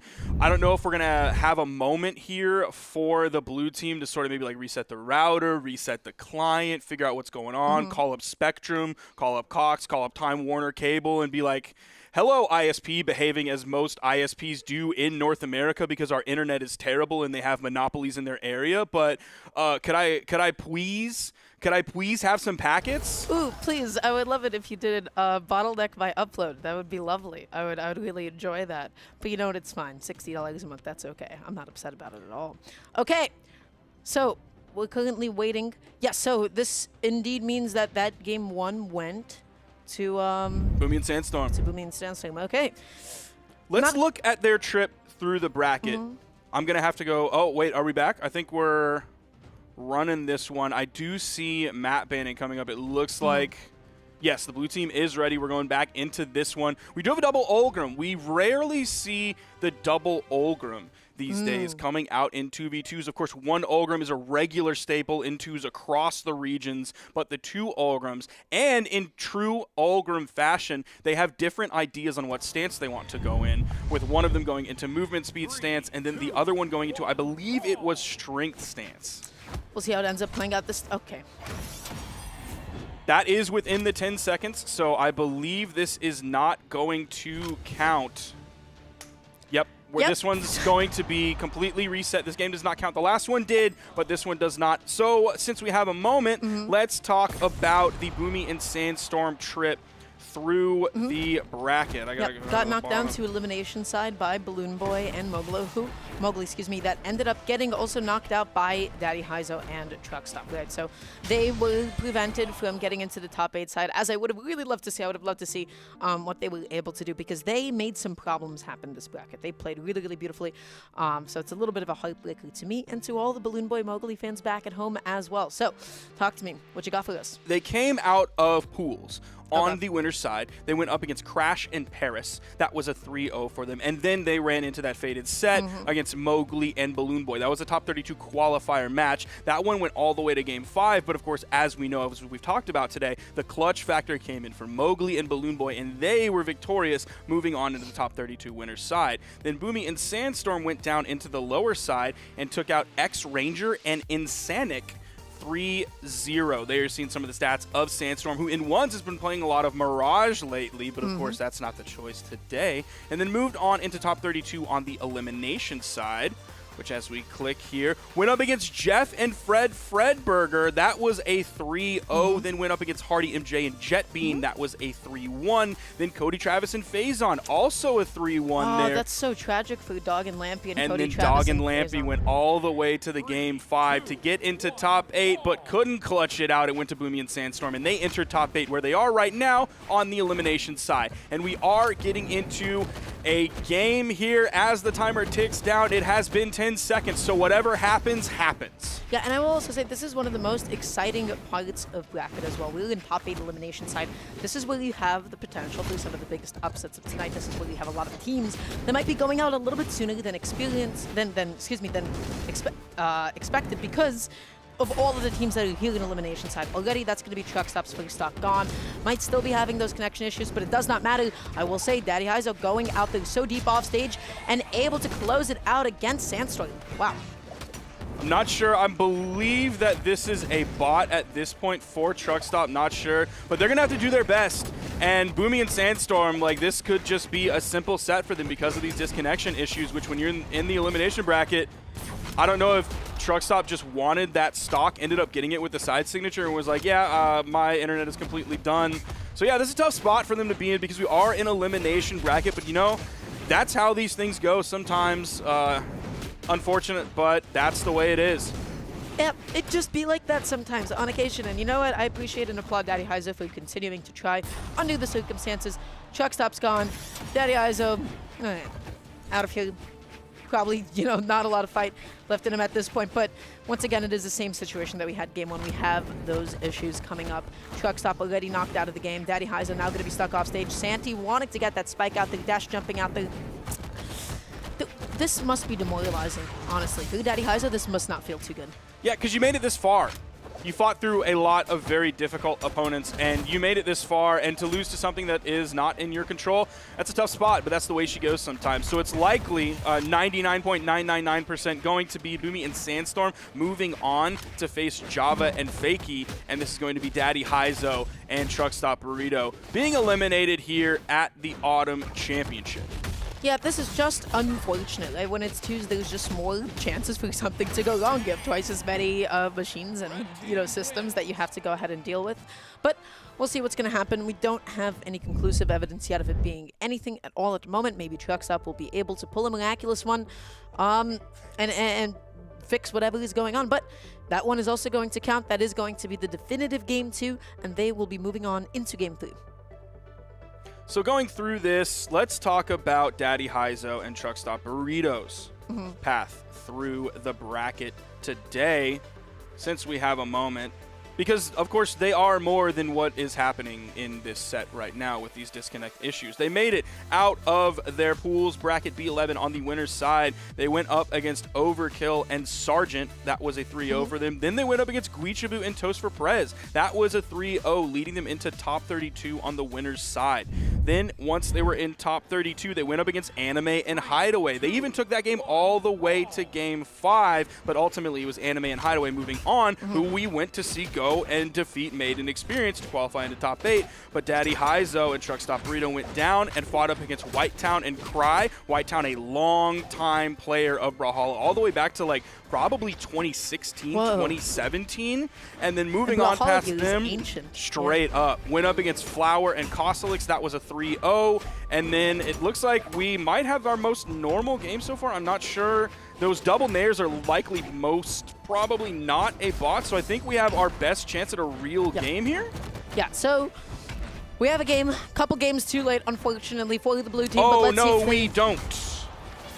Well, we do technically have a real game because this is going to count, unfortunately, but it's not a real game in the terms of this is the DC coming through. So we left off at the 3-0 against Flower and Kosalix, went on for the top 8 qualifier where they took out Mowgli and Balloon Boy. They denied that trip into the top 8 from the elimination side, and then they found themselves here against the most difficult opponent of all, not Boomy, not Sandstorm, but your ISP.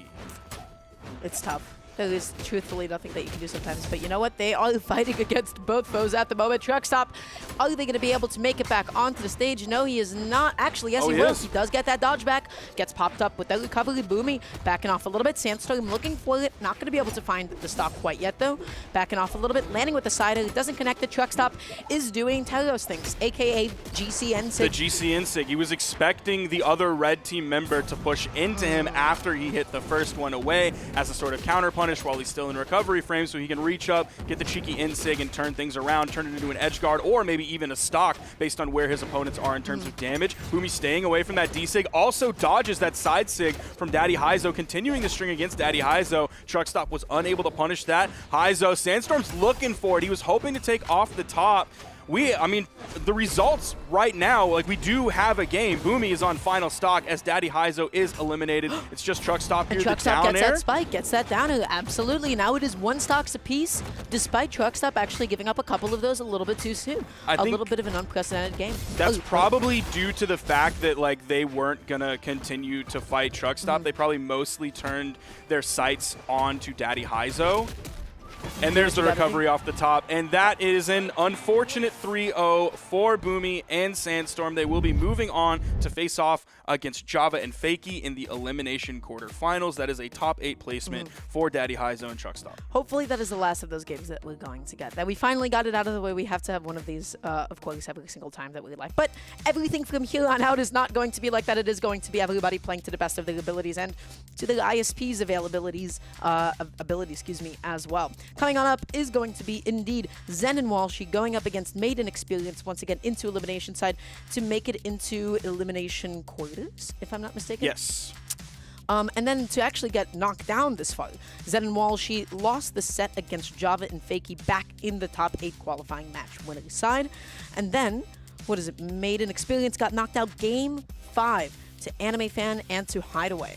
And we have quite a bit of history between these two players over time, going all the way back to September 18th, 2022, so over a year ago. That was, of course, the Autumn Championship of last year, the online major, and that went 1 set apiece. The first set was a 3-2 in favor of Maiden Experience. The second one was in favor of Zin and Walshy. So these two teams, at least back then, were very evenly matched. Right after that, Moose Wars Monster Mash was a 3-0 for Zin and Walshy, so 1 set in favor of Zin and Walshy. And then right after that, at the World Championship, it was a game 5 for Zin and Walshy against Made and Experience. So they're evenly tied in sets. It's a little bit of a difference in terms of games. It actually favors Zen and Walshy 10-8. It is really surprising to see Made and Experience down in elimination so early. They are a beast of a team, so we're going to have to see how they will be able to play back from this position. But everybody, it is game number 1 already. Zen is going to be off stage. Experience getting that ground pound. Zen going out there, just barely avoiding that ground pound for Made as well. And Experience is not letting go.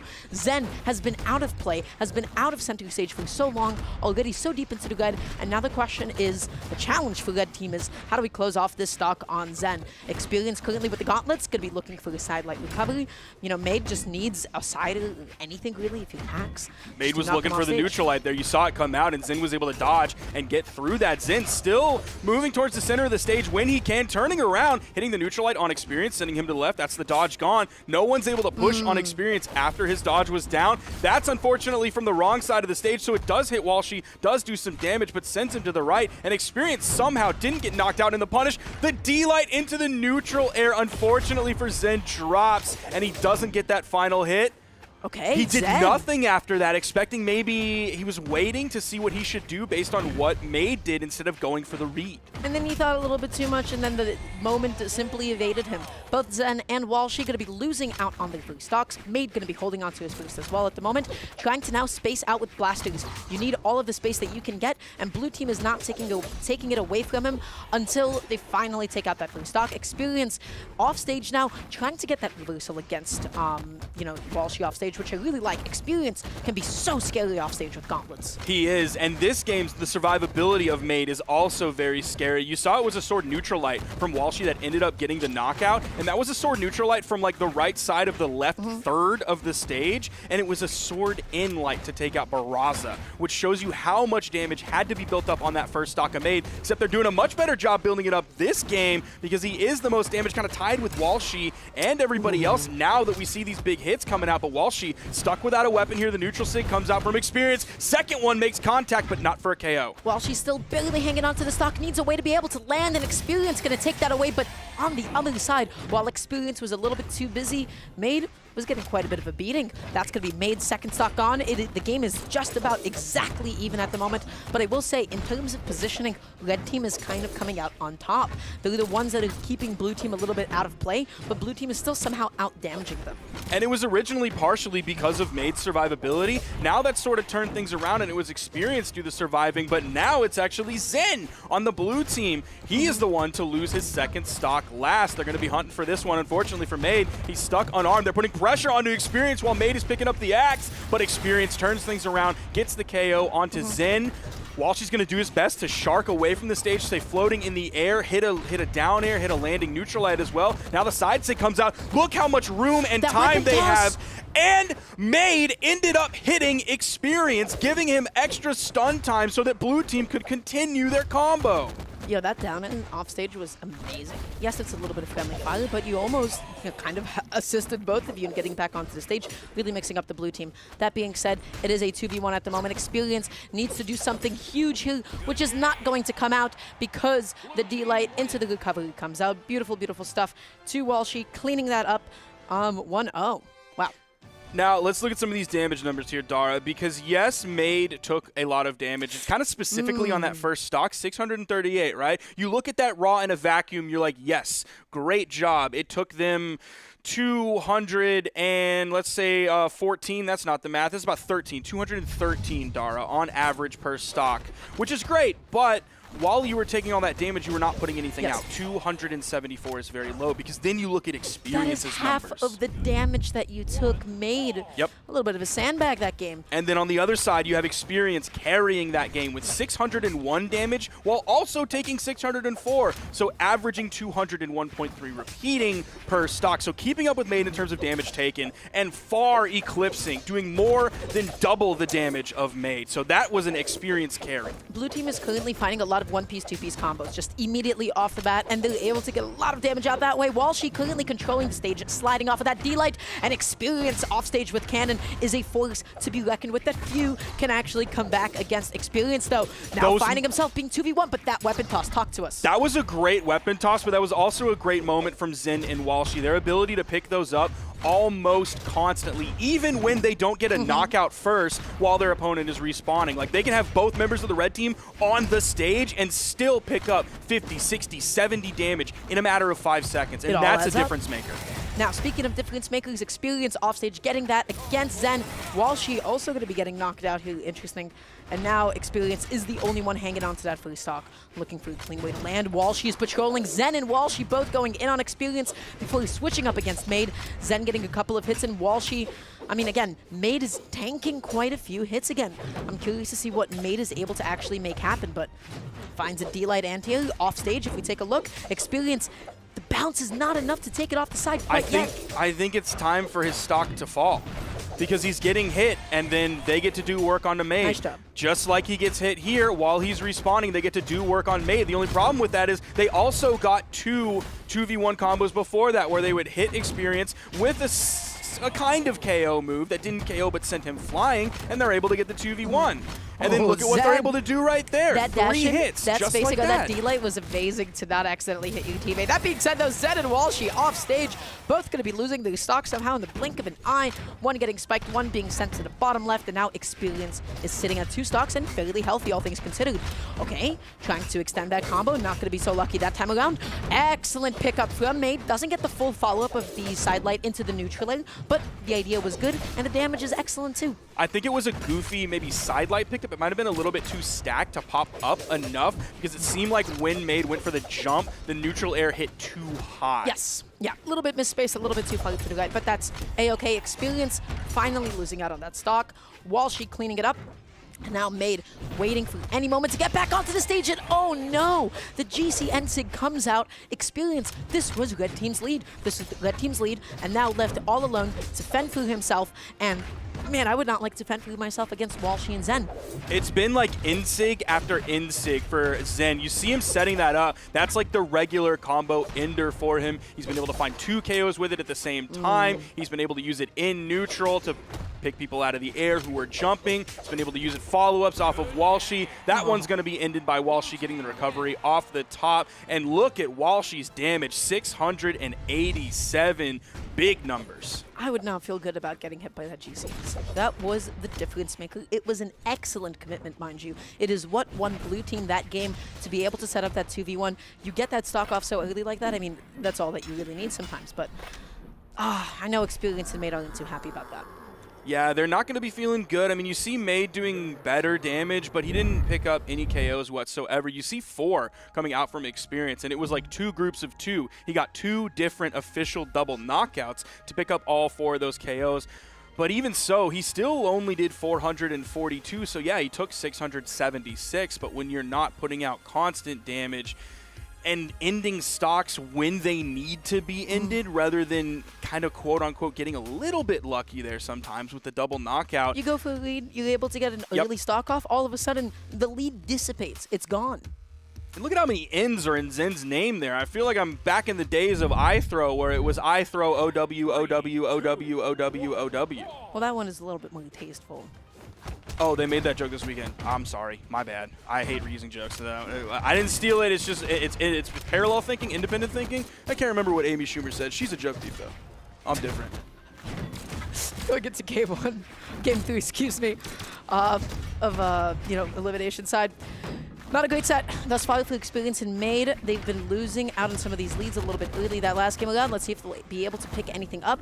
Now, okay, how do you feel about the switch for Made?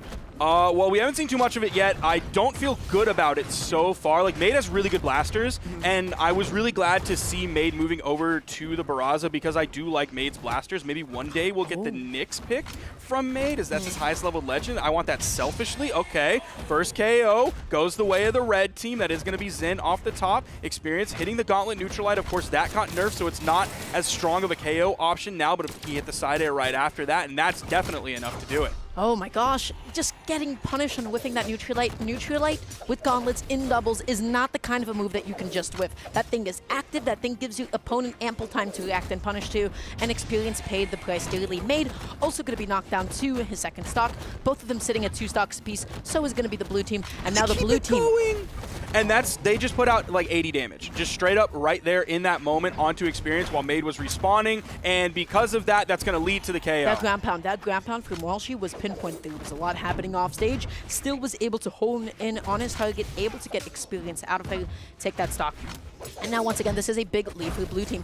Look at that. Zen might have not gone through the full follow-up in recognition and cognizance absolutely. of the guy behind him that's Yes. just about to attack him. He's like, whoa, wait, maybe I shouldn't do this. This The could be a bad thought idea. was there, but he flubbed the idea of what he actually should do. He knew he had to do something, but he didn't do the right thing based on experience being right behind him. He wasn't the character in the Marvel movie that's like, uh-oh, guys, he's right behind me, isn't he? Like he knew that, and he tried to do something, but experience was just I was quicker gonna and chose the right do it option. like a similarly corny like movie analogy. It's like a guy in a horror movie that's like, hey, there's a guy behind me, I'm gonna run, and then he just ends up falling in the grass, and then he's done. He gets knocked out. What's happening here? Okay. He would have pulled a Ted Beneke from Breaking Bad when he slipped on the carpet. Oh my gosh, Made getting 2v1 for a little bit there. Can't. Okay, you know what? Love that side air. Makes back on for just a second. But The Walshy- second swipe of the side air from Walshy makes contact. Oh my gosh, makes contact. Just barely. That was amazing spacing and everybody. That means Zen and Walshy knocking out Experience and Made out of the tournament. That's it. That was the final set of the Autumn Champs. Zen and Walshy going to be moving on. So we saw the swap onto the cross from Made, and I originally said I wasn't a big fan of it. And specifically the switch onto the cross, but I don't think that mattered at all. I don't think it was like, oh, well, the blasters nerf were the reason that Made and Experience lost that game. The cross nerf is the reason that Made and Experience lost that game. Last patch, they would have come out on top. Like, no, that's not the case at all. Zen and Walshy played so well at every single moment. Any time that they hit an opponent away and had 10 or 15 seconds, sometimes not even that much, sometimes 5 seconds. They were like, how can we maximize our damage on the person that's right in front of us? And they thought about it, they executed it, and they completed it. They maximized the damage output, and that was something that Made an Experience really not able to match as much. It was something that I pointed out at the beginning, that just like, you know, at the drop of a hat, the blue team is just able to pop out a 1-piece, 2-piece, 3-piece combo, and that's it. Doesn't have to KO. But then that damage just really adds up over the course of the game, and you can definitely see it with some of the differences in the numbers this entire set. They have just been constantly out-damaging them, so really, really good stuff. Yep. Yeah, and that being said, that means our elimination quotas is completely filled up at the moment. Java and Fakey will be going up against Boomy and Sandstorm. That's going to be a hot set, as well as Luna and Snowy going up against Zen and Walshy. Luna and Snowy, of course, being knocked down by Radish and Magdi, who are sitting in winners finals, playing against Anime Fan and Hideaway. So, everybody, that being said, we'll be back in just a couple of minutes with these next 2 elimination side matches. Don't go anywhere quite yet.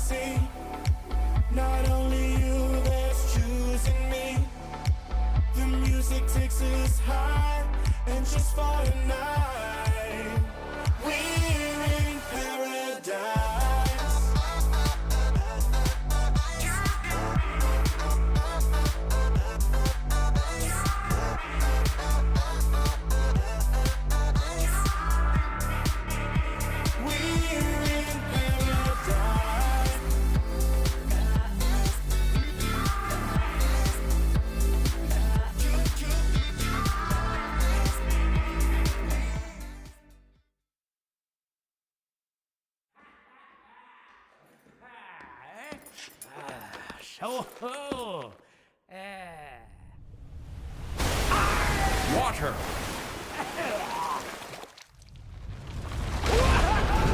Earth. Fire. Air.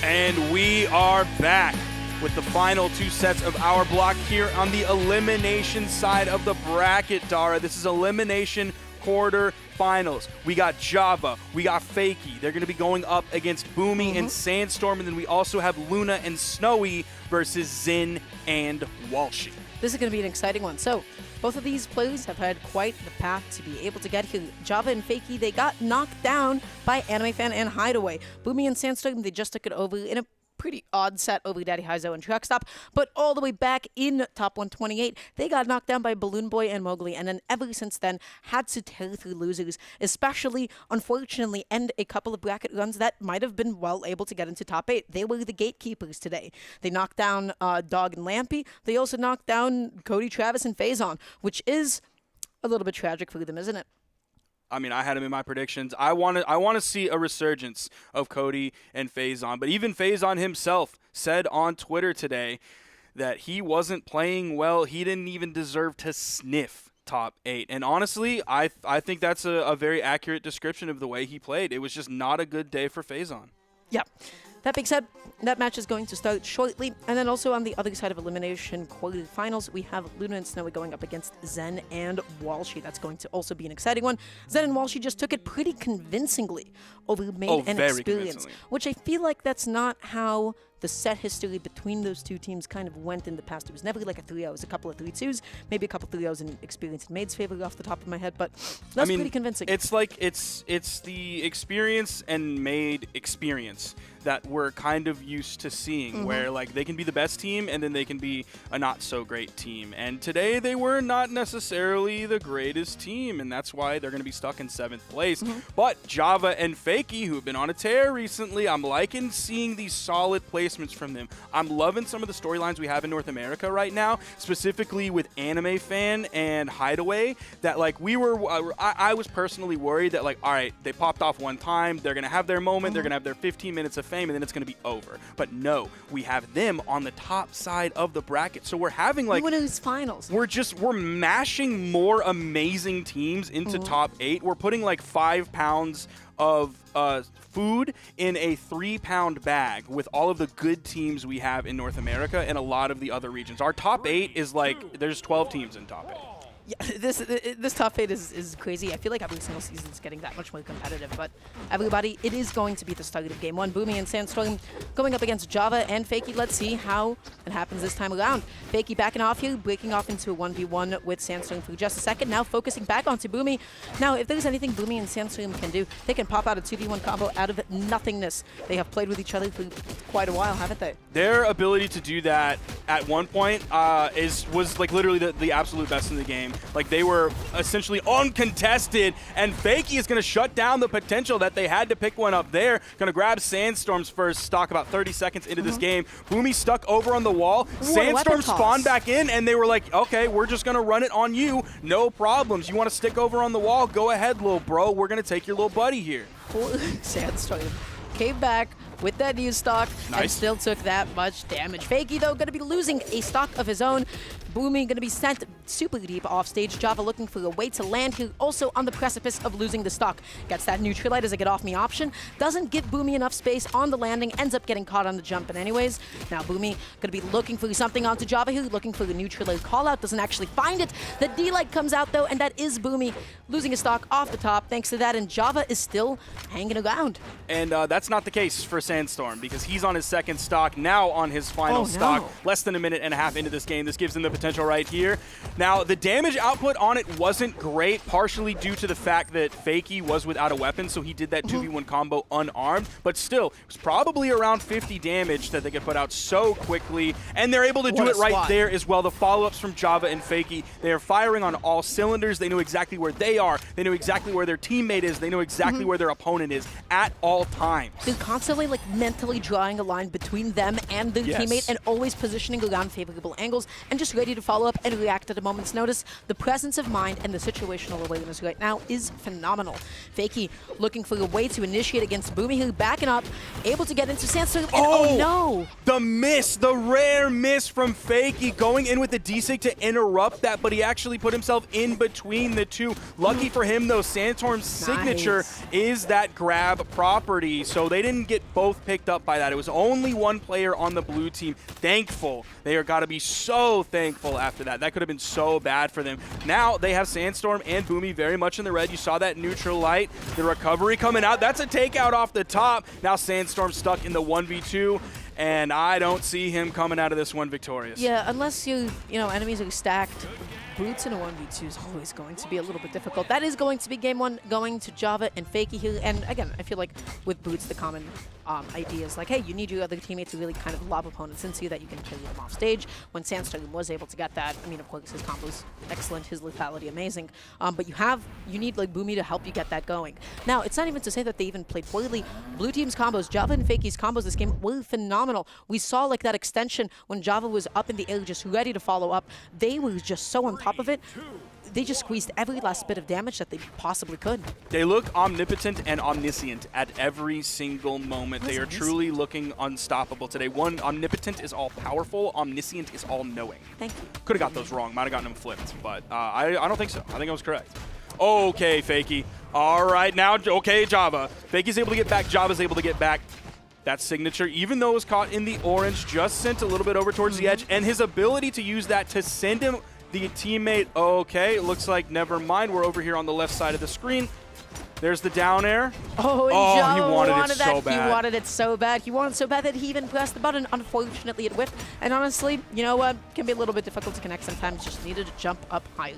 Java looking to catch Sandstorm right now. Able to connect that sider that is going to get that stock. Boomy crossing up with that dodge. Does whiff that signature though, and then finds himself off stage with no weapon, going up against a Fakey who is just threatening him with the position alone. And he went for the D-Light in-sig option. Didn't have the execution for it. Fakey was stuck down below, but no one from Red Team was really pushing on him, and Java was right there to relieve some of that pressure, act as that wall Maria, in case any Titans were pressing on. God, I'm so excited for the next, season 58 of that. Yeah, final season part 2, HD 2.5, remix 358 over 2 days of summer. And then we'll get like another hiatus or so. But at the moment, Boomy just putting Java into the blender offstage, but that interruption from Fakey was amazing. Recognized that his teammate was getting hit and then found himself helping him out in time. Fakey trying to get in there, Boomy with the swat away with the sider. Fakey offstage still. Who's it going to be with this interaction? They keep trading. The Spears keep trading today. And that right there, their ability, they even got the final hit. They got 3 hits on the Sandstorm there. Fakey's finally going to fall. It's just about 2 minutes into this game, so that was a very long first stock for Fakey, and he put in so much work during that. It's going to interrupt the recovery of Fakey. It's going to give Sandstorm enough movement to get back over to the wall. Okay, Boomy, oh no, almost overextending with that sider. Finds himself super deep off stage, but of course, it is going to be Gauntlets off stage. It is going to be Boomy off stage. Fakey! But Fakey, absolutely, with the denial with that down air. Wow. His timing, his positioning, he was threading the needle between both members of the red team, sending one down into the right, the other one up into the left, completely splitting them. Then Java came in with the sword, hit the side signature for the KO onto Sandstorm after they got Boomy. Sandstorm was getting hit a lot, not even allowed to get away with a single neutral leg before he gets interrupted. Let the man speak. I feel like he has something nice to say with his fists. I don't know. I've known him for a while. Who knows what he's got to say right now? Especially after the day that they've had. Who knows? It's Autumn Championship, baby. But might be singing a sweet tune here after they get Java completely take him out of the game. It's now Fakey trying to go for the big play there. He knew he had like just a few moments before the red team sounded the alarm and we're like, yo, we got to hit the 2v1. Now that Java was knocked out, Fakey still can't get over to a weapon. Nice. Almost Sandstorm grabbed not it. finishing it off with the side stick, but you know what? The idea was great. The idea was sound. Boomy looking for the D-Light. Doesn't find it quite yet, though. Sandstorm just landing back onto the stage. Fakey. Okay, sure, D-Light into the side. That's totally fine. He has not had a weapon for so long. The D-Sig there from Boomy is going to knock out, and we have a tied set here, Dara, as we move into game 3. If there was ever a team that didn't choke those, it was Boomy and Sandstorm. They will not be 2v1'd against under any circumstance. That being said, they took out that second game. They did a lovely job at it. That was almost Blue Team's game up until that final last interaction that knocked out Java. They were the ones that were in the lead up until that point.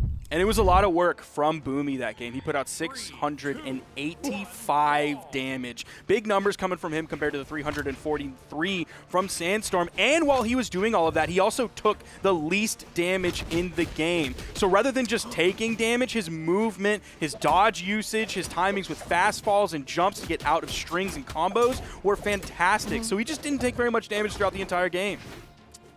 Okay, Boomy and Sandstorm, both of them kind of stuck on the platform for a second. Coming back down with the downer. Fakey looking for the D-Light pickup, ends up reading the wrong direction. Taking a look back at Java, throwing out the sword and picking up the axe as well. Fakey unharmed in that situation. Java dashing in there, not able to get the D-Light.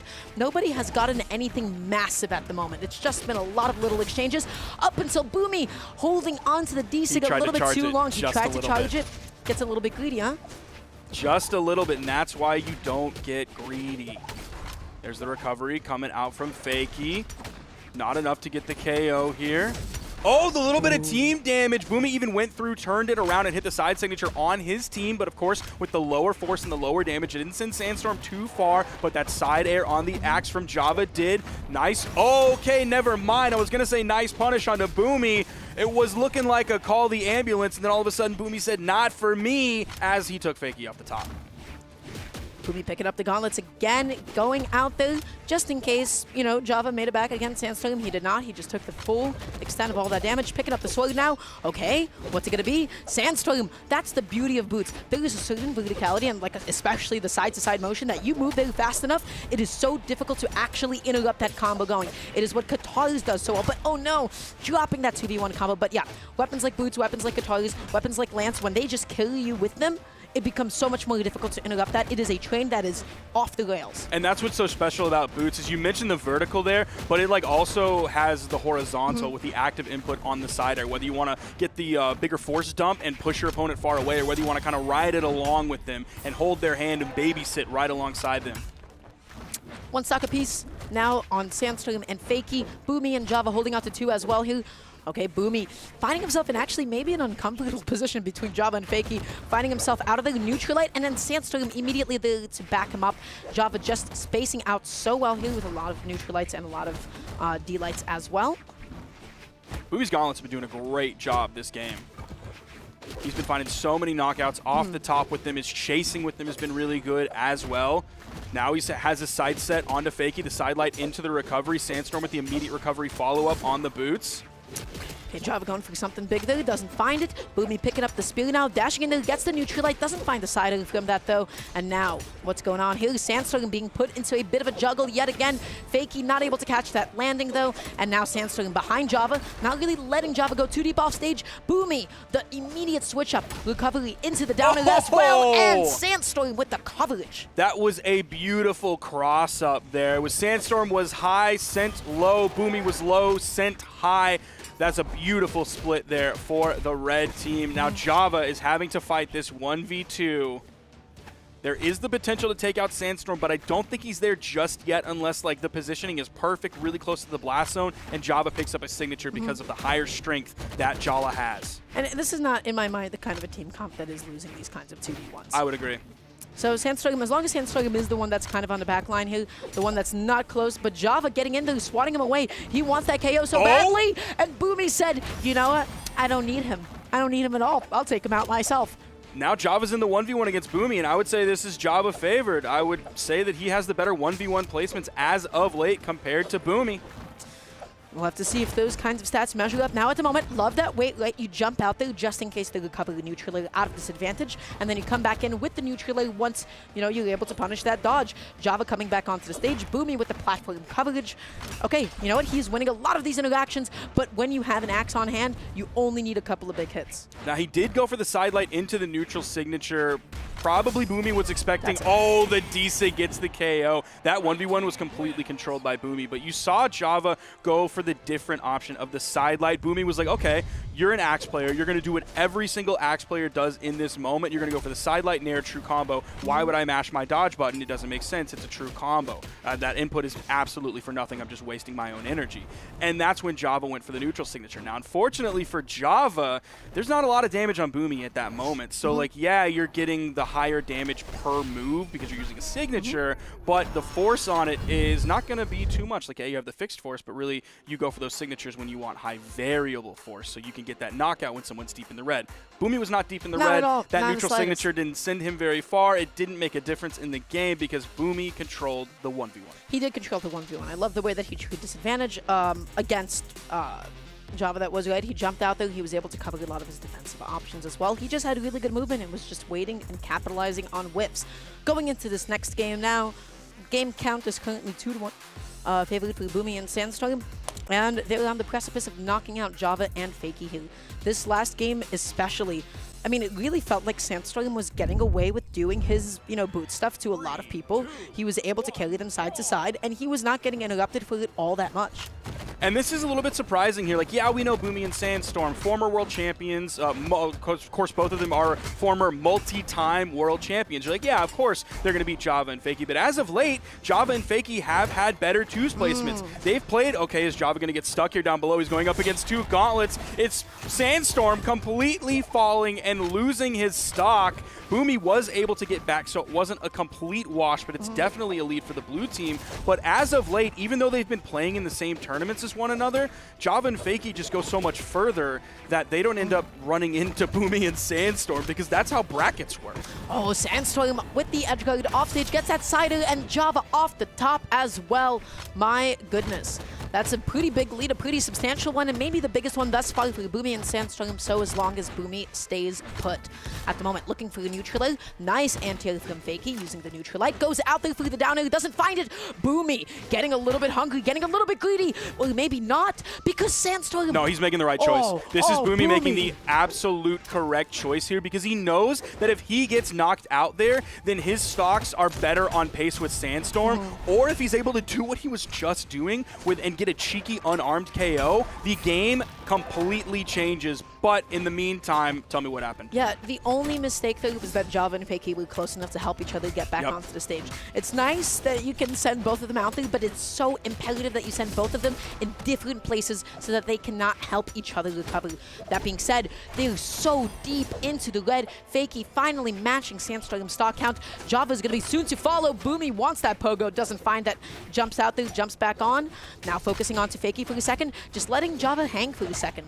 Oh no, maybe that was a mistake letting him hang. It was a little bit scary there because Sandstorm went down on a final stocks very early, but then the red team completely split blue up, and they weren't able to do exactly what you pointed out in the edgeguard situation, which was help each other. When you split them up to both sides of the screen, then you can just go to work. And then they kind of got back together, started putting the herd out on a Sandstorm. Now they're doing it to Boomy, taking him off of his second stock onto his final. See when the next weapon spawn comes in. Boomy going for the offstage gaming. Yeah, I do not know what happened to Sandstorm's second stock. It kind of disappeared before I even noticed it. And as a result, Sandstorm was on his last stock way too soon. Took way too much damage at the end. Boomy able to touch the wall, but at what cost? You just get jumped back into the axe. You don't even get to go out by your own terms. Java and Fakey keeping themselves in the set, keeping themselves in the game. This is going to be going to a Game 5. Boomy was really looking for, with the unarmed stuff that happened on the left side on his second stock, and then of course there towards the end, Boomy was looking for one of those moments that makes like a top player lose a game and then log on to Twitter and be like, unarmed is the most broken weapon in the game, someone needs to nerf that. Everybody's got Twitter fingers, don't they? Not me though. On tournament day, absolutely. That's one of my favorite parts of tournament day. You just like check the timeline and you're like, this person didn't do so well. Who's getting angry? I love it. I love to see it. Wrenched is one of my favorite on Tournament Day. He's not as bad anymore. He used to be real bad on Tournament Day. He was one of my favorites. Go get game Game 5. 5. Who do you have? Who are you thinking? I still got Java and Fakey in this one. I still got Boomy and Sandstorm. I think Really? that last game was going to be theirs. It just so happened that Sandstorm's second stock was gone a little bit too soon. But Red Team was the one that was consistently in the lead, and then that lead immediately disappears in the 2 setting once it becomes a 2v1. So as long as they manage that like stock difference a little bit better, we'll see what happens this time around. Little bit of follow-up there coming out from Sandstorm. Boomy's looking around for a weapon. There isn't a spawn on the field yet. One comes in. He grabbed it and actually got the neutral light right away. Fakey wasn't really able to follow up too much after Java hit the neutral light onto Sandstorm, so that wasn't a major loss either way. Oh, nice down air. Good save from Java there. Oh, the recoveries. Boomy's been so great juggling in the air with his gauntlets. I'm so surprised it didn't go for like a recovery, but it does not matter. Boomy with that immediate side signature. Java off stage, eating that side continuously as well. Still makes it back on, but I love that Sandstorm and Boomy were like, okay, it's fine if you make it back on. Our number 1 priority, sometimes more important than knocking you out, is dealing with your other teammate to deal a bunch of damage to them, because it's going to be guaranteed damage rather than like a 50-50 edge guard situation. They're going to be looking to deal with Sandstorm stock very quickly. That'll give him some room to push on a Boomy. That neutral light that hit Sandstorm was about to send Sandstorm into Fakey's recovery, but Boomy actually ate the recovery there. And because we know that grab property, we've been listening to commentary today, we've learned about that. Bow recovery has that as well. Oh my goodness, Sandstorm getting beat up a little bit, eating just a touch of friendly fire at the moment. Builds character though.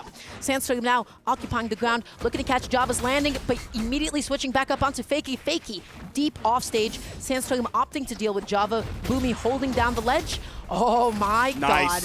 That signature that Sandstorm starts with, and then that neutral signature that Boomy follows up with, those feed into one another so perfectly. It's just the right height for everything to come through nice and easy. Boomy, though, put on a final stock. I feel like the individual play from Java and Fakey has been better, and then the team play together from Boomy and Sandstorm with tossing one opponent over to your teammate for him to follow up has been better for Boomy and Sandstorm. This is quite the game 5. It is. I'm glad it's going down this way. Last stock. It's about to be last hit at some point or another, unless somebody explodes out of nowhere. Sandstorm at the moment looking to follow up there, and then unfortunately jumping into Boomy's neutral light. They're not expecting him to press that, kind of killing a little bit of momentum for just a moment. Oh my god, Boomy eating a lot of hits there. That is not what you want at this point in time. Everybody's exchanging hits. Sandstorm trying to get something going. Java with the interruption. The recovery doesn't knock out quite yet, but good position for Sandstorm right now, backing off a little bit, just waiting to get something going. Java with the friendly fire.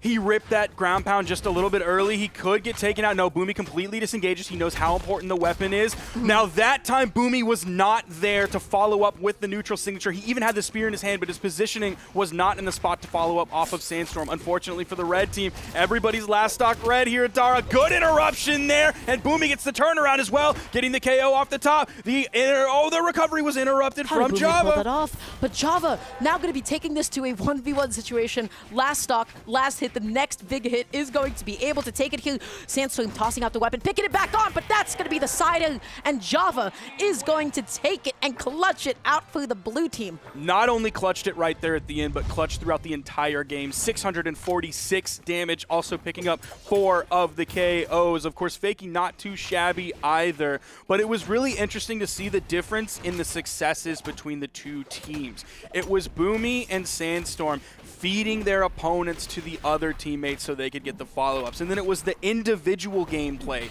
of Java and Fakey that was coming out on top of Boomy and Sandstorm. Those individual moments versus the 2v2 team play, seeing those two different successes kind of go along in parallel was really interesting, showing the individuality of these teams. Oh man, a little bit heartbroken, honestly. You were right about your prediction going into this one. Boomy and Sandstorm now going to be knocked out, and that just shows off like the volatility when it's like a last stock, last hit of a 2v1 situation. In fact, that's not necessarily your favorite 2v1 to begin with. When it's like super low damage, you're able to get a lot of really consistent damage combos out. You're able to really get a huge lead that way. When you're all so deep into the red, the biggest thing that you have to worry about is, hey, none of us are able to make a single mistake at this point. I can't hit my teammate at all. We have to make sure sure that we're occupying different space, that we're not stacked, that we're not hitting each other. There's a lot more things to consider. If there was ever a time to make a comeback, that was going to be it, and Java did it. All 2v1s are not created equal, and because of that, the opposite is true. Although technically, in actual like logic and the algebra of logic, I don't think you get to say that the opposite is true. But the opposite does happen to be true in this way: that all 1v2s are also not created equal. Some of them are easier than others. Some of them are all but impossible. But we've seen today that everyone is not impossible. Everything, well, really everything at the end of the day is possible, and I want everybody at home to really pay attention to that. You can do anything you set your mind to, including winning a 1v2. Well, I'm not at home, man. So, you know what? Well, I hope that too when you're touched by here that. in this studio, you feel like you're at home. You know, I was. Going into this next and final set, we have one last one coming on up. We have Luna and Snowy going up against Zen and Walshy. We have one last one.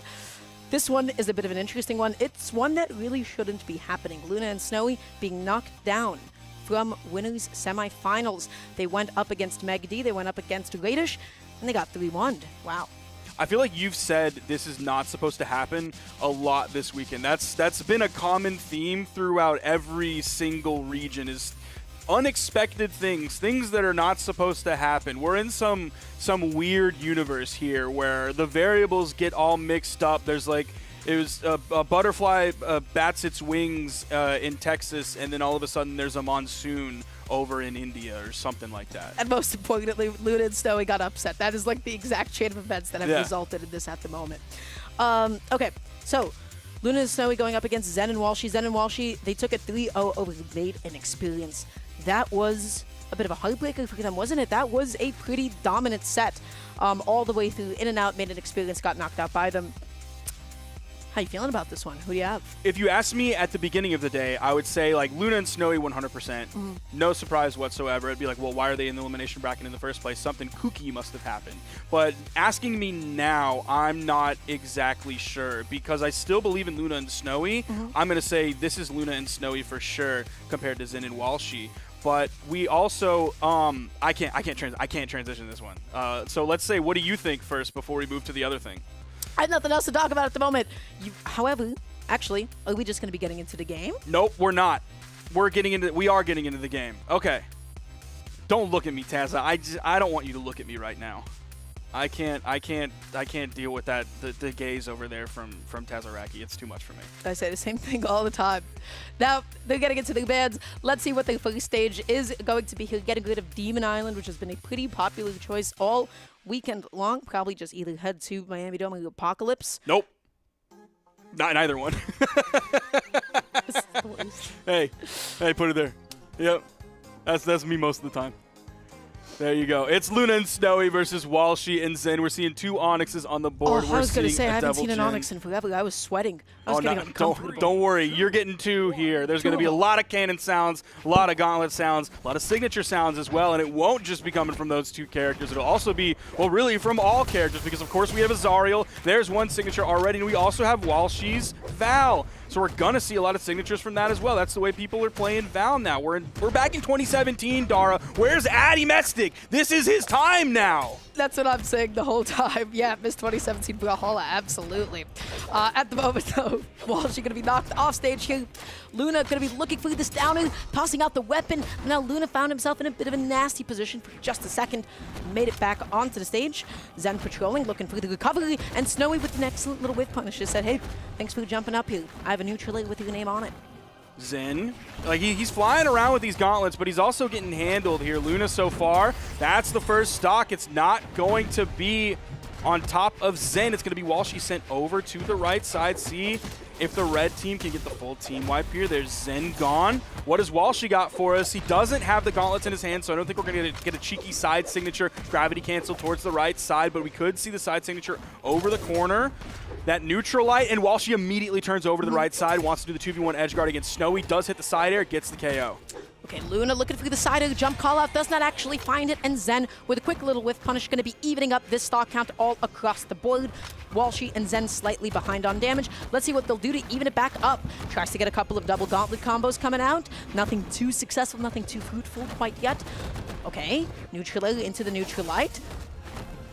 What do they got? Nah, Zen missing that pickup with the neutral leg. That would have been so huge. You would have been able to put him off stage. But Walshy, they're still popping it out of nowhere. You know what? I'm loving blue team's damage output. It's sweet. It's nice. Red team's doing a good job of staying even with them and actually just a little bit ahead at this point because of Snowy not taking the damage. He is still in the yellow, but Walshy and Zen, they were putting work onto Snowy. Luna comes in, they hit the side air, send Luna away, go back over to Snowy. They're like, they swatted Luna away like he was a fly. Like he was buzzing around while they were trying to get work done, slapped him down, completely dealt with him, back over to Snowy. And now it is Zen that is going to be holding on to the lead for the blue team. It is Snowy holding on to the lead for the red team. Who's going to lose the first stock? Or the second stock, excuse me.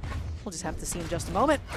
Okay, Walshy looking for the anti, he doesn't actually find it. Zen still somehow hanging on to this and interrupting that side sig, which is so important. Once again, that is the only weakness of that move. It is the amount of time that it actually takes for, you know, after the animation comes out for the final hits to connect. Zen coming in there with the recovery, knocking Luna out quite deep. Look at how damaged Luna is. This might be the fall of red team. Look at how damaged everybody is, Tara. This is crazy. Snowy gets taken out. Zen gets taken out. It's now Walshy and Luna back for the 1v1 for just a moment, but Luna actually going over on the left side is going to be stuck without a weapon. Zen kind of making his way over while also being present so he can follow up off of Walshy again. They swat Luna away like he is absolutely nothing. Go back to work on Snowy. They're about to take him out. That weapon toss, he does have Gauntlet Cider. He's going to have a dodge as well. Came off a cooldown. Neutral Light sending Snowy over to the edge. Still has Gauntlet Cider. Still has his dodge in hand. Now it's burned, but he'll have it back by the time anything happens. Oh, Walshy wanting to interrupt that a little bit, you know, misspacing that happens to the best of us. I mean, the only hope that Snowy has is to somehow get rid of Walshy, and that's not going to be that easy when you have Zen patrolling behind you, just keeping him safe as possible. Snowy waiting, biding his time, jumping into the neutral light, and Walshy closing out that game 1 for blue team. That was not, you know, a super dominant game for the blue team. It was pretty close up until the end, and then it became a 2v1, and then, you know, it was a 2v1 as predicted. Yeah, you're right. Luna got kind of swatted away. Yeah, he at that moment you take away the LUN above his name, and I think that's not Luna for sure. No way. That's somebody else that Snowy's playing with. That's how good Walshy and Zen played. It's not Luna playing bad. It's Walshy and Zen playing that good, making him look like a worse player than he actually is. Yeah, I love how quickly, once again, I keep saying this every time that I see Zen and Walshy on the screen, the amount of times that they're just able, in the heat of a battle, to be able to win that 2v1 engagement, to be able to start that kind of engagement, they just pick it up from any position that they're in. I mean, it's always excellent. And now I am noticing something, as the day goes on, the amount of times that we have allowed Deviljin, the amount of times that we've allowed Zariel to get away with a side signature has slowly decreased. Yes. People are not only not jumping into it as much, but they're also just interrupting it. They're stopping it. Dara, we're learning. North America. All the other regions always make fun of our education system, but look, we're learning. We're doing it. Right. Take that easy. And I can say that because I live in Louisiana, one of the worst educated states in the entire United States. I'm in New York. I got nothing to say at all. We're actually doing pretty good. Can't lie. Zen off stage, trying his best to make it on. Snowy focusing on Walshy, and Zen's like, okay, cool. You know what? You can hit my teammate. I'll use that as my opening to get back on. The side signature does come out. Walshy knocked down to 2 stocks, and now look at red team. They're looking relatively healthy. Kind of controlling the ground here. Luna just sitting on center stage, kind of splitting up the blue team. That's the win condition. We talked about it earlier. When you split up the blue team, they can't do their 2v1 shenanigans. They can't find those moments to follow up off one another. So if Luna, absolutely, if Luna's in the middle of the stage, he can send one person one way, then his teammate sends the other person the other way. That's how you handle Walshy and Zen. Oh, Walshy, though, you know, still can't handle that side light into the recovery. Snowy's free stock is going to be gone here. Luna almost out. And you know what? Luna just going to be holding out, making sure to clean this up as quickly as possible and get back into the swing of things. Snowy not going to get away with that neutral light, as Zen comes in with that D-light as well, interrupting it. Luna focusing back onto Walshy, Great but interruption. Again, that's what you have to do. You have to do those. And they're doing it now. They're not letting Zariel do that egregious damage output, the amount of knockback over and over with that side sig. And that's where you have to, like, in your mind, make that split-second decision as Walshy falls onto his final stock to split up. that they're able to do on the blue team is so good, but that's where you take that split-second decision. Oh, okay, they have something big here. Now, unfortunately, that's where the grab property is a little bit of a negative because it only picked up one person there, so it didn't grab both of them that they could continue into the 2v1 combo. Yeah, you can't really get like that super win-win condition, right, of having them stack, but luckily, you know what? It will pick the enemy at least one time out of all those, but it does give the other opponent the time to be able to react and then also punish you as well. So, you know, if you get them stacked, you better hope they have a teammate to back you up. Luna going to be losing out on his second stock. Snowy sandwich, nice. But does not matter. He gets that KO. Beautiful confirm, makes it back onto the stage, and now they want to punish Walshy, but you know what? Keeping it simple, not overcommitting off stage. Except Snowy does feel confident that he can push off stage because he was super red on second stock, has one stock to play with. Zen's gonna fall, and that's really not the person we expected to fall first. We expected it to be Walshy because he was so damaged, but that's where Snowy is like, yeah, I'm gonna push off stage. If I get the KO, I'm a legend. I'm a best player in the game. If I end up falling here, I spawn back in, I'm fresh, so if I get hit by these high strength moves, I'm not worried about it. I'm white, I'm yellow, it's not a problem. I can help my teammate quickly instead of being sent away for 10 or 15 seconds. I mean, honestly, at this point, the real tragedy was if it wasn't going to be Zen, it was going to be Walshy. Yep. Because they were both just stacked up on top of each other. So it really depended on which way he was going to drift. Am I going to choose you? Am I going to choose you? Somebody was getting hit. Somebody was losing their stock. And that person just so happened to be Zen off stage. But no matter what, blue team was going to take a punishment there because when they're both recovering from the same exact axis, they have no mix-ups. They don't have enough resources at that position to stall, to delay, to really think about this one. They have to make it back on, and they have to touch the wall. Guess what Zen didn't do? Touch the wall. He didn't touch the wall. That meant he didn't reset his jumps. Even though he got his dodge back eventually, like he's all the way down there. He's off screen. You're going to get that little whoop of movement, and then that's about it. You're not going far enough. Not at all. And Snowy and Luna take that game reasonably confident. It seemed like split up. You've got to do the divide and conquer. That's the most important method. I'm going to put y'all on game here. You want to go up against Walshy and Zen? Split them up. I say the same thing all the time. Thank you for quoting me. Zen currently looking for an opening with Cider. Okay, just going to be eating a D-Light from Luna at the moment. Okay, nice little combo, but such a good interruption from Snowy getting in there in time, helping out his teammate. Okay. Okay, Luna. Just, all right. Luna. All right, is Luna looking like a bot there for a second, just signaturing across the stage. Looking like when someone DQs out of a free-for-all game when they end up losing their stock very early on. Yeah, it's you know, it's really nice in the heat of battle, but man, this is it. This is finally the moment. They're People swatting are Luna away punishing like a fly. Zariel's side stick. Wow. They're making him look worse than he is. Let's see if he can turn it up here on the second stock. At least for the red team, everybody is in the red, so they could get the full team wipe here. Snowy going in, went for the D-Light into the neutral light. An interesting choice when he hit the D-Light from reasonably far away, so unless like Walshy dodged in, which he wasn't going to do there, that neutral light's not going to pick up. Okay, Luna finding a neutral light as well, sending Walshy super deep off stage, and they'll just let him back on because Zen spawned right there with him to help him out. The recovery does come out. Snowy knocked down to 2 stocks, and at the moment we have to take a look at Walshy and how he is staying somehow on 3 stocks. And it might not last for too long at this point, considering he keeps going back to Luna, but the neutral light didn't connect. But Luna with the offstage reversal, I've seen those all day long. Oop, I'm behind you. Okay, I have a side. That's just what gauntlets do sometimes, don't they? Went for the big offstage engagement, though, hoping to find something big while Luna was in the orange. You grab a neutral air, you burn some options, you hit a ground pound, and then he ends up falling and losing his stock. There was a ticking clock. That was going to be gone eventually. Might as well, you know, try to go out with a bang. And, I mean, we got a cannon on the field, so we got a lot of bangs coming out. Actually, we got 2 cannons on the field, of course. There's a bang right there. You know what? I wouldn't have noticed it unless you pointed it out. Thank you so much.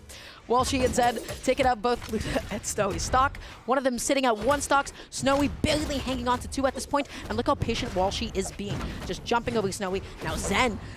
Oh my god, what a spike. That was huge. And going to be finishing his food as well, cleaning up Zen's second stock. Good confirm on that ground pound, and Snowy picks up a weapon. I'm actually really surprised that didn't KO. They do eventually get the stock anyway, and Snowy, he's the one surviving on his second stock. All of a sudden it falls right there. He's very much in the red. Walshy and Zen. Everybody is on final stock here. Everybody's reasonably even. Luna maybe attempting the edge guard here. It was 2 gauntlet players over on the right side, but Luna disengages. Maybe wants to go help Snowy out, or maybe wants to try and force the blue team even further apart because they were too close to one another. Okay, huge side stick that time around and able to convert off of it as well. Just really maximizing the damage output. Right now, the red team has a very slight lead, especially when it comes to this positioning. Snowy and Luna looking really comfortable onto the stage. Now, that time around, the grab actually just gets one of them, but then the hitbox comes out, hits the both of them. Luna with the D-Light into the side as well. Does Zen have any hope of making it back? I mean, it's quite unlikely, isn't it?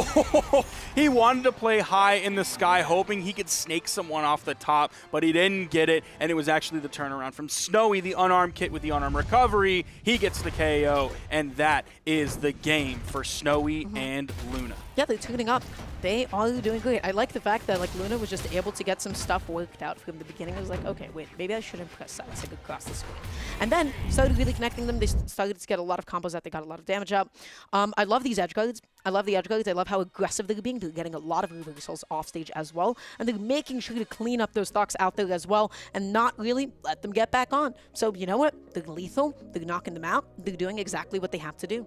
This is Luna doing 575 damage, taking 527. He's throwing out 15 signatures, as you should, as a Zarya player, hitting 33% of them, which means 5 are hitting. A lot of them are ending up in KOs as well. He's out here thinking, after he got swatted away like a fly, that everybody had amnesia. They forgot. He is him.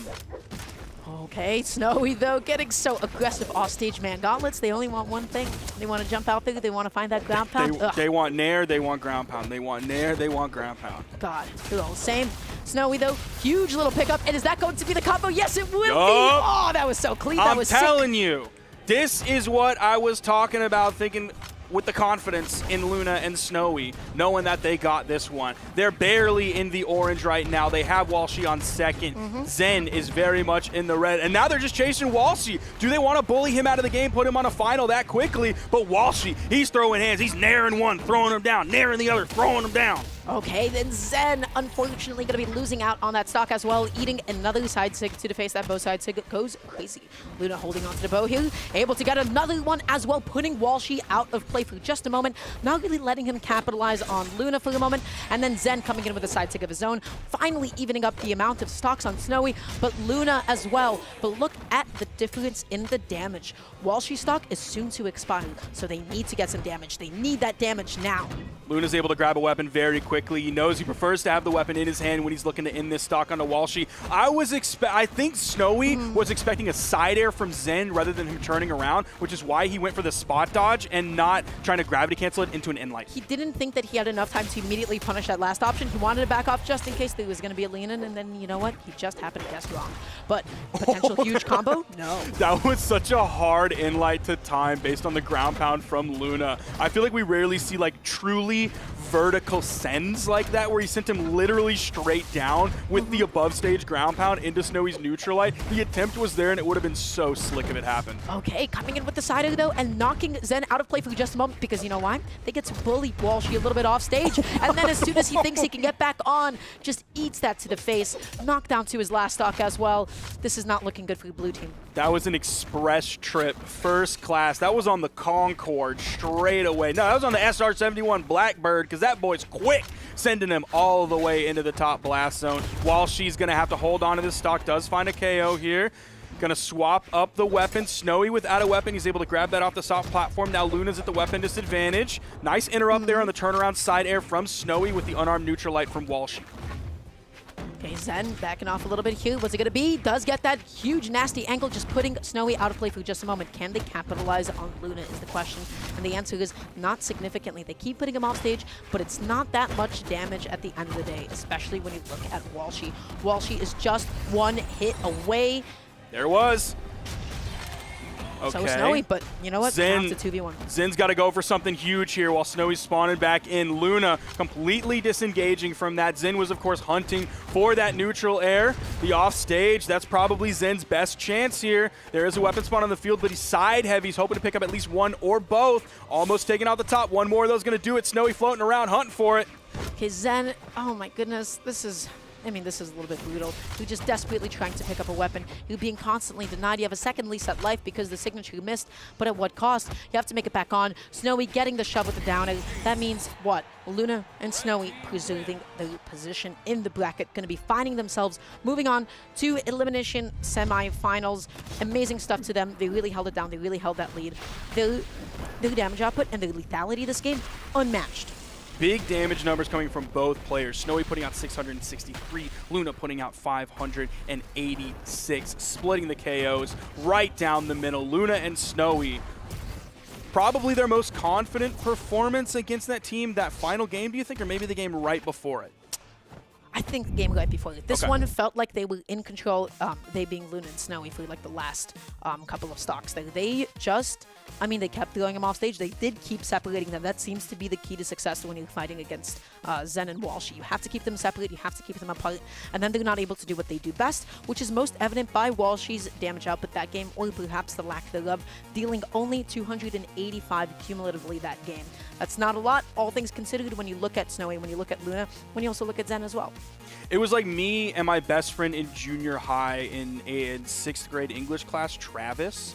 If you put us together, we were farming little W's all day. We were cracking up the class. We were incredible. We had a tight 5 that we were crushing every time. When you split us up, like my teacher did, I was about to name her, and you probably shouldn't do that. But she would split us up. She wouldn't let us sit next to one another because we were too good together. That's what you did with Walshy and Zen. Now, unluckily for her, I was still crushing it as a solo act as well. That was something that Walshy and Zen were unable to do. Snowy and Luna were a better opponent than my 6th grade English teacher. I never thought about it that way. Thank you. Hey, man, thank you so much. Really appreciate that. Okay, guess what? I think that'll actually conclude it for us tonight. That was going to be the extent of our block. We'll be swapping it on over to Duke and Taza as well to take you through the rest of the top 4. We have some exciting matches coming on up. Would you like to give us the gist? What do we have coming up? Absolutely. We are now going to be getting into our top 4 after the break. On the top side of the bracket, in the winner's final spot, we have Radish and Meg D versus Anime and Hideaway with another amazing repeat performance. Those two teams are guaranteed top 3, Dara. Then on the elimination side of the bracket, we have Java and Fakey versus Luna and Snowy. They are guaranteed top 4. The loser of that will place 4th. The winner of it will move on into the elimination finals with a guaranteed top 3 placement as well. It's going to be some exciting stuff, especially that winners finals match is just totally unprecedented. Radish and Magdi up against Anime Fan and Hideaway is going to be a set for sure. Everybody, thank you so much for watching and listening to us talk about video games. Taza and Duke will be taking away top 4 in just a couple of moments, so please stay tuned and have a good night.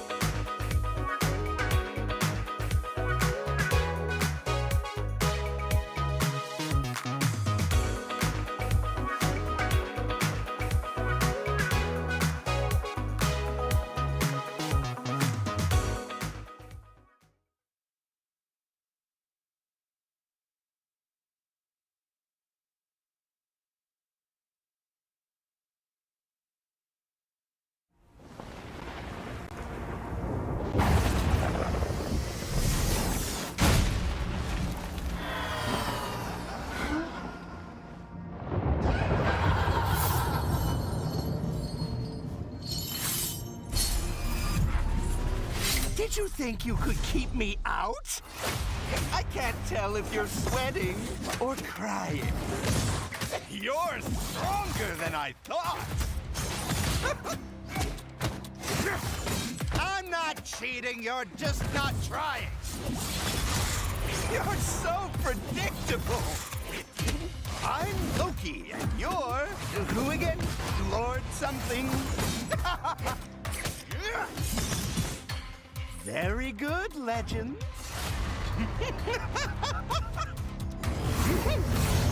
I think he likes you.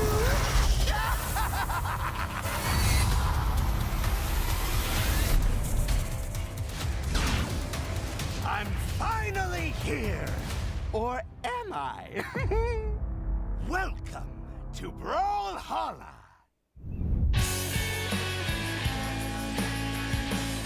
We're about to get into the thick of it here as we're getting into the top 4 here for the Autumn Championship North American action. But before that, I got to point out that during that trailer, Taza specifically moved my apple box further from him, which is kind of messed up. I moved it to you where were like, get Toast further wants. away from It's because every time Dara's on the box, it gets closer to the Sparky like by 2 feet.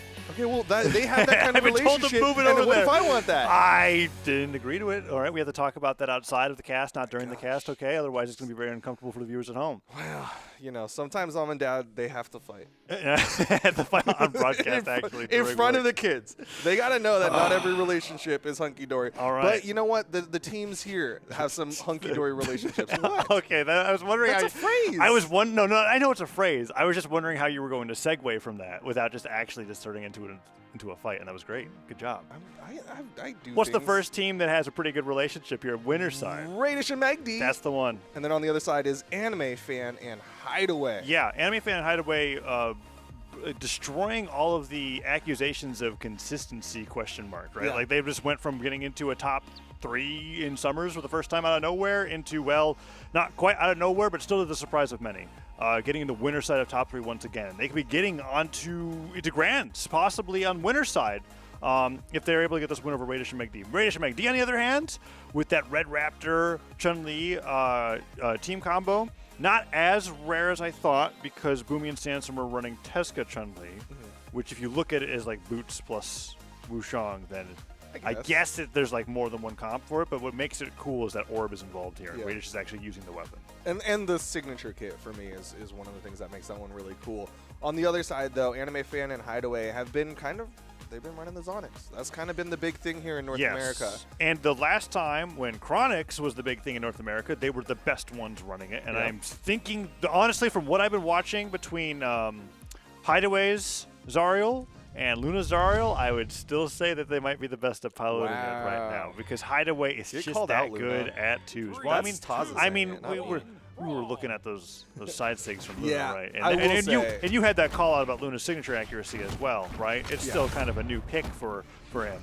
So going into game number 1 here, this is winners finals. Let's see how Radish and McD do against Hideaway and Anime, who have already 3-0'd the team that stopped them from winning the summer championship. Well, they're looking to get into the grand finals here and potentially win the autumn championship, the final open event here for 2023, the final open seasonal event for 2023. So far, solid start for the red team. They've gotten Radish into the red, but not really looking for that KO just yet. Yeah, weapon throw goes up from Anime. Nice neutral light. Tried to get the neutral stick follow-up from Hideaway, but he did not find it. Sidelight Sair accidentally hits Hideaway, and now all the damage across the board is going on the 3 players on the screen. The one that it's not going to is Meg D, who's still rather healthy and waiting for that combo starter. Nice gravity cancel delay into recovery. Can they get a revenge knock on Anime? No, instead a team combo where the down stick just barely misses. I mean, Anime had to fast fall down to get that unarmed nair just to try to get that combo to do a little extra there, and it worked out as they got Meg D into the red. Recovery not going to quite finish off Meg D's stock and join Radish, but still good damage done. Recovery hits, Chase dodges straight down to see if he can get a fast fall read. Anime still holding on somehow, and then the falling Sair to get extra damage on the Meg D's first stock. Pretty huge, but the neutral stick will finally take out that stock, and Meg D neutralized the other way. It was a bait. Yep. It was a bait to get Hideaway to try to punish, and that D-Light side air goes into an, I thought it was going to be the edge guard, but no, he makes it back and then gets the dare and then does a ton of damage to Radish. I mean, both of them end up getting to hold on to their stocks, but like you said, Radish has been the target here, taking the brunt of the damage coming out from this red team. Meg D in the red. He's at that point where you can start just hitting them with soft attacks and then going for Radish. Yeah, and one of the softest attacks that you can hit with knockout with Unbow is the neutral air, and recovery goes over onto Radish, and that's a double knockout. Hideaway dominating on Zariel, gets the team combo to the down stick, and then the weapon throw attack on just a little bit extra damage, and look at that, Hideaway gets one more recovery before finally being shut down, and Meg D and Radish are struggling to deal with the Zonix coming out from this team. I love that weapon toss from Hideaway, because that was definitely a practice combo, and they're like, well, I don't know what to do else after this. Let's get an extra, 2 damage with this weapon toss. Oh, and the dash jumping, dash landing across the stage, falls with down air, whiffs it, sidelight slider into side sig. Radish and McD have that team combo set up so well. And Hideaway might go down to 1 stock here. He's sweating. Gravity cancel N6 just barely misses the stage, and then the team combo on Anime means it's down to 3 stocks to 2. Radish and McD bringing it back real quick. Oh man, I was watching Hideaway try to touch that wall. Meanwhile, blue team was watching themselves take out Anime. Anime now on his final stock, but still red team might get Radish. The blue team did the right thing, and they saw the sweat beads and went, we don't have to watch that. Like, it's cool that they got the stock. Meanwhile, me and you were like, whoa, they got Hideaway pretty early on. Oh, Meg D goes down. Radish running for his life. Fails at that. Neutral light comes through, and Hideaway almost gets the side air, and Anime, there's the stock. Meg D now in a 1v2. And it looks like they're going for the double gauntlets for the combo. Who's going to get that opener? Both of them trying to start off with the neutral air, but instead it's the neutral light, down air to follow up a Meg D. Whoa. Almost turned that all around onto Hideaway. Completely respect it. Red team doesn't go over for that edge guard there because the one way Meg D wins this is an edge guard in a 1v1 on the side of the stage. Gauntlet's reversal potential with that nair, so fantastic. Sarah's coming through here, and Hideaway and Anime are perfectly fine waiting out the wall slip. Oh, little preemptive there with that down signature.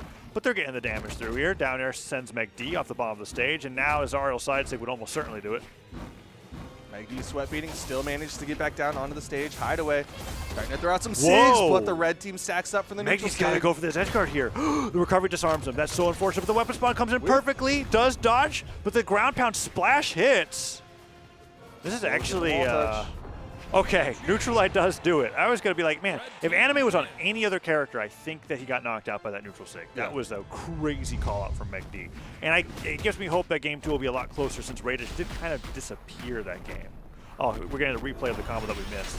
Gets that downer into neutral sig. Into neutral sig. It's actually so awesome that combos perfectly without McD even having to jump. Especially because like that neutral sig from Chun-Li or Wu Shang, it doesn't hit as high as like a lot of the other neutral sigs. Like it doesn't always catch somebody who's jumping. But we are seeing a swap here. Radish no longer on the Red Raptor. It's over to the Tesca. Okay, and now I'm realizing that this was more of a Boots plus Chun-Li team comp than it was a Red Raptor plus Chun-Li, right? Because we saw this from Sandstorm and Boomy, and this seems to be a very North America specific pick, other than when we see West playing in South America. So this was what Radish had built a lot of his Boots experience on before Radish, before Red Raptor came out. So let's see how this plays out. I'm wondering what his thought process is here. Okay, he does get that side air, but man, once again, Radish still taking a lot of damage. Gets that side light, backs away. Nice side air off the follow-up, and Megdy's going to get that side sig. Hideaway's in position. And I thought that weapon throw was going to be enough to throw him off. Team combo, goes in for the side air once again, down sig into end sig. Now, that was Red Raptor. I think that just knocks out. But you know what? Radish does get the down sig afterwards, and the D-Light side air onto a Hideaway who had already lost all of his jumps. Is going to give them a 6-4 stock lead. You can see Anime respecting this blue team, staying as far away as possible. Hideaway's back in, so Anime is going to re-engage. But Radish, downlight turnaround side air, gets a ground pound to follow up off of Megdy's hit there. Ooh, Sayers through, gets hit by that side light, neutral light, team combo to down signature, into the down sig again, into the end sig, and Radish continues with that side air off the down light. Some friendly fire accidentally coming onto Megdy. Go for it, why not? And maybe that's why. Yeah, that might be. Well, look at how much damage they got during all of that, though. Anime with a great punish to at least kind of stop what was happening there. But man, Megdy and Radish have gotten so many combos onto both red team members. Yeah, the thing that Radish is so good at, he just went for that pivot Sair there, right? But like, I'm realizing more and more the strength of Boots is that it does just combo two people at once. And that's like where it's really coming through here. And the neutral the side's like, how does Megdy never drop a follow-up? He's so good at doubles. Sticky hands. It's like the longest yard. It's that like glue on the gloves. You don't get that reference. I don't get that reference. Nope, didn't get it at all. Sparky is out there not smiling and nodding his head though, probably, right? Hopefully. Oh, neutral light into the side light. Tries to go in for that down light, and they're just comboing Megdy in the air with that cannon neutral there. Nice job disarming him. Side light, here's the neutral light, side air again. Megdy with the chase dodge up, trying to stay in position there, but man, this blue team's so good. Oh, the Sair back over to Megdy, but he doesn't pivot the side sig. That's one of the rare drops that we've seen from team combos from him so far, but the damage has still really come through nicely. Radish falls to that side air, could go down, and it looks like Hideaway and Anime are actually more preoccupied on keeping Megdy starved of a weapon than finishing off Radish's second stock. Well, they'll still get it as the downlight recovery will connect everybody onto the final stocks. Red team has an opportunity here. You can see Megdy, once again, does not want to get caught in any 2v1s. Gauntlets picked up for Radish. Does avoid one side air from Anime, and Anime goes high. Megdy trying to land, gets the recovery, accidentally hits Radish, and Radish has to throw his weapon down just to be able to land. And then the down air neutral light's coming through. Red team just barely dropping a team combo, but the damage there is still good. Blue team's barely touched the red team since they've gotten onto the last stocks here. Oh, Anime really trying to grab. He knows he is the least damage between the two. Radish takes advantage He falls into the Sair. And then the stuff recovery effects come in. He tried to go save him, and then he just gets sucked into the move, and now it's a 1v2. Radish goes off the side of the stage. Nice. Megdy gets spiked. Anime in the 1v2 takes one. Can he take the other? Yo, Radish, though, is healthy, comfortable on the Tesca as well. Sidelight connects. Well, Anime with the dodge away, not going to get caught by that down sig. Does he switch over to the gauntlets here? He wants to stay on the boots. Cannon picked up. Dash jumps forward. Dash lands away. Sidelight gets punished. Dare Nair connects, and Anime. Yeah, that was fast. The down sig connects, though, and he is out of there. Onyx's defense not going to save you from the power of that move. Down sig just sends him flying off to the right side of the stage, and that's going to be game one to Radish and Megdy, which was honestly looking like a fantastic comeback from Anime and Hideaway. Like, they were significantly behind. Look at the game state here. It was only when, was it Anime landing and doing a pivot end sig here? Is that what happened? Yeah, comes up recovery. Okay. Cannon recovery sends everybody flying. Yeah, end sig would not have, would have reached in time, and also maybe it was taking too long. I have a question for you, Taz. Okay, go for it. What weapon, other than boots, can you reach out with something like downlight and still get a turnaround move to send to your teammate? It's the only one. And that's why Like, the only one that I think that's guaranteed. Yeah, this is so good for Radish because he's hit that a lot, where he'll get the downlight as somebody's trying to get away from him, chase dodge, turn around, side air, and suddenly it's a team. I combo. have seen Hammer do it. When Kinda plays Yeah. Hammer, he'll go out for those like super deep gravity cancel D-lights and the pivot stairs. And sometimes I'm not even like totally sure if it's true. He makes it look like it is. But with Boots, it's been a consistent setup. Like he can just drift, pivot this air in the midst of the jump, and he gets tons of follow-ups. Now we've got a team combo here happening in the middle of Fortress of Lions. Everybody splits up. Gauntlets, I think, on everybody except Radish. Yeah, currently booted up. But it does seem like that in North America, double gauntlets is reigning supreme in this entire top 6. Downsig comes through. He tries to go for the team combo with Meg D, and Meg D doesn't pivot the N-Sig. I like the decision there from Radish. Oh, couldn't interrupt there, and I think Anime also caught off that. Yeah, because he like went forward and then up and to the Yeah. right, so they just went flying. First stock goes over to red team, and Meg D drifts off to the left side of the stage as to not put Radish alone. Radish goes to the wall for safety, and Meg D's going to wait for that weapon spawn. What's he going to find? Gets the team combo off the unarmed nair. Can't believe it. Doesn't knock out, but that was still really well played. Quick burst of damage. You can see Hideaway trying to steal this stock off of Radish. Radish comes back down as Meg D with the neutral sig gonna split. Oh, the 2 neutral sig damage. too high. 2 damage. He needs the gravity cancel in that case, and Meg D wasn't ready for that one. D like ground pound into Sair from Anime. What a nice combo. Puts Radish deep into orange already, and they just can't get these knockouts. Recovery finally finishes off Hideaway there. Anime with that weapon toss down helps him get back onto the stage, but like you said, Radish getting hurt. Falls that sider, but yes, he is quite hurt here on this second stock. Hideaway using all of his resources just to wait for Anime to come back to the field, but once he sees that team combo starts, he's got to get in there and interrupt them even while he's unarmed. N-Sig doesn't catch him out of the air, but the Gauntlet Nair does. And Anime goes to reposition high in the sky to see if Hideaway can send them up towards his way. Nothing happening here for the red team just yet, but Radish is the weak link on this team. Let's see what happens. Definitely hurting right now. Hideaway with that chase dodge recovery. Whoa. Goes for the ground pound to catch that fastball. Side stick of the stick ground pound. That was really quick from Radish to be able to do that jumping ground pound to get that to connect. Avoids that sidelight narrowly, but then pivots the ground pound and doesn't punish Anime. Grabs him.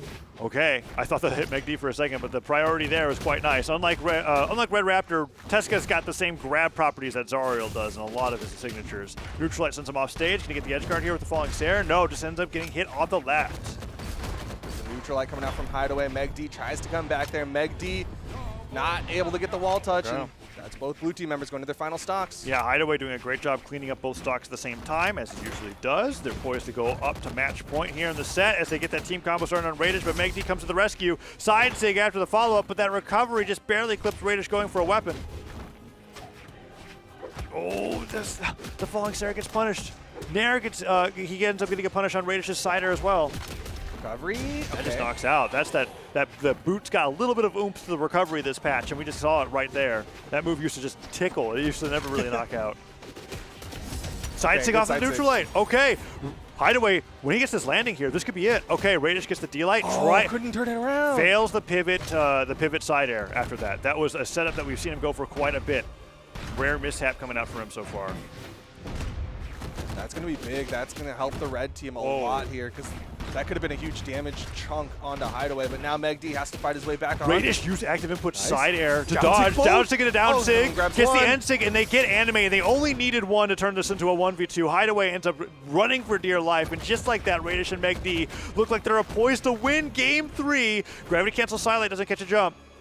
What are they going to do? Oh, recovery doesn't hit.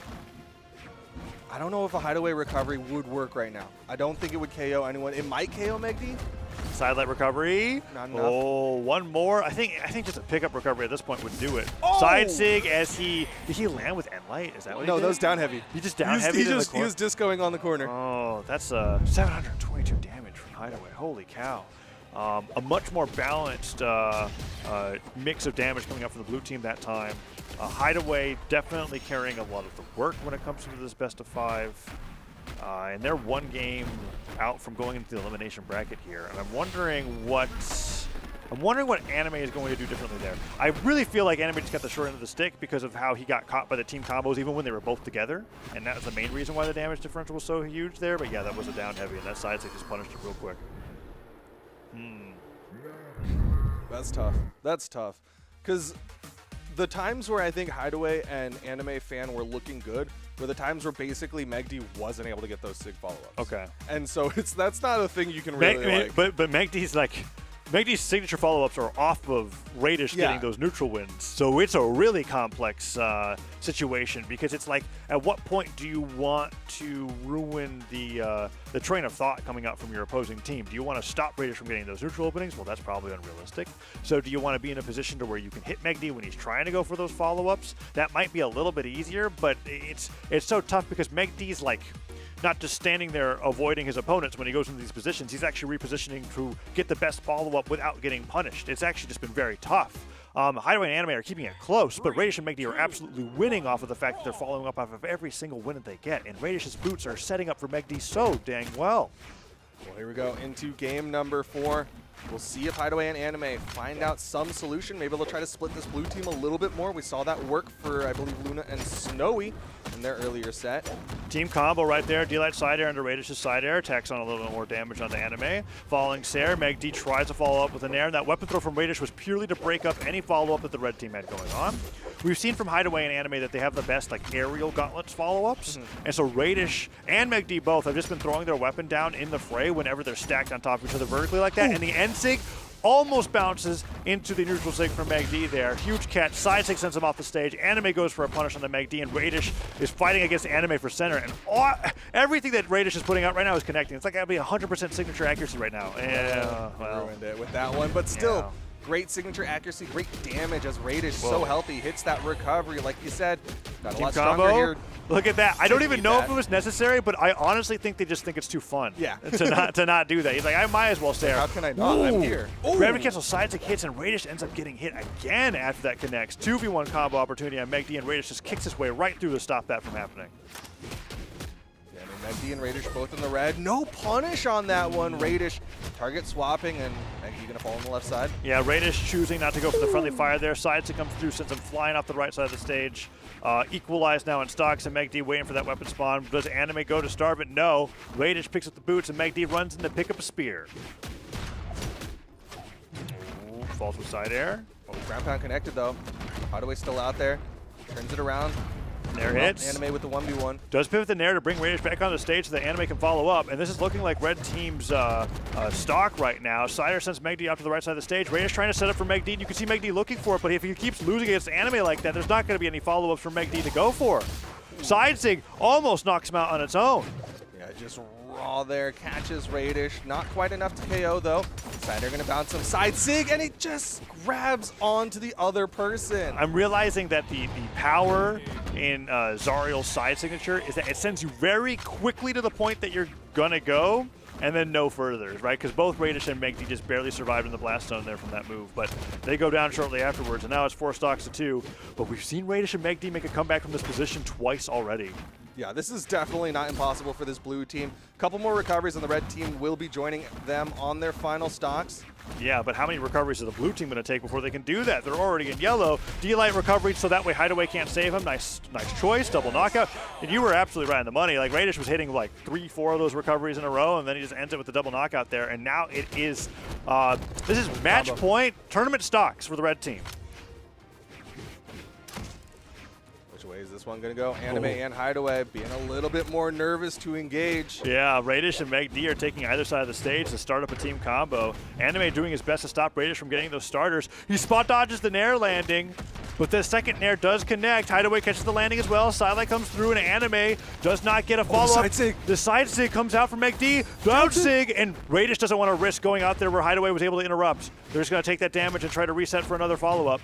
But I think they're at the point where like a single hit follow-up into a Tesca down sig could knock out. Is that going to be it? You start. Oh, he dunks Radish and Megd's in the 1v2. Thought it was going to be a trade, but instead it's a dub. 2-2. This is going to game 5, Taza. Yeah, and this is like, we were talking a little bit about this before top 4, where I feel like all teams in top 4 for North America right now could be going to Game 5. It's this back and forth with everybody that's in the bracket right now. And I think that Anime and Hideaway overall are doing better with their damage per second, which is not something that I normally think of in Brawlhalla. But I think overall they're constantly damaging Megd and Radish more than Megd and Radish are damaging them. But the burst potential of Megd and Radish is what's carrying them into these wins. I see. So like so it's like a dot versus like just flat damage. Yeah, and so like when Radish hits, Megd's going to make sure that Radish hits hard. But Anime and Hideaway are constantly hitting while Radish and Megd are looking for those setups. Yeah. And that game ended up coming out on top for the red team, and then we've basically just had a 50-50 chance back and forth. So now it's going to be who's playing better to their game plan against their opponents. And I'm really excited to see what that's going to be as Radish and Megd open up with what was supposed to be a team combo, and now Radish doesn't even go for that edge guard there because he'd rather be ready to play off of Megd. Yeah, the team combos are definitely a huge part of this blue team's game plan. As the side air will connect, but Anime healthy enough to not get launched into the nair from Megd. Neutral connects Megd with the fast fall down, and that's a nice 3-piece on the Hideaway. Yeah, it gets a little friendly fire on it, but it was worth it because Megd only took one of those 3 hits. Falling side air, tries to reset back over to Anime. Nothing gets started there. Second hit of the sidelight comes through, neutral light into side sig, and the best part about that move is that it actually moves Megd to safety. And then he does the pivot stare, and then the side sig connects and ends up hitting them with both of those kicks there. What an awesome conversion. And it was off of that D-light pivot stare that we've been highlighting. And Radish has been hitting those. He's definitely clutched up for that, and now Hideaway comes in. Gravity cancel, down like ground pound onto Megd, but immediately punished for it. It truly is a unique combo in twos. Boots, being able to do that, it almost feels like an aerial grab because you can choose which direction you want the stare to go. Look at him go! Does get interrupted by that side signature there, but succeeding with that downlight opener so well. Radish finally gets the boots knocked off his feet. Can he make it back? He can't. Ground pound takes him down. Megd could follow shortly afterwards. The Hideaway here. Oh, but the Sair, the ground pound. Has to chase dodge up. Nice delay for the Sair. He could turn it into a stock here. Radish went down to finish the stock, and he wasn't expecting Hideaway to be so aggressive. Radish gonna full disengage, back onto the boots now. He can start going for more setups, but the red team did a great job fighting their way back into this one. Oh, the side air into neutral sig though, and Megd having those explosive follow-ups. They've been getting them more and more here in the Fortress of Lions, and this is where it counts in game number 5. Hideaway now on tournament stock no matter what. Anime most damaged on the red team, and getting hit by that spear recovery is not gonna do him any favors.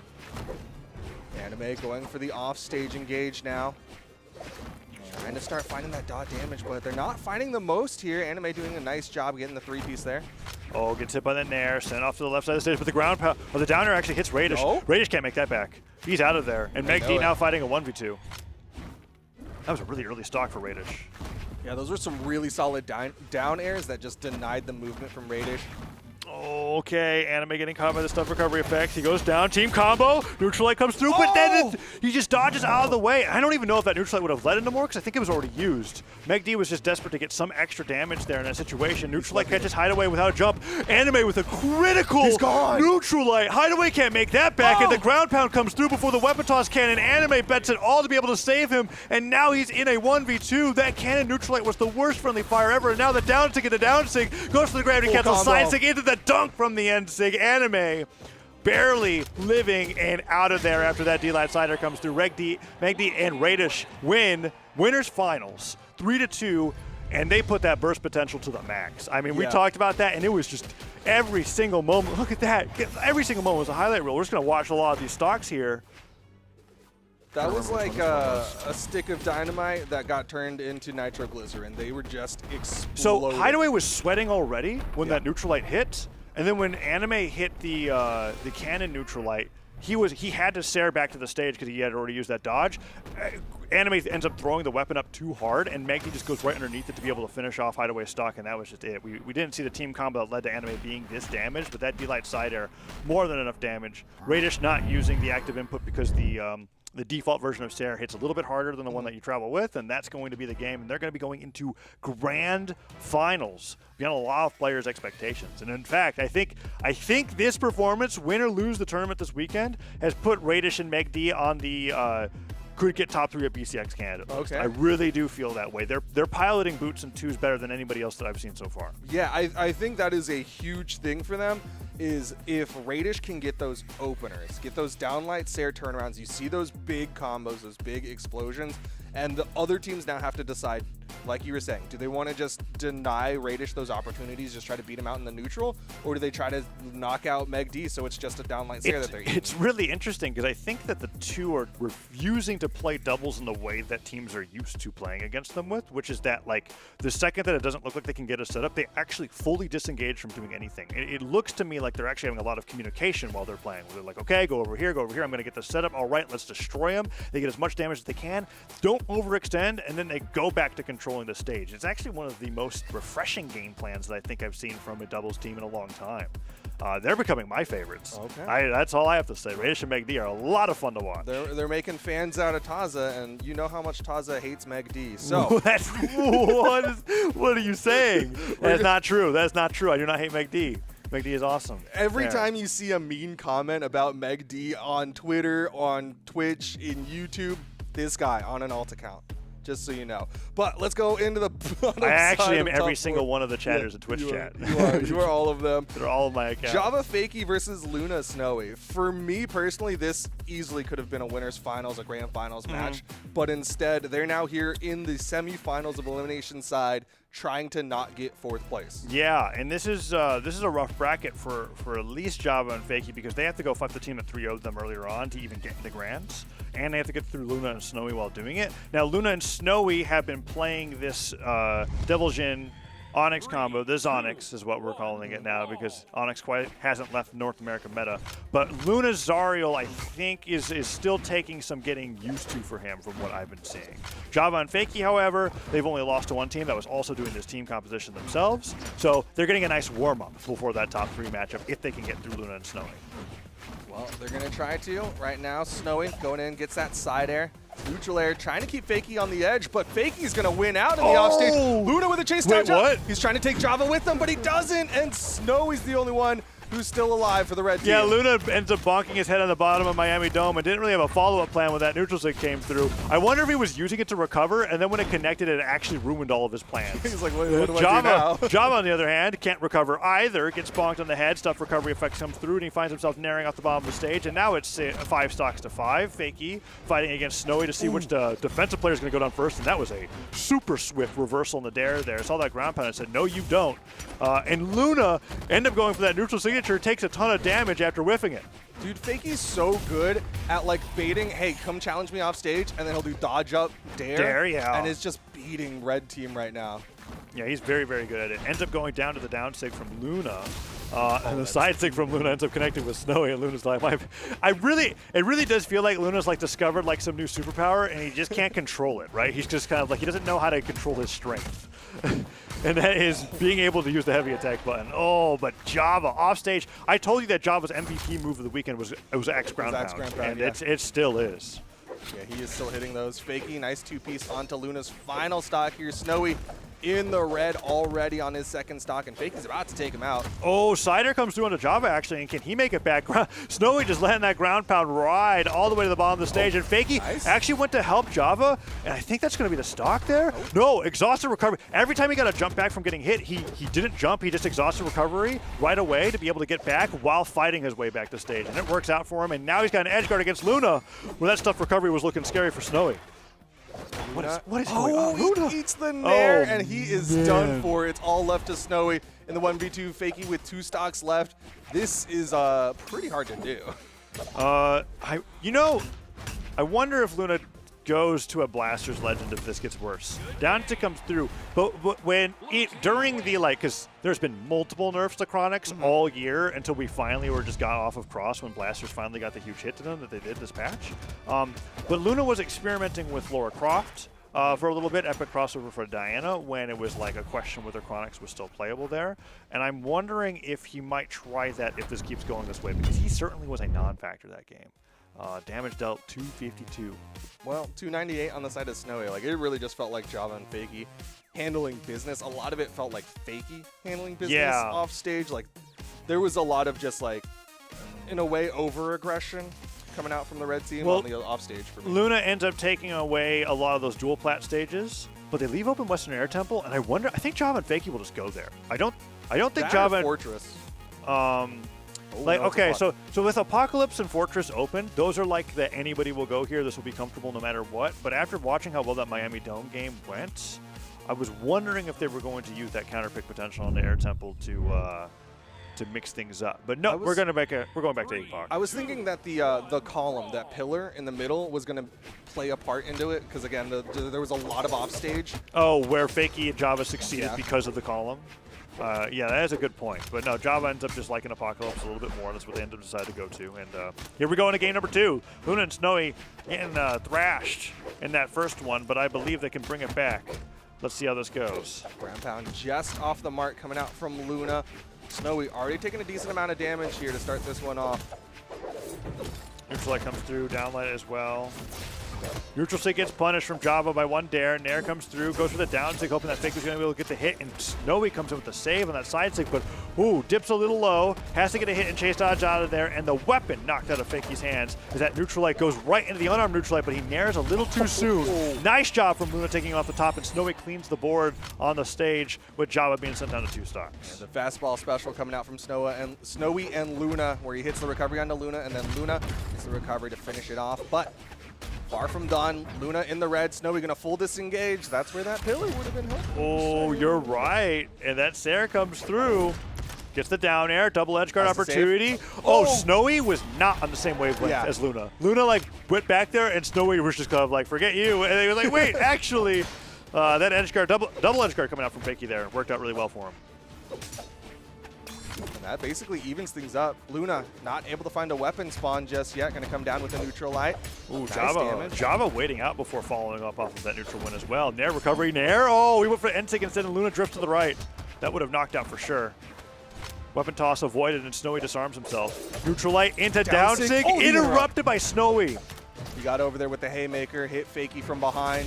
Side Sig, not going to go over the corner, so Java's the one to get the KO on to Luna. Yeah, that's rough. Gravity cancel silent will punish Snowy going for a GC side Sig as well. And that's another key difference. We're doing the Luna versus Hideaway comparison. What will Hideaway do to hit those side Sig spikes? He'll gravity cancel them first, right? Get that extra height. Because that bounce off the stage is not going to knock out nearly as early as when you get that spike. Nice job of that D-Light Dare. Luna off the side of the stage does dunk Fakey into the APOC wall, but Java gets the side air, stuff recovery effects, and Snowy does stop Fakey from helping Java with that edge guard. Luna does get a recovery onto Java, but Java surviving here. Down air going to launch Fakey down, but Snowy's the one to fall. Red team just a little bit behind. Recovery hits, Nair comes through as well. Luna taking a good amount of damage, but he's about tied with Fakey in terms of when he's going to get knocked out. But that D-Light chase dodge Nair dodges Snowy and still combos Luna after that move connects. Down Sig barely interrupted, and then the strong hit of the end Sig, I think, got stopped by Snowy's Nair. Yeah, Snowy's Nair actually just saving Fakey there. Fakey's so damaged, but still living. And now Fakey basically has to play on the wall, right? Any hits that he can get will reset wall slip there. Neutral light into the weapon throw. Oh, so many unfortunate things coming out from Snowy there, but the Nair comes through.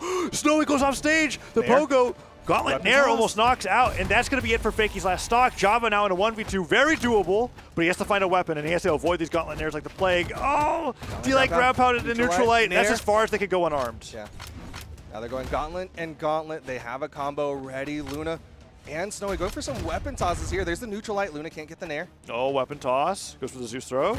Weapon spawn comes through, and he gets his he actually gets his recovery, so he has to dodge and jump back to the stage, and they're just going to wait it out. Another neutral light catches his recovery again. Weapon throws. He has a dodge, and that's it. Doesn't even have that, actually. Just finishes the job by doing a very nice weapon starve strategy.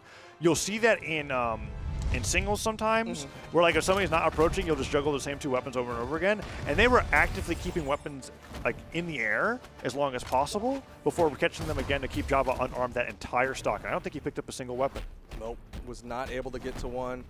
Great job from Luna and Snowy. This was a solid combo considering, once again, like not too many people practice an unarmed plus weapon combo. And I think the highlight of that combo was that when Luna lands with the unarmed Nair, the angle of knockback is going to keep him as far away from the 2 weapon spawns on the ground, and then they proceeded to starve, and Java just had no chance.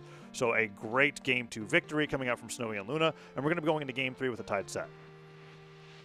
Great damage picked up on the side of the red team. 447 from Snowy, 680 on the side of Luna. Also had some solid accuracy on both light attacks and signatures. Red team just got everything right that time. Yeah, and now we'll see if they continue to get everything right going into Game 3. Java and Fakey, still on the same characters, still in it for the gold. Winter Royale champion of 2023 on the other side, however. and no title for Snowy. Dude, that's the tech. Yeah, I mean, you got the... You got call it skinless, titleless, borderless. Yeah. Sometimes that's just the aesthetic that you're looking for. Oh, Java's done. Fakey with the recovery. Oh, it got him up because it got him the And extra then does jump. he reversal onto Luna? Actually, Fakey best teammate in the business. The neutral. Wait, Java's just fighting unarmed in an entire stock. I mean, we were convinced he was done for, but he didn't fast fall intelligently, and Fakey was able to get down there with his own fast fall, hit the spear recovery, and that's the most distance that you can ask for from your teammate, and he makes it right back to fight unarmed. Yeah, that was such a clutch save from Fakey because they got back and they got damage. Now the red team trying to split this blue team up again. Java coming in. Got them both. Silent Nair the recovery. Oh, wait. I think Luna actually did a huge save. Whoa. And then Fakey once again. You know how many times I've seen players try to go in to save their teammate from getting grabbed by the Zariel side sig, and then Zariel flies backwards? There's just this dead zone. They end up just hitting more damage on their teammate, and then they go flying. It's been brutal.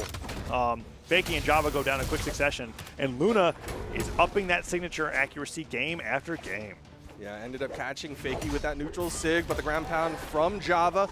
Gonna get the stock count a little bit more even. Luna sitting a little bit back. Side air. Okay, Luna's got to be careful here. Snowy's actually at risk of going. Oh, wait. Okay, both ground pound hits. Saved. Oh, he saved it to Dare. Saved it to Unsaved. Dare. Chase dodge Unsaved. saved. Oh, Luna with an impeccable edge guard. That was crazy. And So Java. many Dares sniped him out of getting hit. And then the weapon throw almost gets spiked by Luna on the Dare as well.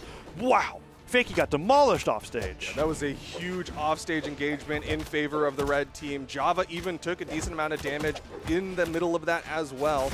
Side sig avoided. Avoided and unpunished, though. Downlight, neutral light, goes for the double end light, sideline on the Fakey, gets this neutral signature, and the arrows just knock out Java, and the ground pound comes through on Fakey, and the weapon throw will guarantee the knockout. It's 5 stocks to 1. Holy cow. Give him the ace. Give him the ace. He might go godlike. Okay. Get it. Give it, Java. You got him on Snowy. You're the worst teammate in the world. I can't believe that. What did he? Wait. No, it doesn't reset the counter if your He's the teammate best takes you. teammate in the world. I take it back. He's still technically on a rampage, right? Yes. Okay. Technically speaking, he is on a That rampage. was called for. All right. I spoke too soon. I'm sorry, chat. Snowy's actually fantastic. Cool. Lost Ground my pound. mind there. The He did ace it. He got for the ace. Luna. He got the ace. 6 KOs, 1 fall, and it was to his teammate, so it's all good. It was just an accident. Knockout streak secured. It would be cool if it went into the next game. Yeah. But that's that technology is far away. Does not exist yet. Oh, man, that was such that a was good that was edge after guard. the end, after like many consecutive dares. And I think this neutral sig catches. That's another instance where it's like, okay, players need to learn what Zariel's signature kit does. Yeah. They're jumping in the middle of these attacks and they're getting hit by the stuff. I know the grab is only going to hit one player, but the follow up afterwards is going to act like just any other move in Brawlhalla. Ground pound comes through there for the ace after Snowy hits him off the top of the stage, and the 5 stock becomes a 3 stock. But hey, it was a commanding victory nonetheless. And now Western Air Temple, which I said might have happened in Game 2, is happening for Game 4. Doubled. Took a little bit of time, a little bit of lag to get to that map. I will also point out, Luna's been doing a really good job catching Fakey with this ground pound diagonal toss as Fakey drifts, and that's KO'd him twice now. And so Fakey's got to be careful about the way he drifts after getting caught by that ground pound. But here we go, game number 4. Luna caught Java sweating at the very beginning of that stock, actually. Hits him with an end light. Ground pound comes through the dare.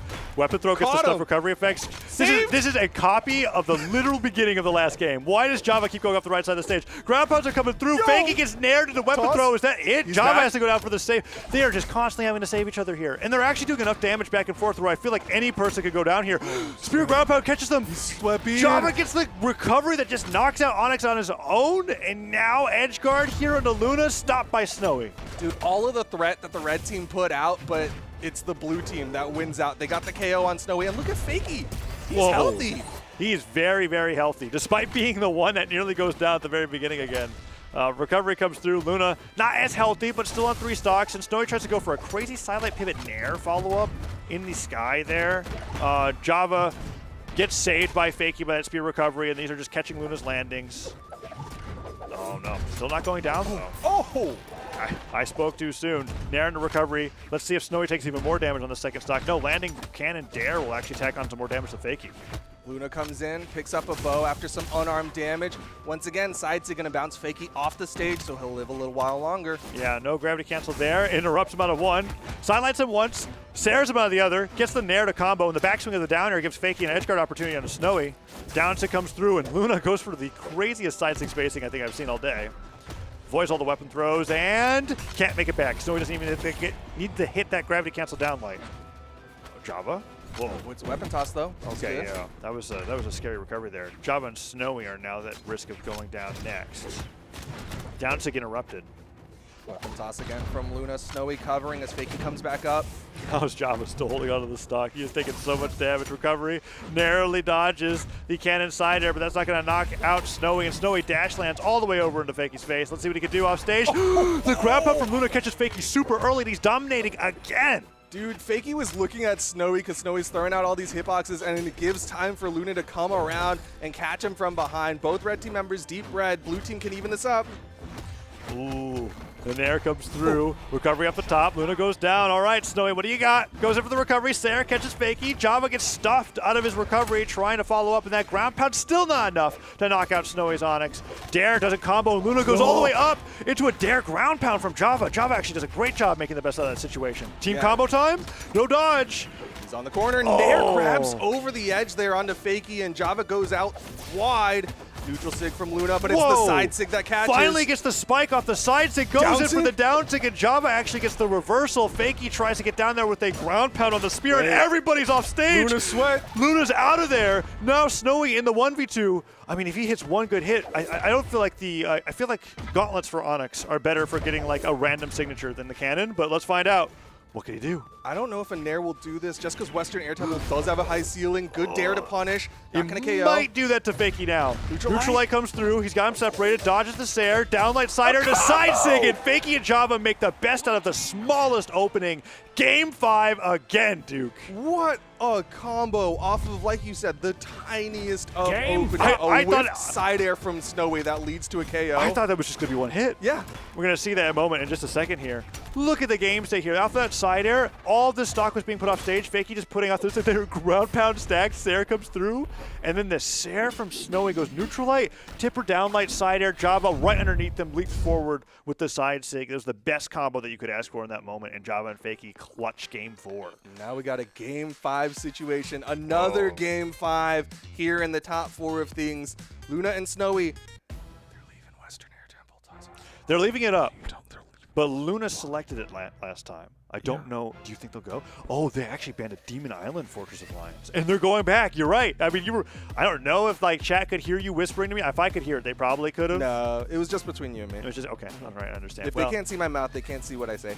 Is that why you're covering it like this? Oh, okay. I shouldn't have done that because I just ruined the broadcast. You're in Game it's okay. 5. But we're going to get into it. Game number 5. Luna and Snowy, Java and Fakey, Western Air Temple. What team's going to do this? I don't know. Yeah, I have no idea. And like, I know that I said that all these games are probably going to go to Game 5 because of how close the teams are, but at least they're making it really, really crazy. Like they go off stage, they don't stop until somebody goes down. They're separated right now. Luna's taking the most damage so far. A little bit of friendly fire. Fakey goes off there. Snowy tries to reverse right over to Luna, and Luna gets punished for a side sig. Go figure. Downlight side air. Oh, and Snowy just actually dash lands right over to Luna. Wants to be able to help him out. Neutral light might be able to knock him out. Team combo, no. Too slow on the dare. Whoa, Fakey actually puts out those spear ground pounds just to be like, get off of my opponent, let him back to the stage. He's so good at that. Neutral light comes through, and Java finally picks up a weapon. Side airs, both of them. Both red team members in the red. Oh, and this is what Java's best to grab at. him. Oh, but it doesn't knock it. There's no 45-degree angle like APOC. Yeah. So he actually just bounces against the wall to safety. Cannon dare. Java doesn't have the jumps to make it back. Okay, that's the first stock. Fakey getting away from him. The weapon toss to stop that sig, and like you said, save Luna. That was, yeah, the end lag on that side sig whiffing is a little too much. That side sig would have done it for Fakey, but the weapon throw saved him. Ooh, the Nair, that'll take down Luna. Snowy's still swinging, downlight Nair, not enough. Oh yeah, Onyx is a little too tanky. Axe recovery comes through, and Snowy just calls Fakey out for holding onto the wall. Says, I don't think you're going to go off the push-up column. And there you go. Whoa, that dare was so quick. Java, can he make it back? Okay, he does. Backswing of the Axe recovery ends up taking Snowy on the way. Luna's got to be careful here. 2v1 opportunity. Waits it out. Snowy's back in. Java's wall slip is like, okay, finally manages to get onto a platform. Sidelight Nair. Okay, Fakey and Java both got their own single two-hit combo. Edge guard again. Ground pound comes down. Crazy. Gets hit by one dare, avoids the second. Neutralite. Fakey gets caught by the sidelight as well. Nair connects, falls with down air, tries to go for another dare, does get it, dare, Nair, goes for this third dare, doesn't hit on Snowy, and that Nair will keep Luna in the air. Okay, Axe Recovery does actually bring him into orange, Fakey the most damage on the field, but it's so close here in game 5. Side sig to punish, Stopped. but gets interrupted. Oh, that's the risk. Recovery comes Neutral through. sig. He does dunk Fakey down to tournament stock. Neutralite whiffs, Java full disengage over to the left side. Weapon Knows how important spawn. this is as the side sig connects. Oh, Snowy. Can he avoid the landing attacks from Java here? Side air comes through. He does manage to make it back, but Luna's at risk of a 1v2 team combo. Don't go down there for Snowy. Java somehow hits that Axe Recovery. Recovery not enough to KO Java. The ceiling of Western Air Temple too high. Nair, they're split. They are split. Falls in with that Nair. Gets hit by the gauntlet Luna. down air. Kicks him away. Luna gets kicked again. Kicked again. Java goes for the ground pound and he misses. How'd he get back? Okay, makes it back. Took not that much damage. Unarmed dare, like one of the least damaging moves in the game. Only in orange. Java did sacrifice his second to last stock, so he's still here on the board, but that was a pretty crucial stock to take to be able to get this win. D-Light Recovery does take Snowy down. Luna uses his recovery. He's low on jumps. He can't fall. Oh, he Good dodges dodge through. right through both of the edge guard opportunities from Java and Fakey, and now is a one stock across the board, game 5. Oh, but a little health advantage to the blue team. Sidelight recovery. Java's high. Spot dodging, hoping that they'll go for the exhausted recovery. Team combo gets the side air, but Snowy gets knocked off the side of the stage. D-Light recovery sends Snowy up to the top of the stage, and Fakey gets the recovery. It disarms Luna. Team combo opportunity goes for the end. Get the down stick from Snowy. Gets a combo into Fakey, and it's a 1v2. Snowy drifts down, gets Sared, and Java and Fakey clutch game 5, knocking Luna and Snowy out at 4th. Luna and Snowy going home with a 4th place finish here for the Autumn Championship. Not gonna make the podium. Luna and Snowy are done You see these dares? Is this the dare moment? Dare goes for ground pound. Snowy barely saved him with the exhaustive recovery there. Oh, but this D-Light recovery comes through. In that moment, what happened to Luna here? He got caught by the down So the sig down and sig Fakey, hits, and then Fakey. Yeah. Oh, it was the edge of the owl. Right. Because off I was the like, tip of the Onyx down down sig does not send that far. I was like, that was crazy to me that Fakey was able to deal with that. And then the side air edge guard right afterwards. Oh, wow, what a set. That was wild. Sonics goes down. I was really, I'm glad I didn't say anything about it during the set, but I was really looking forward to seeing which Zonix was better. Okay, yeah, Zonix But v I mean, Zonix. hey, I want to see that rematch from Java and Fakey now because they went down 3-0 to Hideaway and Anime and Winter Side, and I feel like they're a little more prepared for the matchup now.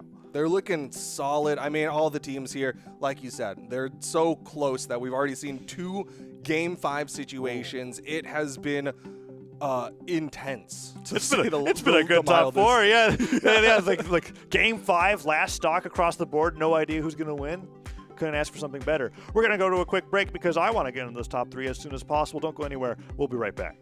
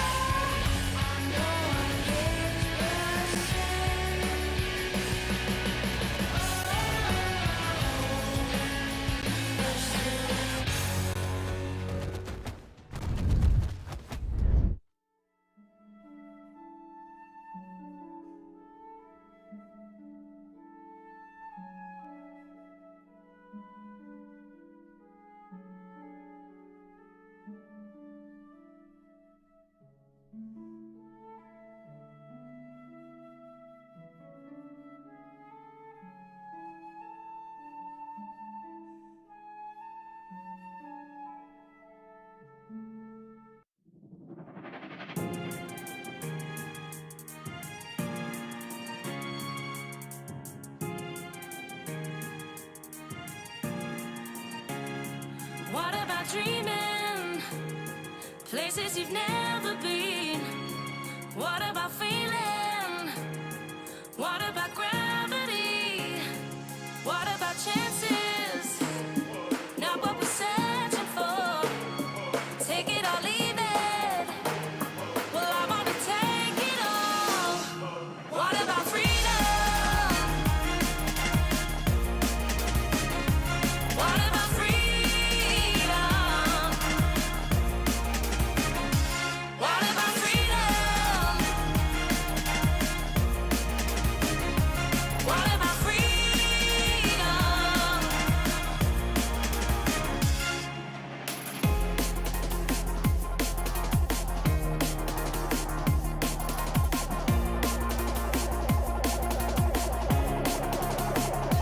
Tell me you're leaving.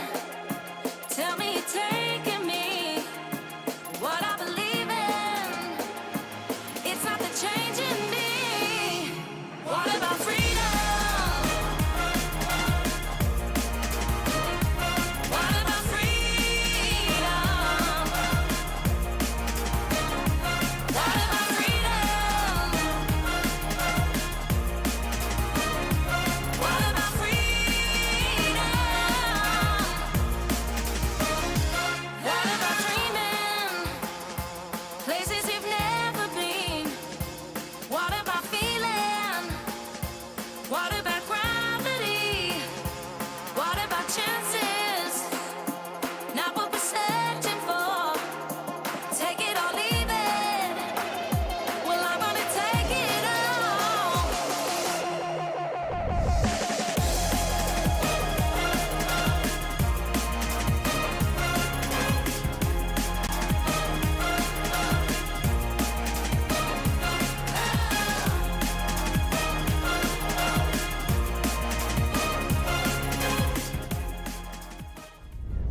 Three teams left, 2 sets left. Let's skip the fluff and get to the stuff because I want to see these sets because, as Taza may or may not say, these sets have been bangers. Yeah, they've been great. I really want to see this rematch. It did not look as close as last time between these two when we saw them in winter semis, but I have a feeling that Java and Fakey are going to be going to Game 5 this time. I think everything that we're going to be seeing is going to Game 5. They were playing so good, and I think they have a better idea of what maps that they like to play against this Zonix team composition as well. But unfortunately for them, Hideaway is a different beast when it comes to playing Devil Jin.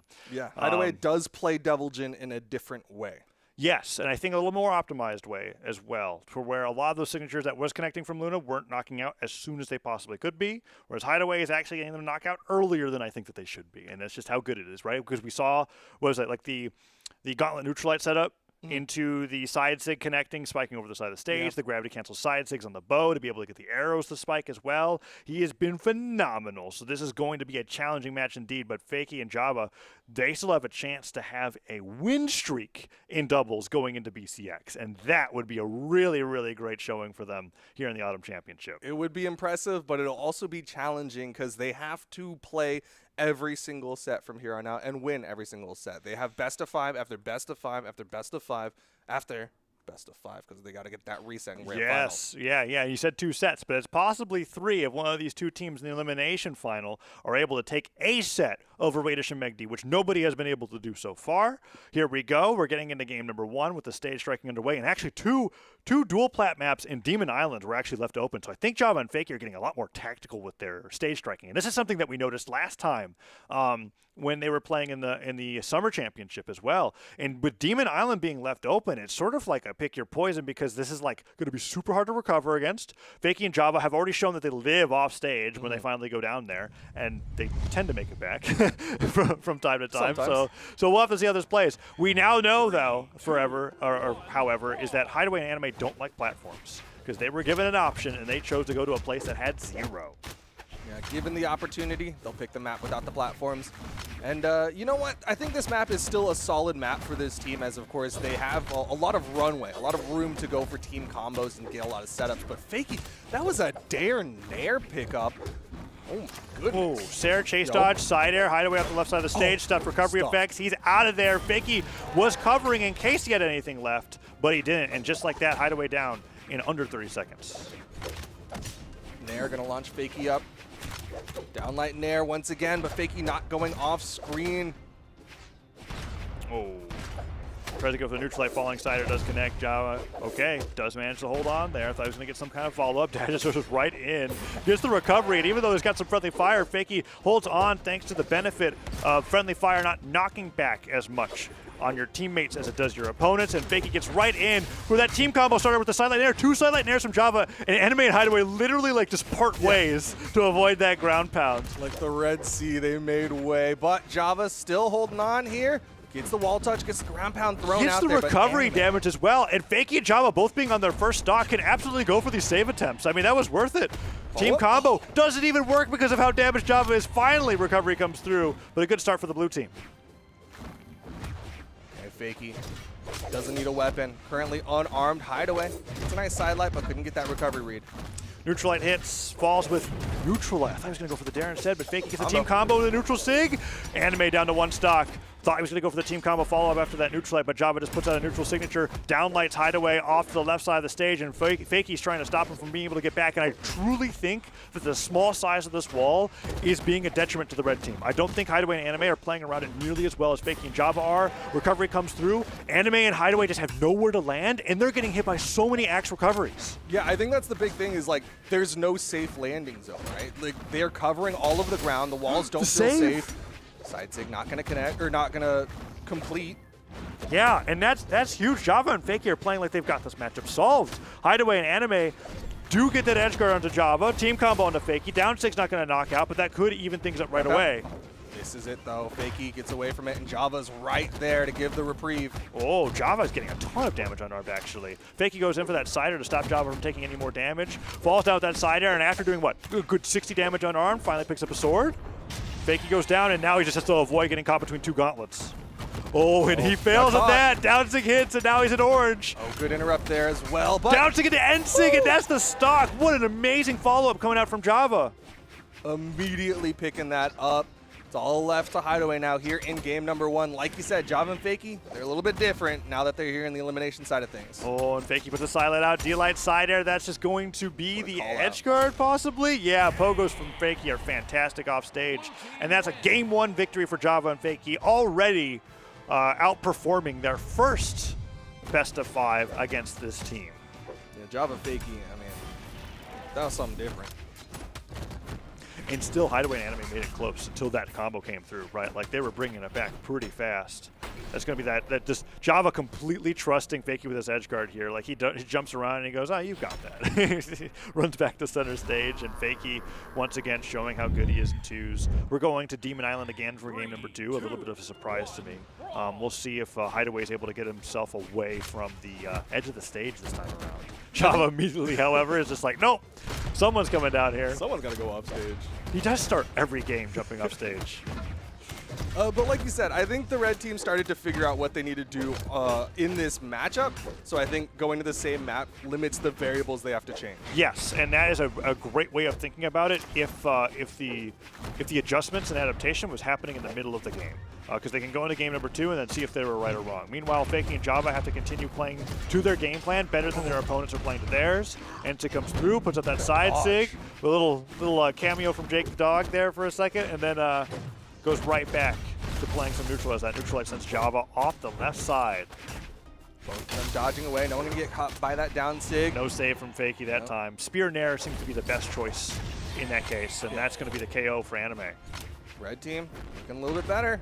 Looks like some of the things that they thought up in game 1 were correct as Fakey downsigs Java. Yeah, not a great downsig to connect there as Java's been looking for a weapon for a good 30 seconds. Sword finally spawns into the best place they could be hoping for. Neutral Sig's going to knock out Hideaway. Team combo from Java into the recovery. Can Anime land on the ground? Just falls straight back down. And then 2 cannon airs on the Java secures the lead for the red team. Nice GCN life of Fakey's right there to stop all that. Oh, the Nair ended up being a little too quick for Java to be able to follow up with down air afterwards, but a good vertical combo coming out from them as a team, and Hideaway ends up taking about as much damage as Java has until that sideline recovery connects. Double pogo edge guard. Fakey's still going crazy. Fakey almost taking Anime out on that right side, but Java will take Hideaway out on that right side. Yeah, once Hideaway gets sent off stage, he gets demolished. Anime now getting hit by a dare. Java going to dodge the side stick from Hideaway. Hideaway on 1 stock. That will disarm Java. Can he make it back? He can. Picks up the sword. Doesn't save Fakey from that side sig, and it's got so much oomph that it knocks out from center stage. But eyes are on Hideaway, the linchpin of this red team right now. If he falls, Anime in the 1v2, and we've seen the blue team has those team combos, they might be hunting down Hideaway. Yeah, but they have to get away from Anime, who's been doing a great job interrupting a lot of these team combos and has 2 stocks to do it with. Ooh. Neutral Stick does spike Anime, but he's got the cannon snare to be able to make it back. Fakey goes for the pogos, and Anime recovers high. Nice snare from Java, however, and Hideaway could just get knocked out before Anime knows it. Like, he's taking a good amount of damage, and he stays airborne most of the time, and Java's looking for these neutral sticks. Yeah, Hideaway is not doing the best job of staying true to his name as he's getting pinballed in between both blue team members. I mean, there really is the least amount of stage to hide away in on Demon Island. That ground pound comes through, and it's like, what are you going to do, hold the wall against Java? No, you aren't. You're going to get pogoed instead, and the save comes through just straight into the other spinning axe move off the top of the stage as they go in for this team combo on Anime's last stock, but they got to be careful. Anime still technically has a very good shot at winning this 1v2. It is still an Onyx, a healthy legend, lots of defense behind it, but Java's edge guard ability is really showing its face right now. Oh, Neutral Light trying to catch that landing there. Even if Anime goes for a dare, Java just has to spot dodge the landing, and then Fakey can go for the punish right afterwards. Nice side air, and Anime can't get anything started here with the gauntlets. Yeah, there's so few moves that Anime can throw out safely as those down sig catches Anime's head over the corner. Looks like they're going to swap positions. He's low on jumps. He has a dodge. That's all he has to come back. He only has a dodge. Does manage to make it back. Does get the side light. Picks up the cannon. Dare avoided. Anime holding on pretty nicely. Oh, that could cost Java. That could cost Fakey. He's good. Neutral light. Anime gets the neutral light. Fakey, can he make it back? Java swipe beating. Java can't get back. Oh, but the pogo! And Is that going to carry it? stunned. Oh, that was so terrifying. Okay. Fakey clutching with what we've been saying he's been best at all weekend. And that's Spear Pogo and Edge Guards. I do think that while that was closer, the stage striking strategy from Java Fakey is working so well. I think that they actually would have a better time on Western Air Temple and Miami Dome, but Demon Island's so good that they just found the map triad that's going to deal with Hideaway and Anime. And now they're thinking very careful about how they want to be able to strike these maps here because they're up 2-0, and there's still a very real possibility with how Anime and Hideaway are playing right now that they could bring this back as a 3-0 sweep because Hideaway has admittingly gone down early on a stock once per game, and it's still been this close. Yeah. I think they know that this is very doable for Hideaway and Anime. There's still a world where they leave come it back open and get the last 3, but we're going to APOC for game number 3. I wonder if Java and Fakey looked at that last game and went like, okay, it's run its course. Let's just go back to a stage that they're comfortable on because I think APOC has been what Java's defaulted to every time that it's been opened. So here we go. Game 3, 1 game away from knocking Hideaway and Anime out at 3rd place and having a Magdi Radish versus Java Fakey grand finals where the two teams are anything away from what anybody else is doing, right?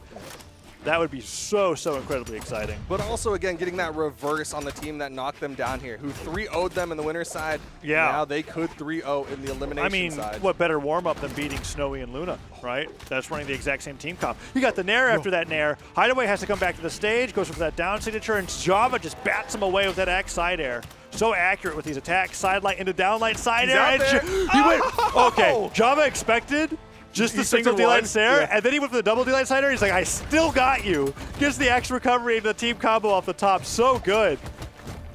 I can't believe he had time to be able to follow up after that. What a great start to game 3 for the blue team and a terrible start for the red one. Java, can he make this back? Just in there. Fakey there holding onto the wall, and Anime didn't want to go off with the ground pound. And look at that, they're still fighting with their first stocks until that cannon neutral light takes Java down. So Fakey's still very healthy on this first stock. Red team not able to collapse onto Fakey while Java's respawning instead. They're the ones who have been sweating out in the open air. Oh, sidelight hits, back swing of the dare connects, downer hits as well. Java gets saved by Fakey. Edge guard to Anime, is that it? He sweats, he does touch. Hideaway does a ton of damage to Java in the meantime, but still Fakey on 3 stocks, bringing Anime down to 1. Duke, this might be curtains for this team as he gets the double KO with the exhausted recovery, and that's 5 stocks to 2 here in game 3. If there's any time for the Taza curse to enact, now there's no way Fakey and Java are going to lose this one. Dang. I'm so good at that. That's crazy. You ask and you shall receive, Duke. Holy cow. Because Java could go down now, and then that 1v2 against Fakey is totally doable for the red team. Whoa. and they get it. They want it. That's terrifying. Okay, I think they see it. They're getting the damage to the Java too. I like the disengage though. Oh no. Okay. Java's like realizing the dire situation of this game state at the moment. Hideaway did just get the double knockout. Fakey taking a ton of damage. Nair will stop Java from taking any more damage, and Fakey has brought Hideaway into red. Okay, it's looking better and better for the blue team. Gets the recovery, and now it's almost certainly it. Fakey gets hit by the Nair from Anime, but that side light, neutral sig. That's a 3-stock and a 3-0 for Java and Fakey in elimination finals. They're going to grands. And that is good for them. That means they didn't have to play out an entire Game 5 situation. They didn't have to burn all that extra mental energy. Instead, they could have saved some because they now go into the grand finals. Yeah, it's actually such an interesting dynamic in a double elimination bracket where these two teams are 3-3 on the weekends. But because Java and Fakey won the second set, they have moved on forward, right? And I mean, that is how these tournaments work. They're a gauntlet. You've got to be being able to play at your best the entire time, and Java and Fakey were able to make those adaptations right as the tournament is going on, and Anime and Hideaway were just not able to keep up. Anime being put in these team combos all the time, neutral sig, perfect angle to knock them off the top of the stage, and now we've got I want to say it's Red Raptor, but Radish did show that he was playing the Tesca, so we've got Boots and Chun-Li versus that Kaya and Finn comp coming out from Java and Fakey. And these are two teams that have created their own doubles teams to be able to deal with the outbreak of Chronics that did exist for the majority of the year. And now those teams are doing even better after all the nerfs that had come through onto Onyx, which we're still seeing do really well, but they're still not beating these two teams that are innovating in their own way. That's kind of what you want from a team as well. When you're designing whatever your ideal team comp will be, is something that can cover more things than just whatever the current meta is. Yeah, it's great to be able to beat whatever Zonix or what have you, but to be able to have that thing spread out and be like, yo, it's still really good against this, that, and this other thing. Yeah, and I mean, it does help that Onyx is still a pivotal movement in a lot of the North American team comps. To where it's like, whether it's for Onyx specifically or dealing with Cannon and Gauntlet specifically, since that stuff still seems to be a staple in North American play, we've got these two teams that are dealing with it very well, and Double Gauntlets has now really come on top, with the exception of the fact that there's actually no Gauntlets on Java and Fakey's team, right? And that was an interesting dynamic, because I know Experience and Made also tried to develop a brand new team comp with the Sidra Barasa, and then went off of it when it wasn't working too much and went out 7th.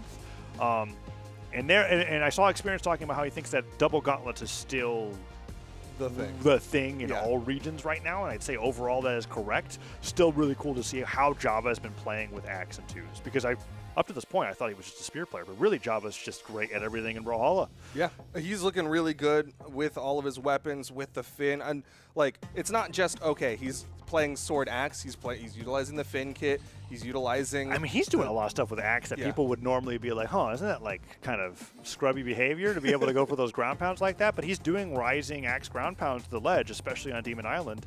And then when they hit, he gets a certain angle, then he knows how to follow up with either a Sair, falling Nair, or a recovery. The stuff that he's been doing off stage with Finn has actually been phenomenal. And Finn, normally seen as a glass cannon, just hasn't really come into play because he just doesn't get hit while he's out there. Yeah, he's been able to survive to deep red a lot of times, but we'll see if he can survive this, because now it's the Gauntlet. It's the grand finals. Once again, coming from the elimination side, they have to win one best of 5 and then another if they want to be the champions. Okay. He's back to Red Raptor. We've got Radish and Megd versus Fakey and Java here in grand finals of the 2v2 North America Autumn Championship. Red Raptors and grands, Duke.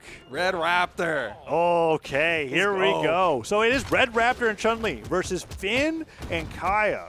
We're going on to Demon Island for game number 1, and I already think that Java and Fakey have a pretty good game plan here, but Megd and Radish, what's terrifying about them is with no room to land, we're going to get these team combos all the time. So we've got like a really offstage heavy team that has really great alley-oops into a very team combo burst heavy team here, where defense already wasn't a factor for Onyx anyways, so let's see how much faster Java gets knocked out, if at all.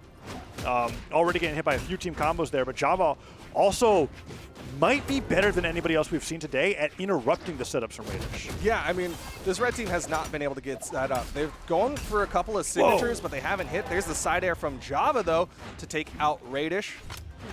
And he gets the recovery, does disarm Megd there. Waiting for a new weapon spawn, goes forward with that side air. Radish downlights off the side of the stage. Java trying to get that down air, doesn't get it, but Meg D still getting juggled by Fakey. I say that, and the backswing of that orb recovery is going to actually knock out Fakey's first stock. Yeah, Radish utilizing the kind of drift that you can do with that orb recovery, but Java doesn't have to worry about drift as he hits the axe recovery. Advantage to the blue team. Balls with down air, D-light side air, does get punished by Fakey, and Java manages to survive, just barely. Going for that weapon spawn. Goes high, Meg D reads it, gets the recovery, and now Fakey trying to get this edge guard. Oh, but his pogo's so good. Gets in there. Radish brings them all back to stage. And then he ends up hitting Meg D the most, but you know what? I think that was good because Meg D needed to recover. Yeah, Meg D was kind of out there in no man's land, and Radish There's was the like, combo! Let's go. Wait. The pivot oh, Sair. Okay, he did miss, but he makes it back. But it was the pivot Sair to the down sig that he's been so good with. And then he got the ground pound right away, sends him off the side of the stage. Side sig into neutral sig, and Fakey just barely survives. And then the neutral sig gets punished by a neutral sig from Meg D. Backswing of recovery. KO'd though. Oh, this is punish. Side sig. This is such a weird game because they're so absolutely focused on their game plans that it feels like they're not interacting sometimes, even though they're all hitting each other. You know, because the team combos and the punishes on the team combos are coming out so perfectly. Look at that. Radish goes flying, Fakey goes flying for it because his teammate's so on top of it. Red team is barely in the lead here because Meg D has a stock to play with, but at this point, the damage on the stocks doesn't matter. It's just who gets hit first. Who can get that burst out. The down sig from Fakey, not going to punish Meg D's. Oh, Meg D with the patience on the ground pound there is phenomenal. Nair comes through, recovery does hit. Meg D goes off the top of the stage. Radish has to run for his life, and he does. Look at him using that recovery. He's like, okay, got my jumps back. Gonna wait for you to get a weapon, Meg D. Do you find one yet? He's waiting for that spawn, and he's getting juggled by Fakey. There he goes. Picks up the spear. A second. That team his combo? teammate's got it. He goes in for the combo. Pivots the Sair. Meg D gets the neutral sig. It ends up hitting Fakey on the way down. That's a ton of damage. Blue team now in orange. Neutral light splits this blue team. The neutral sig keeps them further They're going to split. switch to Fakey for sure. Goes for the down light. Fakey goes right back in. Meg D throwing all the weapons on the stage, and Java does touch though. Side air. Whoa. Keeping that blue team split up. Do not let them get next to each other. It's still a one-hit game here. Oh! Neutral sig hits. Okay, side light, Nair, recovery. Java goes all the way out there. The edge guard Meg D. The Nair hits. Radish goes back on the stage. Everybody's one hit away. It's going to be an alley-oop from one. The side stick hits Fakey of all players, and then Java disarms himself. What is going on? Oh. Recovery hits, Radish goes down. Meg D off the top of the stage. He's unarmed. Oh, but he could do it. He has to find a weapon. What? The backswing! There's no way. There's no way that he knew that was going to hit. Look at this. Side air. The recovery. Java manages to close it out. He takes game one. Okay. I didn't even realize that hitbox was so strong back there from that down signature. Meg D must have been like, what the heck just hit me? That was... What a crazy game one. Okay, so there's that ground pound from the team combo there from Radish. D-light side air, but he drops the side air there because of the drift. Wow, what a crazy game one. Yeah, and that's just game one. We still the got down plenty more sig to go. here Is this the catches down sig? Fakey? Yeah. Okay, yeah, that's just crazy. That's on Java, for sure. Well, no. Fakey was there Fakey was there for a while. That's not Java. Java's doing his job. You think Fakey should have been on center? Yeah. Okay. Go further away from me. I'm the one on the corner. Yeah, it was a little mishap, and luckily Java clutched.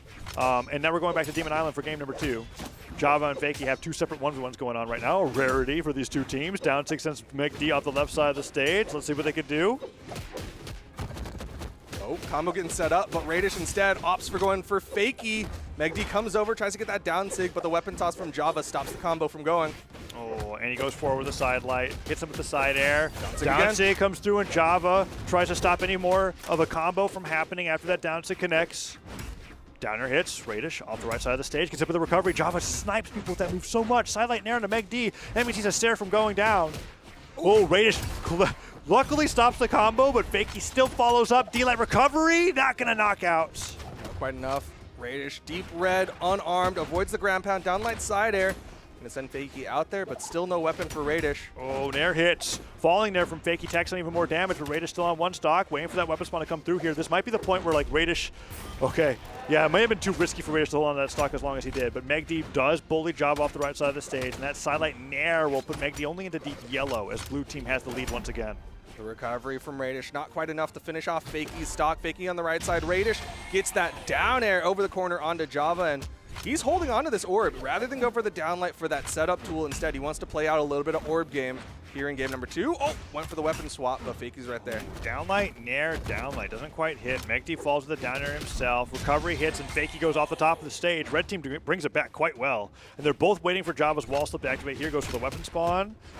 Radish wasn't able to get a pivot Sarah after that side light hitting. He needs the downlight, and Java goes for a really early edge guard there. Could cost him. No. Radish, gravity cancel downlights. He has no dodge right now. Gets dive kicked, and Java tried to follow up after Fakey and accidentally hits him instead.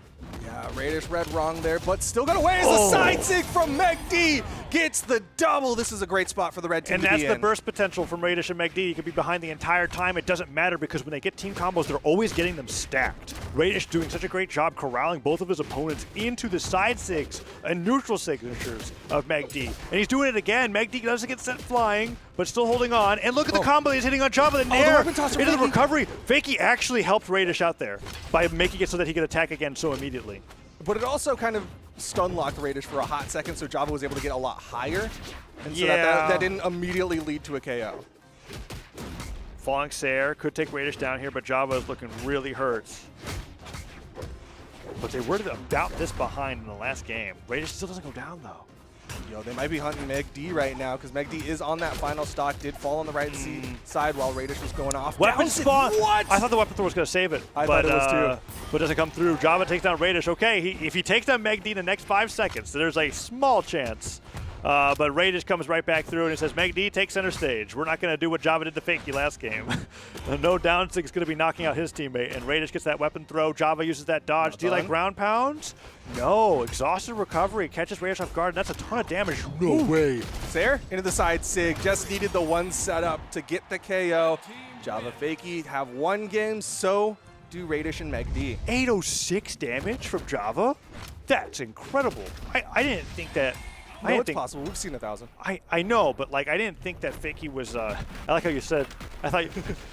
It sounded like you were saying I didn't think that was possible. I know it was possible, but I didn't think that that's how one side of the damage spread was for the blue team with how that was going through. But Java really was just hitting everybody. If that side sig wasn't pivoted, Megd may have gone down and Java could have won that game because he brought Radish from white to orange by himself. Yeah. That was a really well played 1v2, even though he loses it. Game 3 comes through tied set. Demon Island still the map pick. Going right on into this one. Java first weapon pickup is going to be that axe. Axe picked up. Let's see what he can do. Fakey's really taking the front line there. Does fall into that neutral light, and Megd gets a follow-up, but Fakey ready to interrupt it. Nicely played so far, and Fakey goes in for a ground pound to get all the dodges out of the way, and Java knocks them all to a spear recovery, and just like that, red team's hurt. Yo, gets that side air. Saw him go for the active input, or at least you could hear it, but Fakey was right behind. Got the dodge. Do you like nair, Sair? side air into the Recovery? recovery? Radish still chasing after the stock, and Fakey actually hits up with the recovery, comes back to stage, and down comes through. Nice punish. Gets the Over pivot to Sair into Megd. side stick. It's like Megd.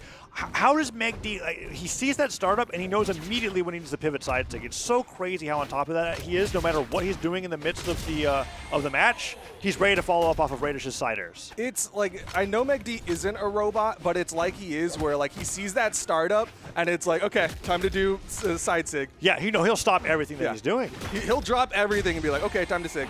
Oh, well, I mean, that's a pretty nice habit to build up as a team, considering that D-Light pivot Sair is unique to Boots as a starter. N-Sig does not work out there. Fakey gets the Pogo Sair. Side air sends Megd flying. Still not knocking out. Fakey just barely not knocking out in a lot of these openings here, and the red team's up 6 stocks to 4 still. Oh, they're getting some more damage. These stocks still here for the red team. Side air comes through. Tough recovery effects, and Fakey is losing that confidence in the pogos that he's been having so far. Weapon throw, ground pound. Fakey might be done for. Java has to go for the save, and Java gets stuffed out as well. The side sig coming through. Almost at the neutral sig. They're both able to get back up. Everybody holds on except Megd is going to fall, and there's Radish to join them. Luckily for them, they managed to get back with their stocks. I know they took a ton of damage while doing that, but Radish and Megd went all the way with that edge guard because they had not lost a stock yet. Java already in the red. Now you're starting to see that Finn defense really show its face because he is getting knocked around. Yeah, although I don't feel like it's been too brutal of a factor doing a lot of these sets, but that's certainly the case when they have a deficit that this badly. Backswing of the orb recovery comes through, and Radish, while sweating Siders, fake off the side of the stage, and Megdi doesn't even feel the need to go for these edge guards here. Radish just downlight Siders him off the right side of the stage. Team combo opportunity on the Java, and Radish doesn't quite get it. Uses the recovery so that Java can't save. Yeah. That, high. It's so awesome that Radish now knows the knockout values of that. Look at that, Megdi doesn't pivot the side stick, so he's not a perfect robot, right? There's some bugs in the code. Yeah, he's sometimes the move comes out, side stick in the side stick. Radish gets that as well. Goes in for it again, misses it that time, but this is all on the red team right now. Megdi and Radish's game plan is shining through. Dude, they're looking so complete right now. They're just finding every single thing that they need. That setup from Radish is so good. Oh, and okay, goes for the mammoth there. Neutral leg, disconnect. Pummel goes in for that side air to side air. Motorcycle. The bike comes out, and that's staying in the garage after that. I swear. That was awful. I was like, look, I just got my license. falls off the side of David Island. Uninsurable, man. Uninsurable. Oh, Fakey comes down with the down air. All it takes is one Brawlhalla game. Oh, Megdi tried to reach for that with the downlight, but he needed to go for a gravity cancel for the connect. D-Light's recovery, gonna knock out. Weapon toss, edge guard, no dodge for Java. Just makes it back. Megdi doesn't want to go for the risk. Downlight side air. It's now match point. Megdi and Radish are one game away from winning the Autumn Championship undefeated. Who would have thought? Megdi and Radish looking so good. They haven't even had to pull out the pocket gravity cancel here? Oh, no, he goes for the recovery. He'd already done the gravity cancel. He burned his gravity cancel already. What was this? This was the neutral sig into the right, and then we have this team combo here, or... I think that was just D-Light recovery from Radish. And then they get the edge guard into Java. Okay. Yeah, this has been a weird match where like a lot of the craziest highlights are like combos in between the knockouts, and then it's like 30 seconds before they get the last hit, but we're going to game four here, because game 1 went over the Java and Fakey. And they brought to Apocalypse, Miami Dome, and Western Air Temple. I'm almost certain we'll go to APOC, but maybe Megdi and Radish are feeling goofy. I don't know. Okay, goofy. Miami Dome. Call him a goofy goober because we're going to Miami Dome for game number 4, Radish and Megdi. How do you stop this?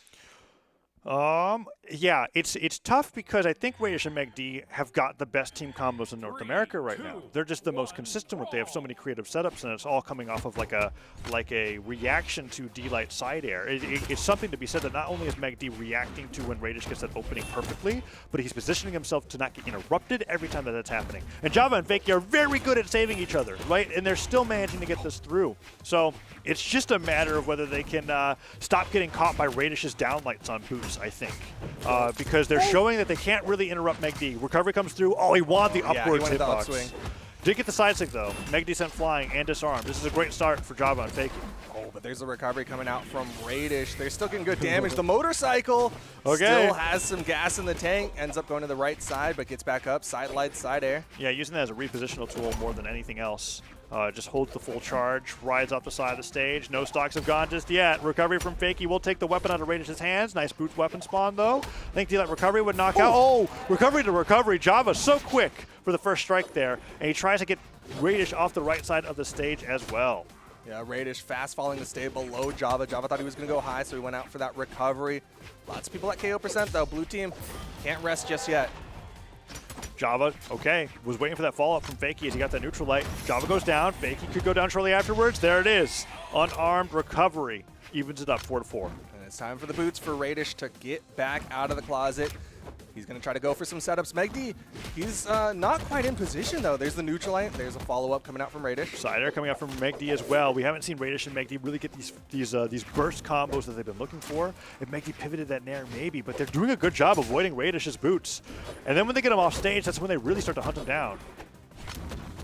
Oh, but there it is. Neutral light after the side air. Gets the D-Light pivot Sair. Megdi with the side stick on cue, as always. Ends up hitting both of them because they just don't interrupt that properly. Dude, Fakey tried to back up to get out of that side sig and punish, but still got hit by that final blow from that side sig. The flurry of kicks coming out from Chun Li there is just too much. The end sig catches Fakey in the middle of the air. Side air catches Java in the middle of his recovery. And now what can Radish do? If he gets D-Light side air here on anybody, Megdi will be ready. Oh, but Megdi without a weapon. Good recoveries, though. Radish really helping Megdi get back onto the stage. They want to extend these stocks. This is so close, Duke. Okay, who's good? He gets back on the stage with a Sair. Fakey boxes him out with an N-Light. Both teams protecting their teammates. Radish trying to cover Java fast falling from the platform. Megdi's the first to go down. Java and Fakey taking a small lead. Let's see if they can hold on to it. Neutral Sig sig, hits. no punish. Oh, and then he gets a side. I wonder if the unarmed sidelight actually reduced the knockback there. Dive kick. Fakey still fighting Radish off stage. Can't hit the Sair that he wants. Wait, Java going down there as well? Recovery just narrowly tapping Radish. Side air. Still not enough, dude. How are they living so long on Miami Dome? Yeah, the nerves are high in this game 4 right now. I feel like Radish and Megdi are playing as if Java and Fakey take this, they take the set. And Java and Fakey have that confidence as well. Oh. Saves him to the sideline side air. That's a move that he knows how to interrupt. Radish not being able to pivot that one, but he does get the spalling Sair onto Java. Gets onto Fakey as well. Defense coming in clutch for the Kaya. But a team combo on a Java could be curtains for the blue team. That would be crazy. And Java knows that. He's like staying on the side plats. He's like, I don't want to get caught by Boots D-Light side air. He's chasing Radish, gets the side air. Fakey, the only one left on that second stock. Deep red, but still playing a little bit more forward because his stock is less valuable than Java's. Java runs to the side of the stage. He'll wait out wall slip to the very end. Fakey manages to make it back. I think the bow is primed here for him. Does pick it up. All right, what have they got? This is so different from every other game, Duke. They're just kind of like, oh, we don't want to lose this one. Okay, break comes through. Recovery.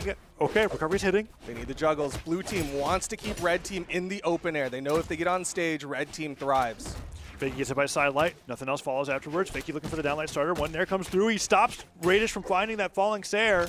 Over to the axe, coming out from Java. Blue team comes taking the in. lead. Oh, the follow-up! No way. The sider that high off the Ground stage pound. barely doesn't knock out Megdi. Voids the ground pound, interrupted by Radish's recovery, and that's going to be Megdi losing his weapon. The side stick hits and Radish set flying. Megdi now in a 1v2. The neutral stick comes through. Java barely survives, and that may have been what Megdi needed to win. That dare comes through, and it's going to a game 5. Duke in grand finals, Miami Dome. 708 damage from Fakey. I mean, they're exchanging who's doing all the damage here, right? We saw a plus 800 game from Java, plus 700 from Fakey. What are they going to strike to? I know these replays are crazy, but like we've got you look at that. We'll talk about the replays right over there. Here.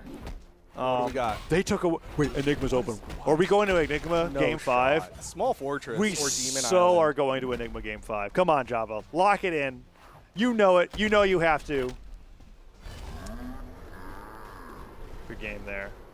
We're going to game 5. They're thinking about it. Well, this is they lost twice on Demon Island. This is arguably the most important map pick that they can have, just because it determines reset or champion. And they go for the most neutral pick, Fortress of soft Lions. Biggest wall out of all those options too, I think. And maybe Enigma's a little bit bigger, but the risk there is that getting knocked out off the top by Boots downlight recovery is like way more threatening. Highish ceiling on this stage too. Here we go, game 5. Radish and Megdi, one more win for them, and they are crowned champions. Fakey and Java, one more win for them, and it's a bracket reset and potentially on the way to a Game 10 Grand Finals between two teams that are innovating the most in the region. Here we go. Radish on Red Raptor, Megdi on Chun-Li going up against Fakey on Kaya, and Java on Finn the Human. Goes for that D-Light Sider. That's the first time that we've seen it be proactively interrupted by Fakey in the midst of the Sair. Yeah, and Megdi was not able to get anything off of it. Radish once again trying to set up. It's going to be a side light, but Megdi's inside of it. Falls with down air, down sig avoided. Nair does send Megdi into the red, but the recovery from Java does cut through. Ooh, friendly fire. Java takes advantage of it. Fakey throwing out a lot of signatures here. Both red team members doing a lot of jumping as they're getting into that KO percentage. Side air from Radish, won't lead into too much. The backswing of the Sair comes through. Java tries his best to get some sort of alley-oop off of that recovery, and Fakey just gets the downer edge guard. Okay, this is the best start that the blue team could be hoping for, and Megdi and Radish are struggling more and more to find their follow-ups. I think Fakey has started to do a lot better. Well, I say that. I was going to say interrupting those team combos, and there he is, too late to be able to save his teammate from that side signature. Java goes down. Fakey now the only one on the board with 3 stocks. Radish in the open air. Uh-oh. He's got no movement. Java chasing far. Megdy's going to make it a trade, but that's Radish going down to his final stock to trade out Fakey's first stock. Yeah, that is brutal for the red team. Radish now has to play so much differently, and when he's the one front lighting, oh, what? Okay, D-Light recovery, Nair, down light coming out from Java, putting Radish into orange immediately on a fresh stock. I think we're on the verge of a reset here, dude. Radish has been the one that's been starting all the team combos for Megd, not the other way around. Goes in, he manages to get one anyways, but Java got his recovery too, didn't it? Or was that weapons? That was the weapon being broken. That was the weapon being broken. Oh, Radish is getting demolished. He might switch to Teska in the reset. Absolutely, because he's just struggling right now against the blue team. They're focusing him down, but also still finding hits onto Megd. Recovery will connect on the Fakey. Radish, I mean, he's basically done for. He has to sit out here and hope Megd gets a setup. Yeah, and that's rough. And now there's no hope at all for Megd in this 2v1. It's 4 stocks to 1. Megd and Radish are going to be looking at this game and thinking about what they have to do in the reset that follows afterwards, because this grand finals is almost certainly going to another best of 5. Yeah, no way Radish is not currently trying to decide what his Teska drip's going to be. Here's the combo. I think he's got that locked Neutral in. sig. Ooh, that is a reset. Java and Fakey going to bring us one more set to close out this autumn championship. And now, no more second chances. Both teams have taken it out. It was a whole set with Red Raptor. I don't blame him for switching over to the thing that's a little bit more practice, getting the gauntlets onto the field. Although I do think that when it came to their bursts, like the explosive combos, the Red Raptor was more consistent. When he was playing on Teska, yes, he was getting these down sigs that was working really well in Winners Finals, but he caught them in the midst of like the scrap. It wasn't coming off of what they were doing as a team, and maybe that's what they need right now, because that neutral sig coming out from Java to finish that team combo with Fakey means that they're doing a better job than Megd and Radish at team comboing at the moment. Yeah, I think as much as I like Grief and I like the Teska, I think the Red Raptor works better just because not only the boots down sig being like kind of not effective for a KO tool, but really it's the end sig. Like he does the same setup, but then his end sig spikes Bounces kind of him just in the straight ground. down and goes off the stage. And it's like, okay. There was a combo where he was able to get it right at the edge of the stage, but it's so vertical actually that it's very tough to be able to get that angle. It's far more situational than the boots one from Red Raptor, where it's just like, okay, continue that pathway. But yeah, both Megd and Radish did 209 and 210 damage. It was the difference of a weapon throw that game. So they were both off the board going into that game. And I think Radish generally agrees with us. The Red Raptor is going to be going into game number 1, game 6 of this grand finals here, as we might be going to a game 10 at this rate. Here we go. This is the final set of the day, the final set of the Autumn Championship. In fact, the final set of all online seasonals until the Royale, but that's going to be in person, right? Yeah. So this is the final official online sets of the year. Megd and Radish versus Fakey and Java. Game 1 of the grand final reset. And no weapons in favor of the red team. Radish, first one to pick one up, but they're getting some solid strings already onto Java. Megd in position, couldn't get that falling Nair though. Sarah opening up from Java. Fakey's got Megd in the sky. Nice job with that recovery there, but that side air comes out from Radish, and Megd's able to follow up. Fakey interrupting, goes for the side stick to try to catch Megd off guard, but he reacts to it, and Java now fighting Radish up towards the sky.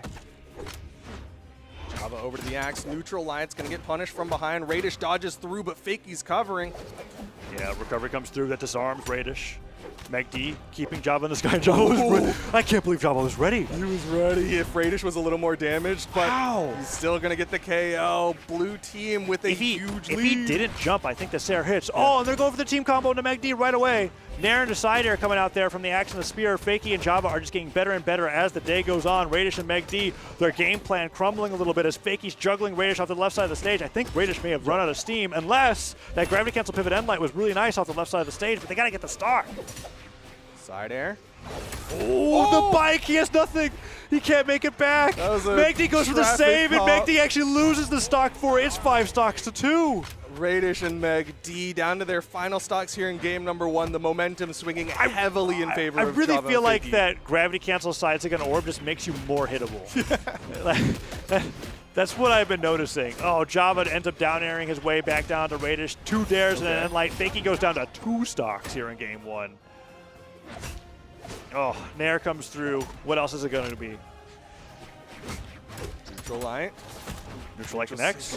And then the down light right afterwards. Fakey's so aware of his surroundings there.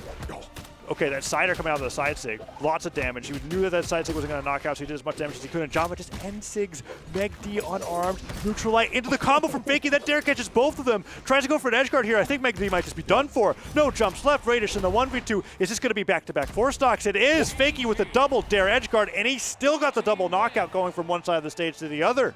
Just a little delayed for that one. Java and Fakey. Huge wins, man. Fakey with 5 KOs and 1 accident. Oh, I don't know about this one. Radish truly looks lost. The way that Java and Fakey right now is not giving him any openings. They're going to Fortress of Lions, and he's still staying on the Red Raptor, so that's what he wants to do until the very end, I suppose, because he's got 2 games left to try it with, 2 losses left. Yeah. Potentially more than that, so let's see what they do here. Java and Fakey are looking unbeatable. Yeah, they've just been leveling up as this set progresses. They're bringing out more, and they're really figuring out what they need to do to dismantle the team combos of the red team. But the red team still have some room here. There's still more in this final set.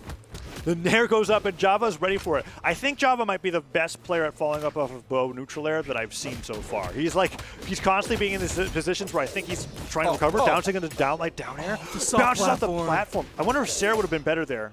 I think that may have been their only setup off of that specific situation. Either way, Meg D goes down. Fakey looking for the down stick here on the Radish, and Java lets that neutral stick swing a little bit soon. I can't knock him too much because I think he really just wants to get in there, but that's the second time that he's hit Fakey in those edge guard scenarios. Nice weapons throw to stop the side stick from Meg D. Nair hits. You look at that. He falls off of bow neutral air with the side air, and then he's up there again to be able to get it. The down ticket, the diagonal chase dodge into the axe recovery. Java gets the second recovery. No, just barely whiffs, but man, they're unstoppable. Red team cannot find the KOs right now. They're dropping their combos. He brings out the orb neutral sig straight out of the Brawlhalla anime. Be able to get that knockout off the top. It's 4 stocks to 4. Radish sticking with the boots. We have not seen the setups connect. Oh, falls with neutral light, catches Radish off guard. Nair comes out from Fakey, but Java's not in the air to be able to follow up. Meg D's got a lot of damage on him so far, but the red team's sort of stabilizing. I still feel like momentum's very hard in blue team's favor, and Meg D losing his weapon like that is not helping them. Okay, Radish going vertical, but the dare from Java stops it. Good patience from Java to wait until then to put out the down air. Goes for down sig, Nair hits. Meg D goes for another Nair. Okay, edge guard opportunity. Fakey gets the recovery, and Radish has them both off stage. Try to catch them both the downlight, and Fakey hits the Nair on the way back through. Java with some friendly fire, though. Red team is bringing it back. They're finding hits. Blue team gets split, but Radish eats a down air. Narrowly touches the wall. He should be able to get back up safely, but Java is still putting the hurt out. Java putting the hurt out, the least hurt on the screen. Gets the double knockout. Okay. 1 stock apiece for the red team, 4 for the blue team. They are still looking unstoppable. What's it going to be? Falls with the Nair, gets the down air. Java gets the downlight side air into the landing. No Nair from Fakey. Side light beat out by Fakey. He just stops it. Nair into Nair. Java's so good at getting these follow-ups when his teammate hits people high. Finds that once again, attacking on every little bit of extra damage that he can. Down air from Fakey into the chase dodge forward. Falls with side air. Has Radish off the left side of the stage. And that side light comes through. Java looking for something. He finds that Sair, and Meg D sweats back to stage.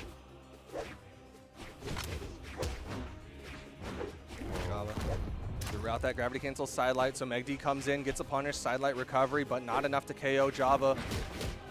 Downlight recovery will take Fakey out. He just glided off the top of the stage there from that one.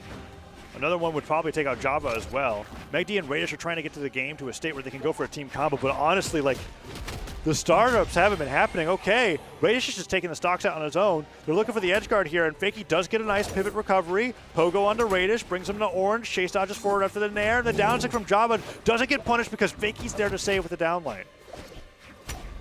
Fakey with that side air. Meg D's out there, the ground pound. Gonna send Radish over to Java. Wait, Meg D ground pounded. He does dodge through. Pretty terrifying situation. Team combo onto Java, but he's not able to punish because Fakey was there to save. Weapon throw into Sair. Does put Radish on the right side of the stage. The Pogo narrowly whiffs. He keeps going for it, though. Doesn't get the ground pound there. There's the side air to follow up, but Meg D gets hit by Java. Radish has to be the one to open this up. Putting those downlights through. So many Sairs are coming through, and it's just a poke game at this point. So many Sairs coming in at once, and Java and Fakey don't want this to go into another direction. Downlight recovery doesn't save him. Meg D went for it, but he couldn't do it. The neutral sig doesn't knock out, though. This would be a huge 1v2. He needs it to keep this team feeling good. Fakey with the sidelight. Java, don't downsig with Fakey behind you this time. There we go. Neutral light hits. Has Meg D up the left side of the stage. Fakey getting dangerously close. Doesn't even have to dare. Meg D goes down to the neutral light from Java. It's now match point. Java and Fakey coming in from the elimination side. Game 5 against Meg D and Radish into what could be a 3-0 in the grand final reset. Meg D and Radish look like they can't get their game plan to work anymore. It feels to me like Meg D and Radish are now afraid. They don't want to do their combos. They'll do 2 hits, like the safest 2 hits possible, because they don't want to get punished. We haven't seen a D-Light pivot Sarah this entire set. On the reset. He did 1, and I think Meg D did a neutral light, and that was it. Fakey has started to interrupt him during the midst of the animation. He's going for like these dash jump, double jump, down airs, and he doesn't care if he hits his teamate because the result is way worse if he doesn't go for it. Way better to come in and just hit both of them. And now we're really being careful with the maps that are left here. Strikes until 3 maps remain. Let's see what we've got. Gets rid of one of the dual plats. All of the dual plats, actually. And Java was literally spamming Small Fortress. They already had an idea what was going on there. We're just going back. Okay. What are you doing? Match point, game 3. Can Radish and Meg D bring it back together? They're certainly looking lost against the powers of Fakey and Java. And if they win one more on this, Fakey and Java are going to be back-to-back online seasonal champions. That would be nice for Java and Fakey. You talked about how Meg D and Radish look like a top 3 team going into BCX. I think Java and Fakey have some words to say about that. I mean, they're both in grand finals, but in terms of the ones that are the most likely from North America, yeah, Java and Fakey are saying a lot about that. And in fact, Meg D and Radish's game plan crumbling this hard against the likes of Java and Fakey will make me wonder if it was just like people being unfamiliar with what they were playing against, because Radish really is just jumping around trying to get something started and just taking damage and going right back into the air. Oh, Nair hits. Java trying to follow up after that. Okay, first combo starter, but it's saved. They're interrupting it before they're getting through. They've cracked the code when it comes to this, right? Like you have to actually be able to avoid your opponents to be able to get these team combos to work because they take so long. Okay, Radish comes back in.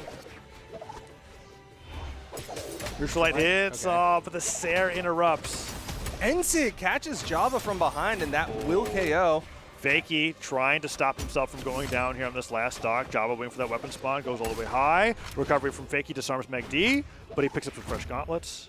Radish, however, look how damaged he is on that second stock. It really has been rough for him. I mean, he's getting hunted down by Fakey right now, and there's the side air from Java as he starts to hit Fakey. They're gonna isolate Meg D by taking down Radish. Sidelight and air, side air. Radish gets 5 stocks to 3. I mean, it truly feels like they figured Radish out, and Radish has just like been lost. Yeah. I mean, I said that earlier in the grand finals, the first grand final set. It truly feels that way here in the reset. Dare and the ground pound almost connects. Meg D taking so much damage on his second stock. There, Fakey finally goes down.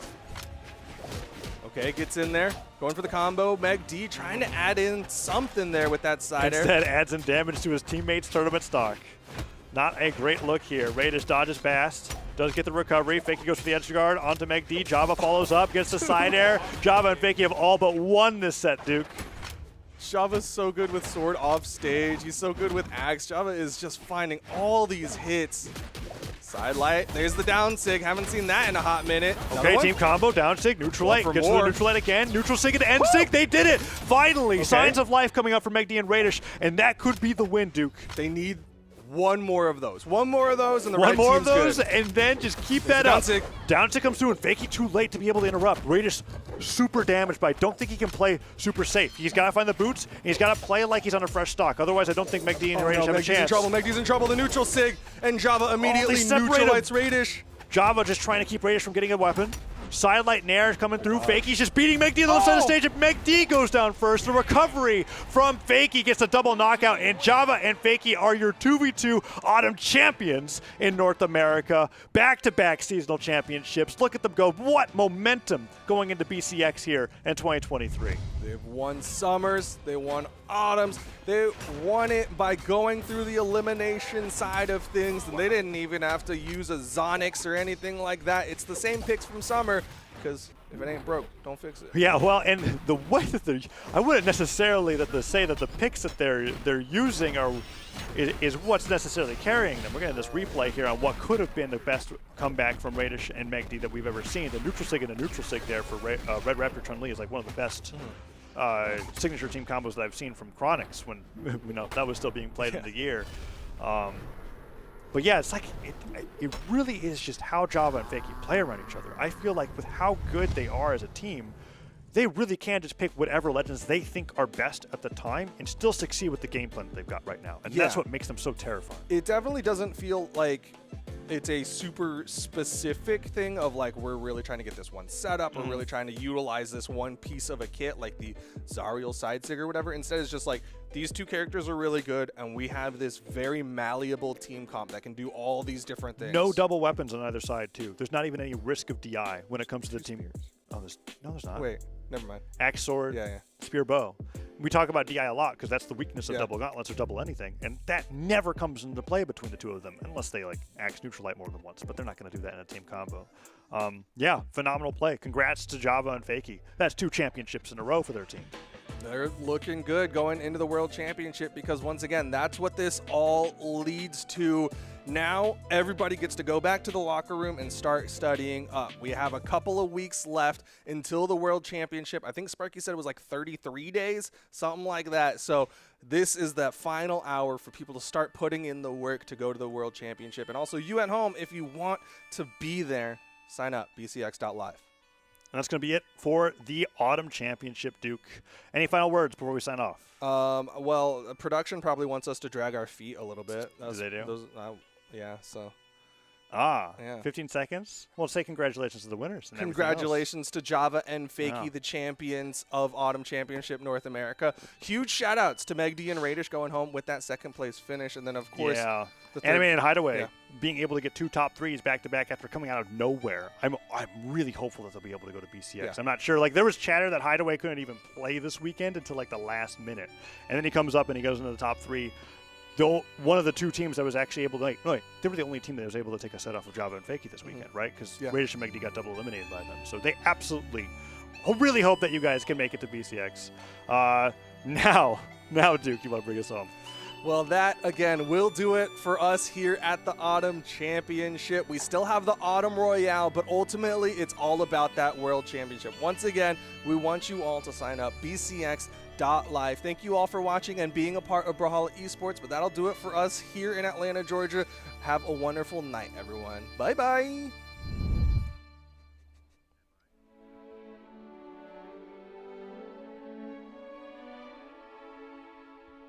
But he didn't grab both of them. They both went high. That's what Zebras do when they're getting hunted by lions. If I'm not mistaken, successfully gets popped up instead. And the immediate switch up Balloon Boy almost read that for that team. We'll see what happens here.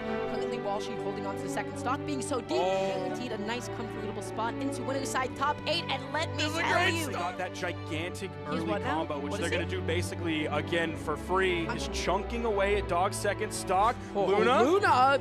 Okay, relax, calm down for just a moment. And Snowy. He's done. Oh, Snowy's the best one. North America is the best region out there, Dara. Okay.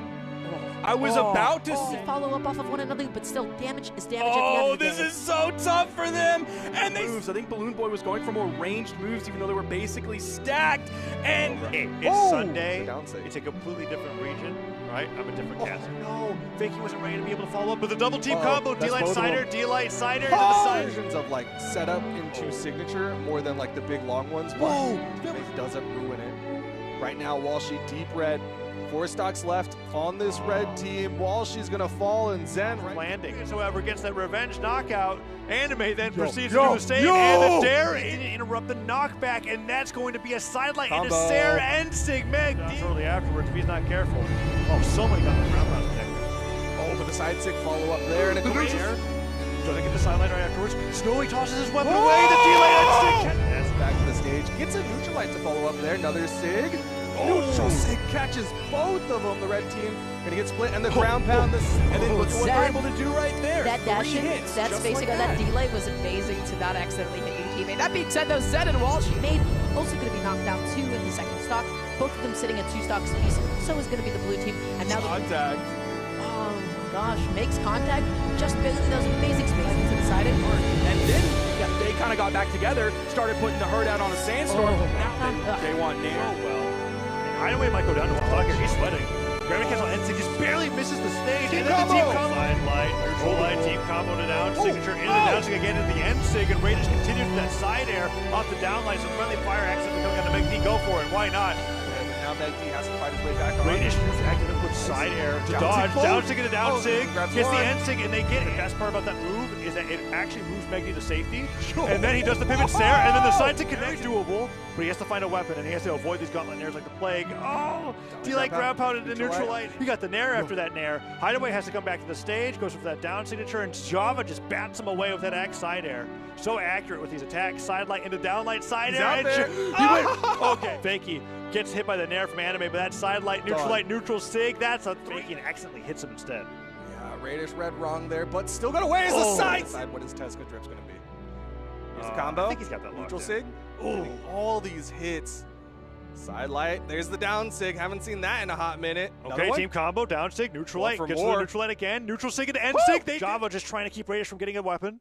Side light nair is coming through. dodge. Fakey's just beating Meg D on the left side of the stage, and Meg D goes down first. The recovery from Fakey gets a double knockout, and Java and Fakey are your 2v2 Autumn champions in North America. Back.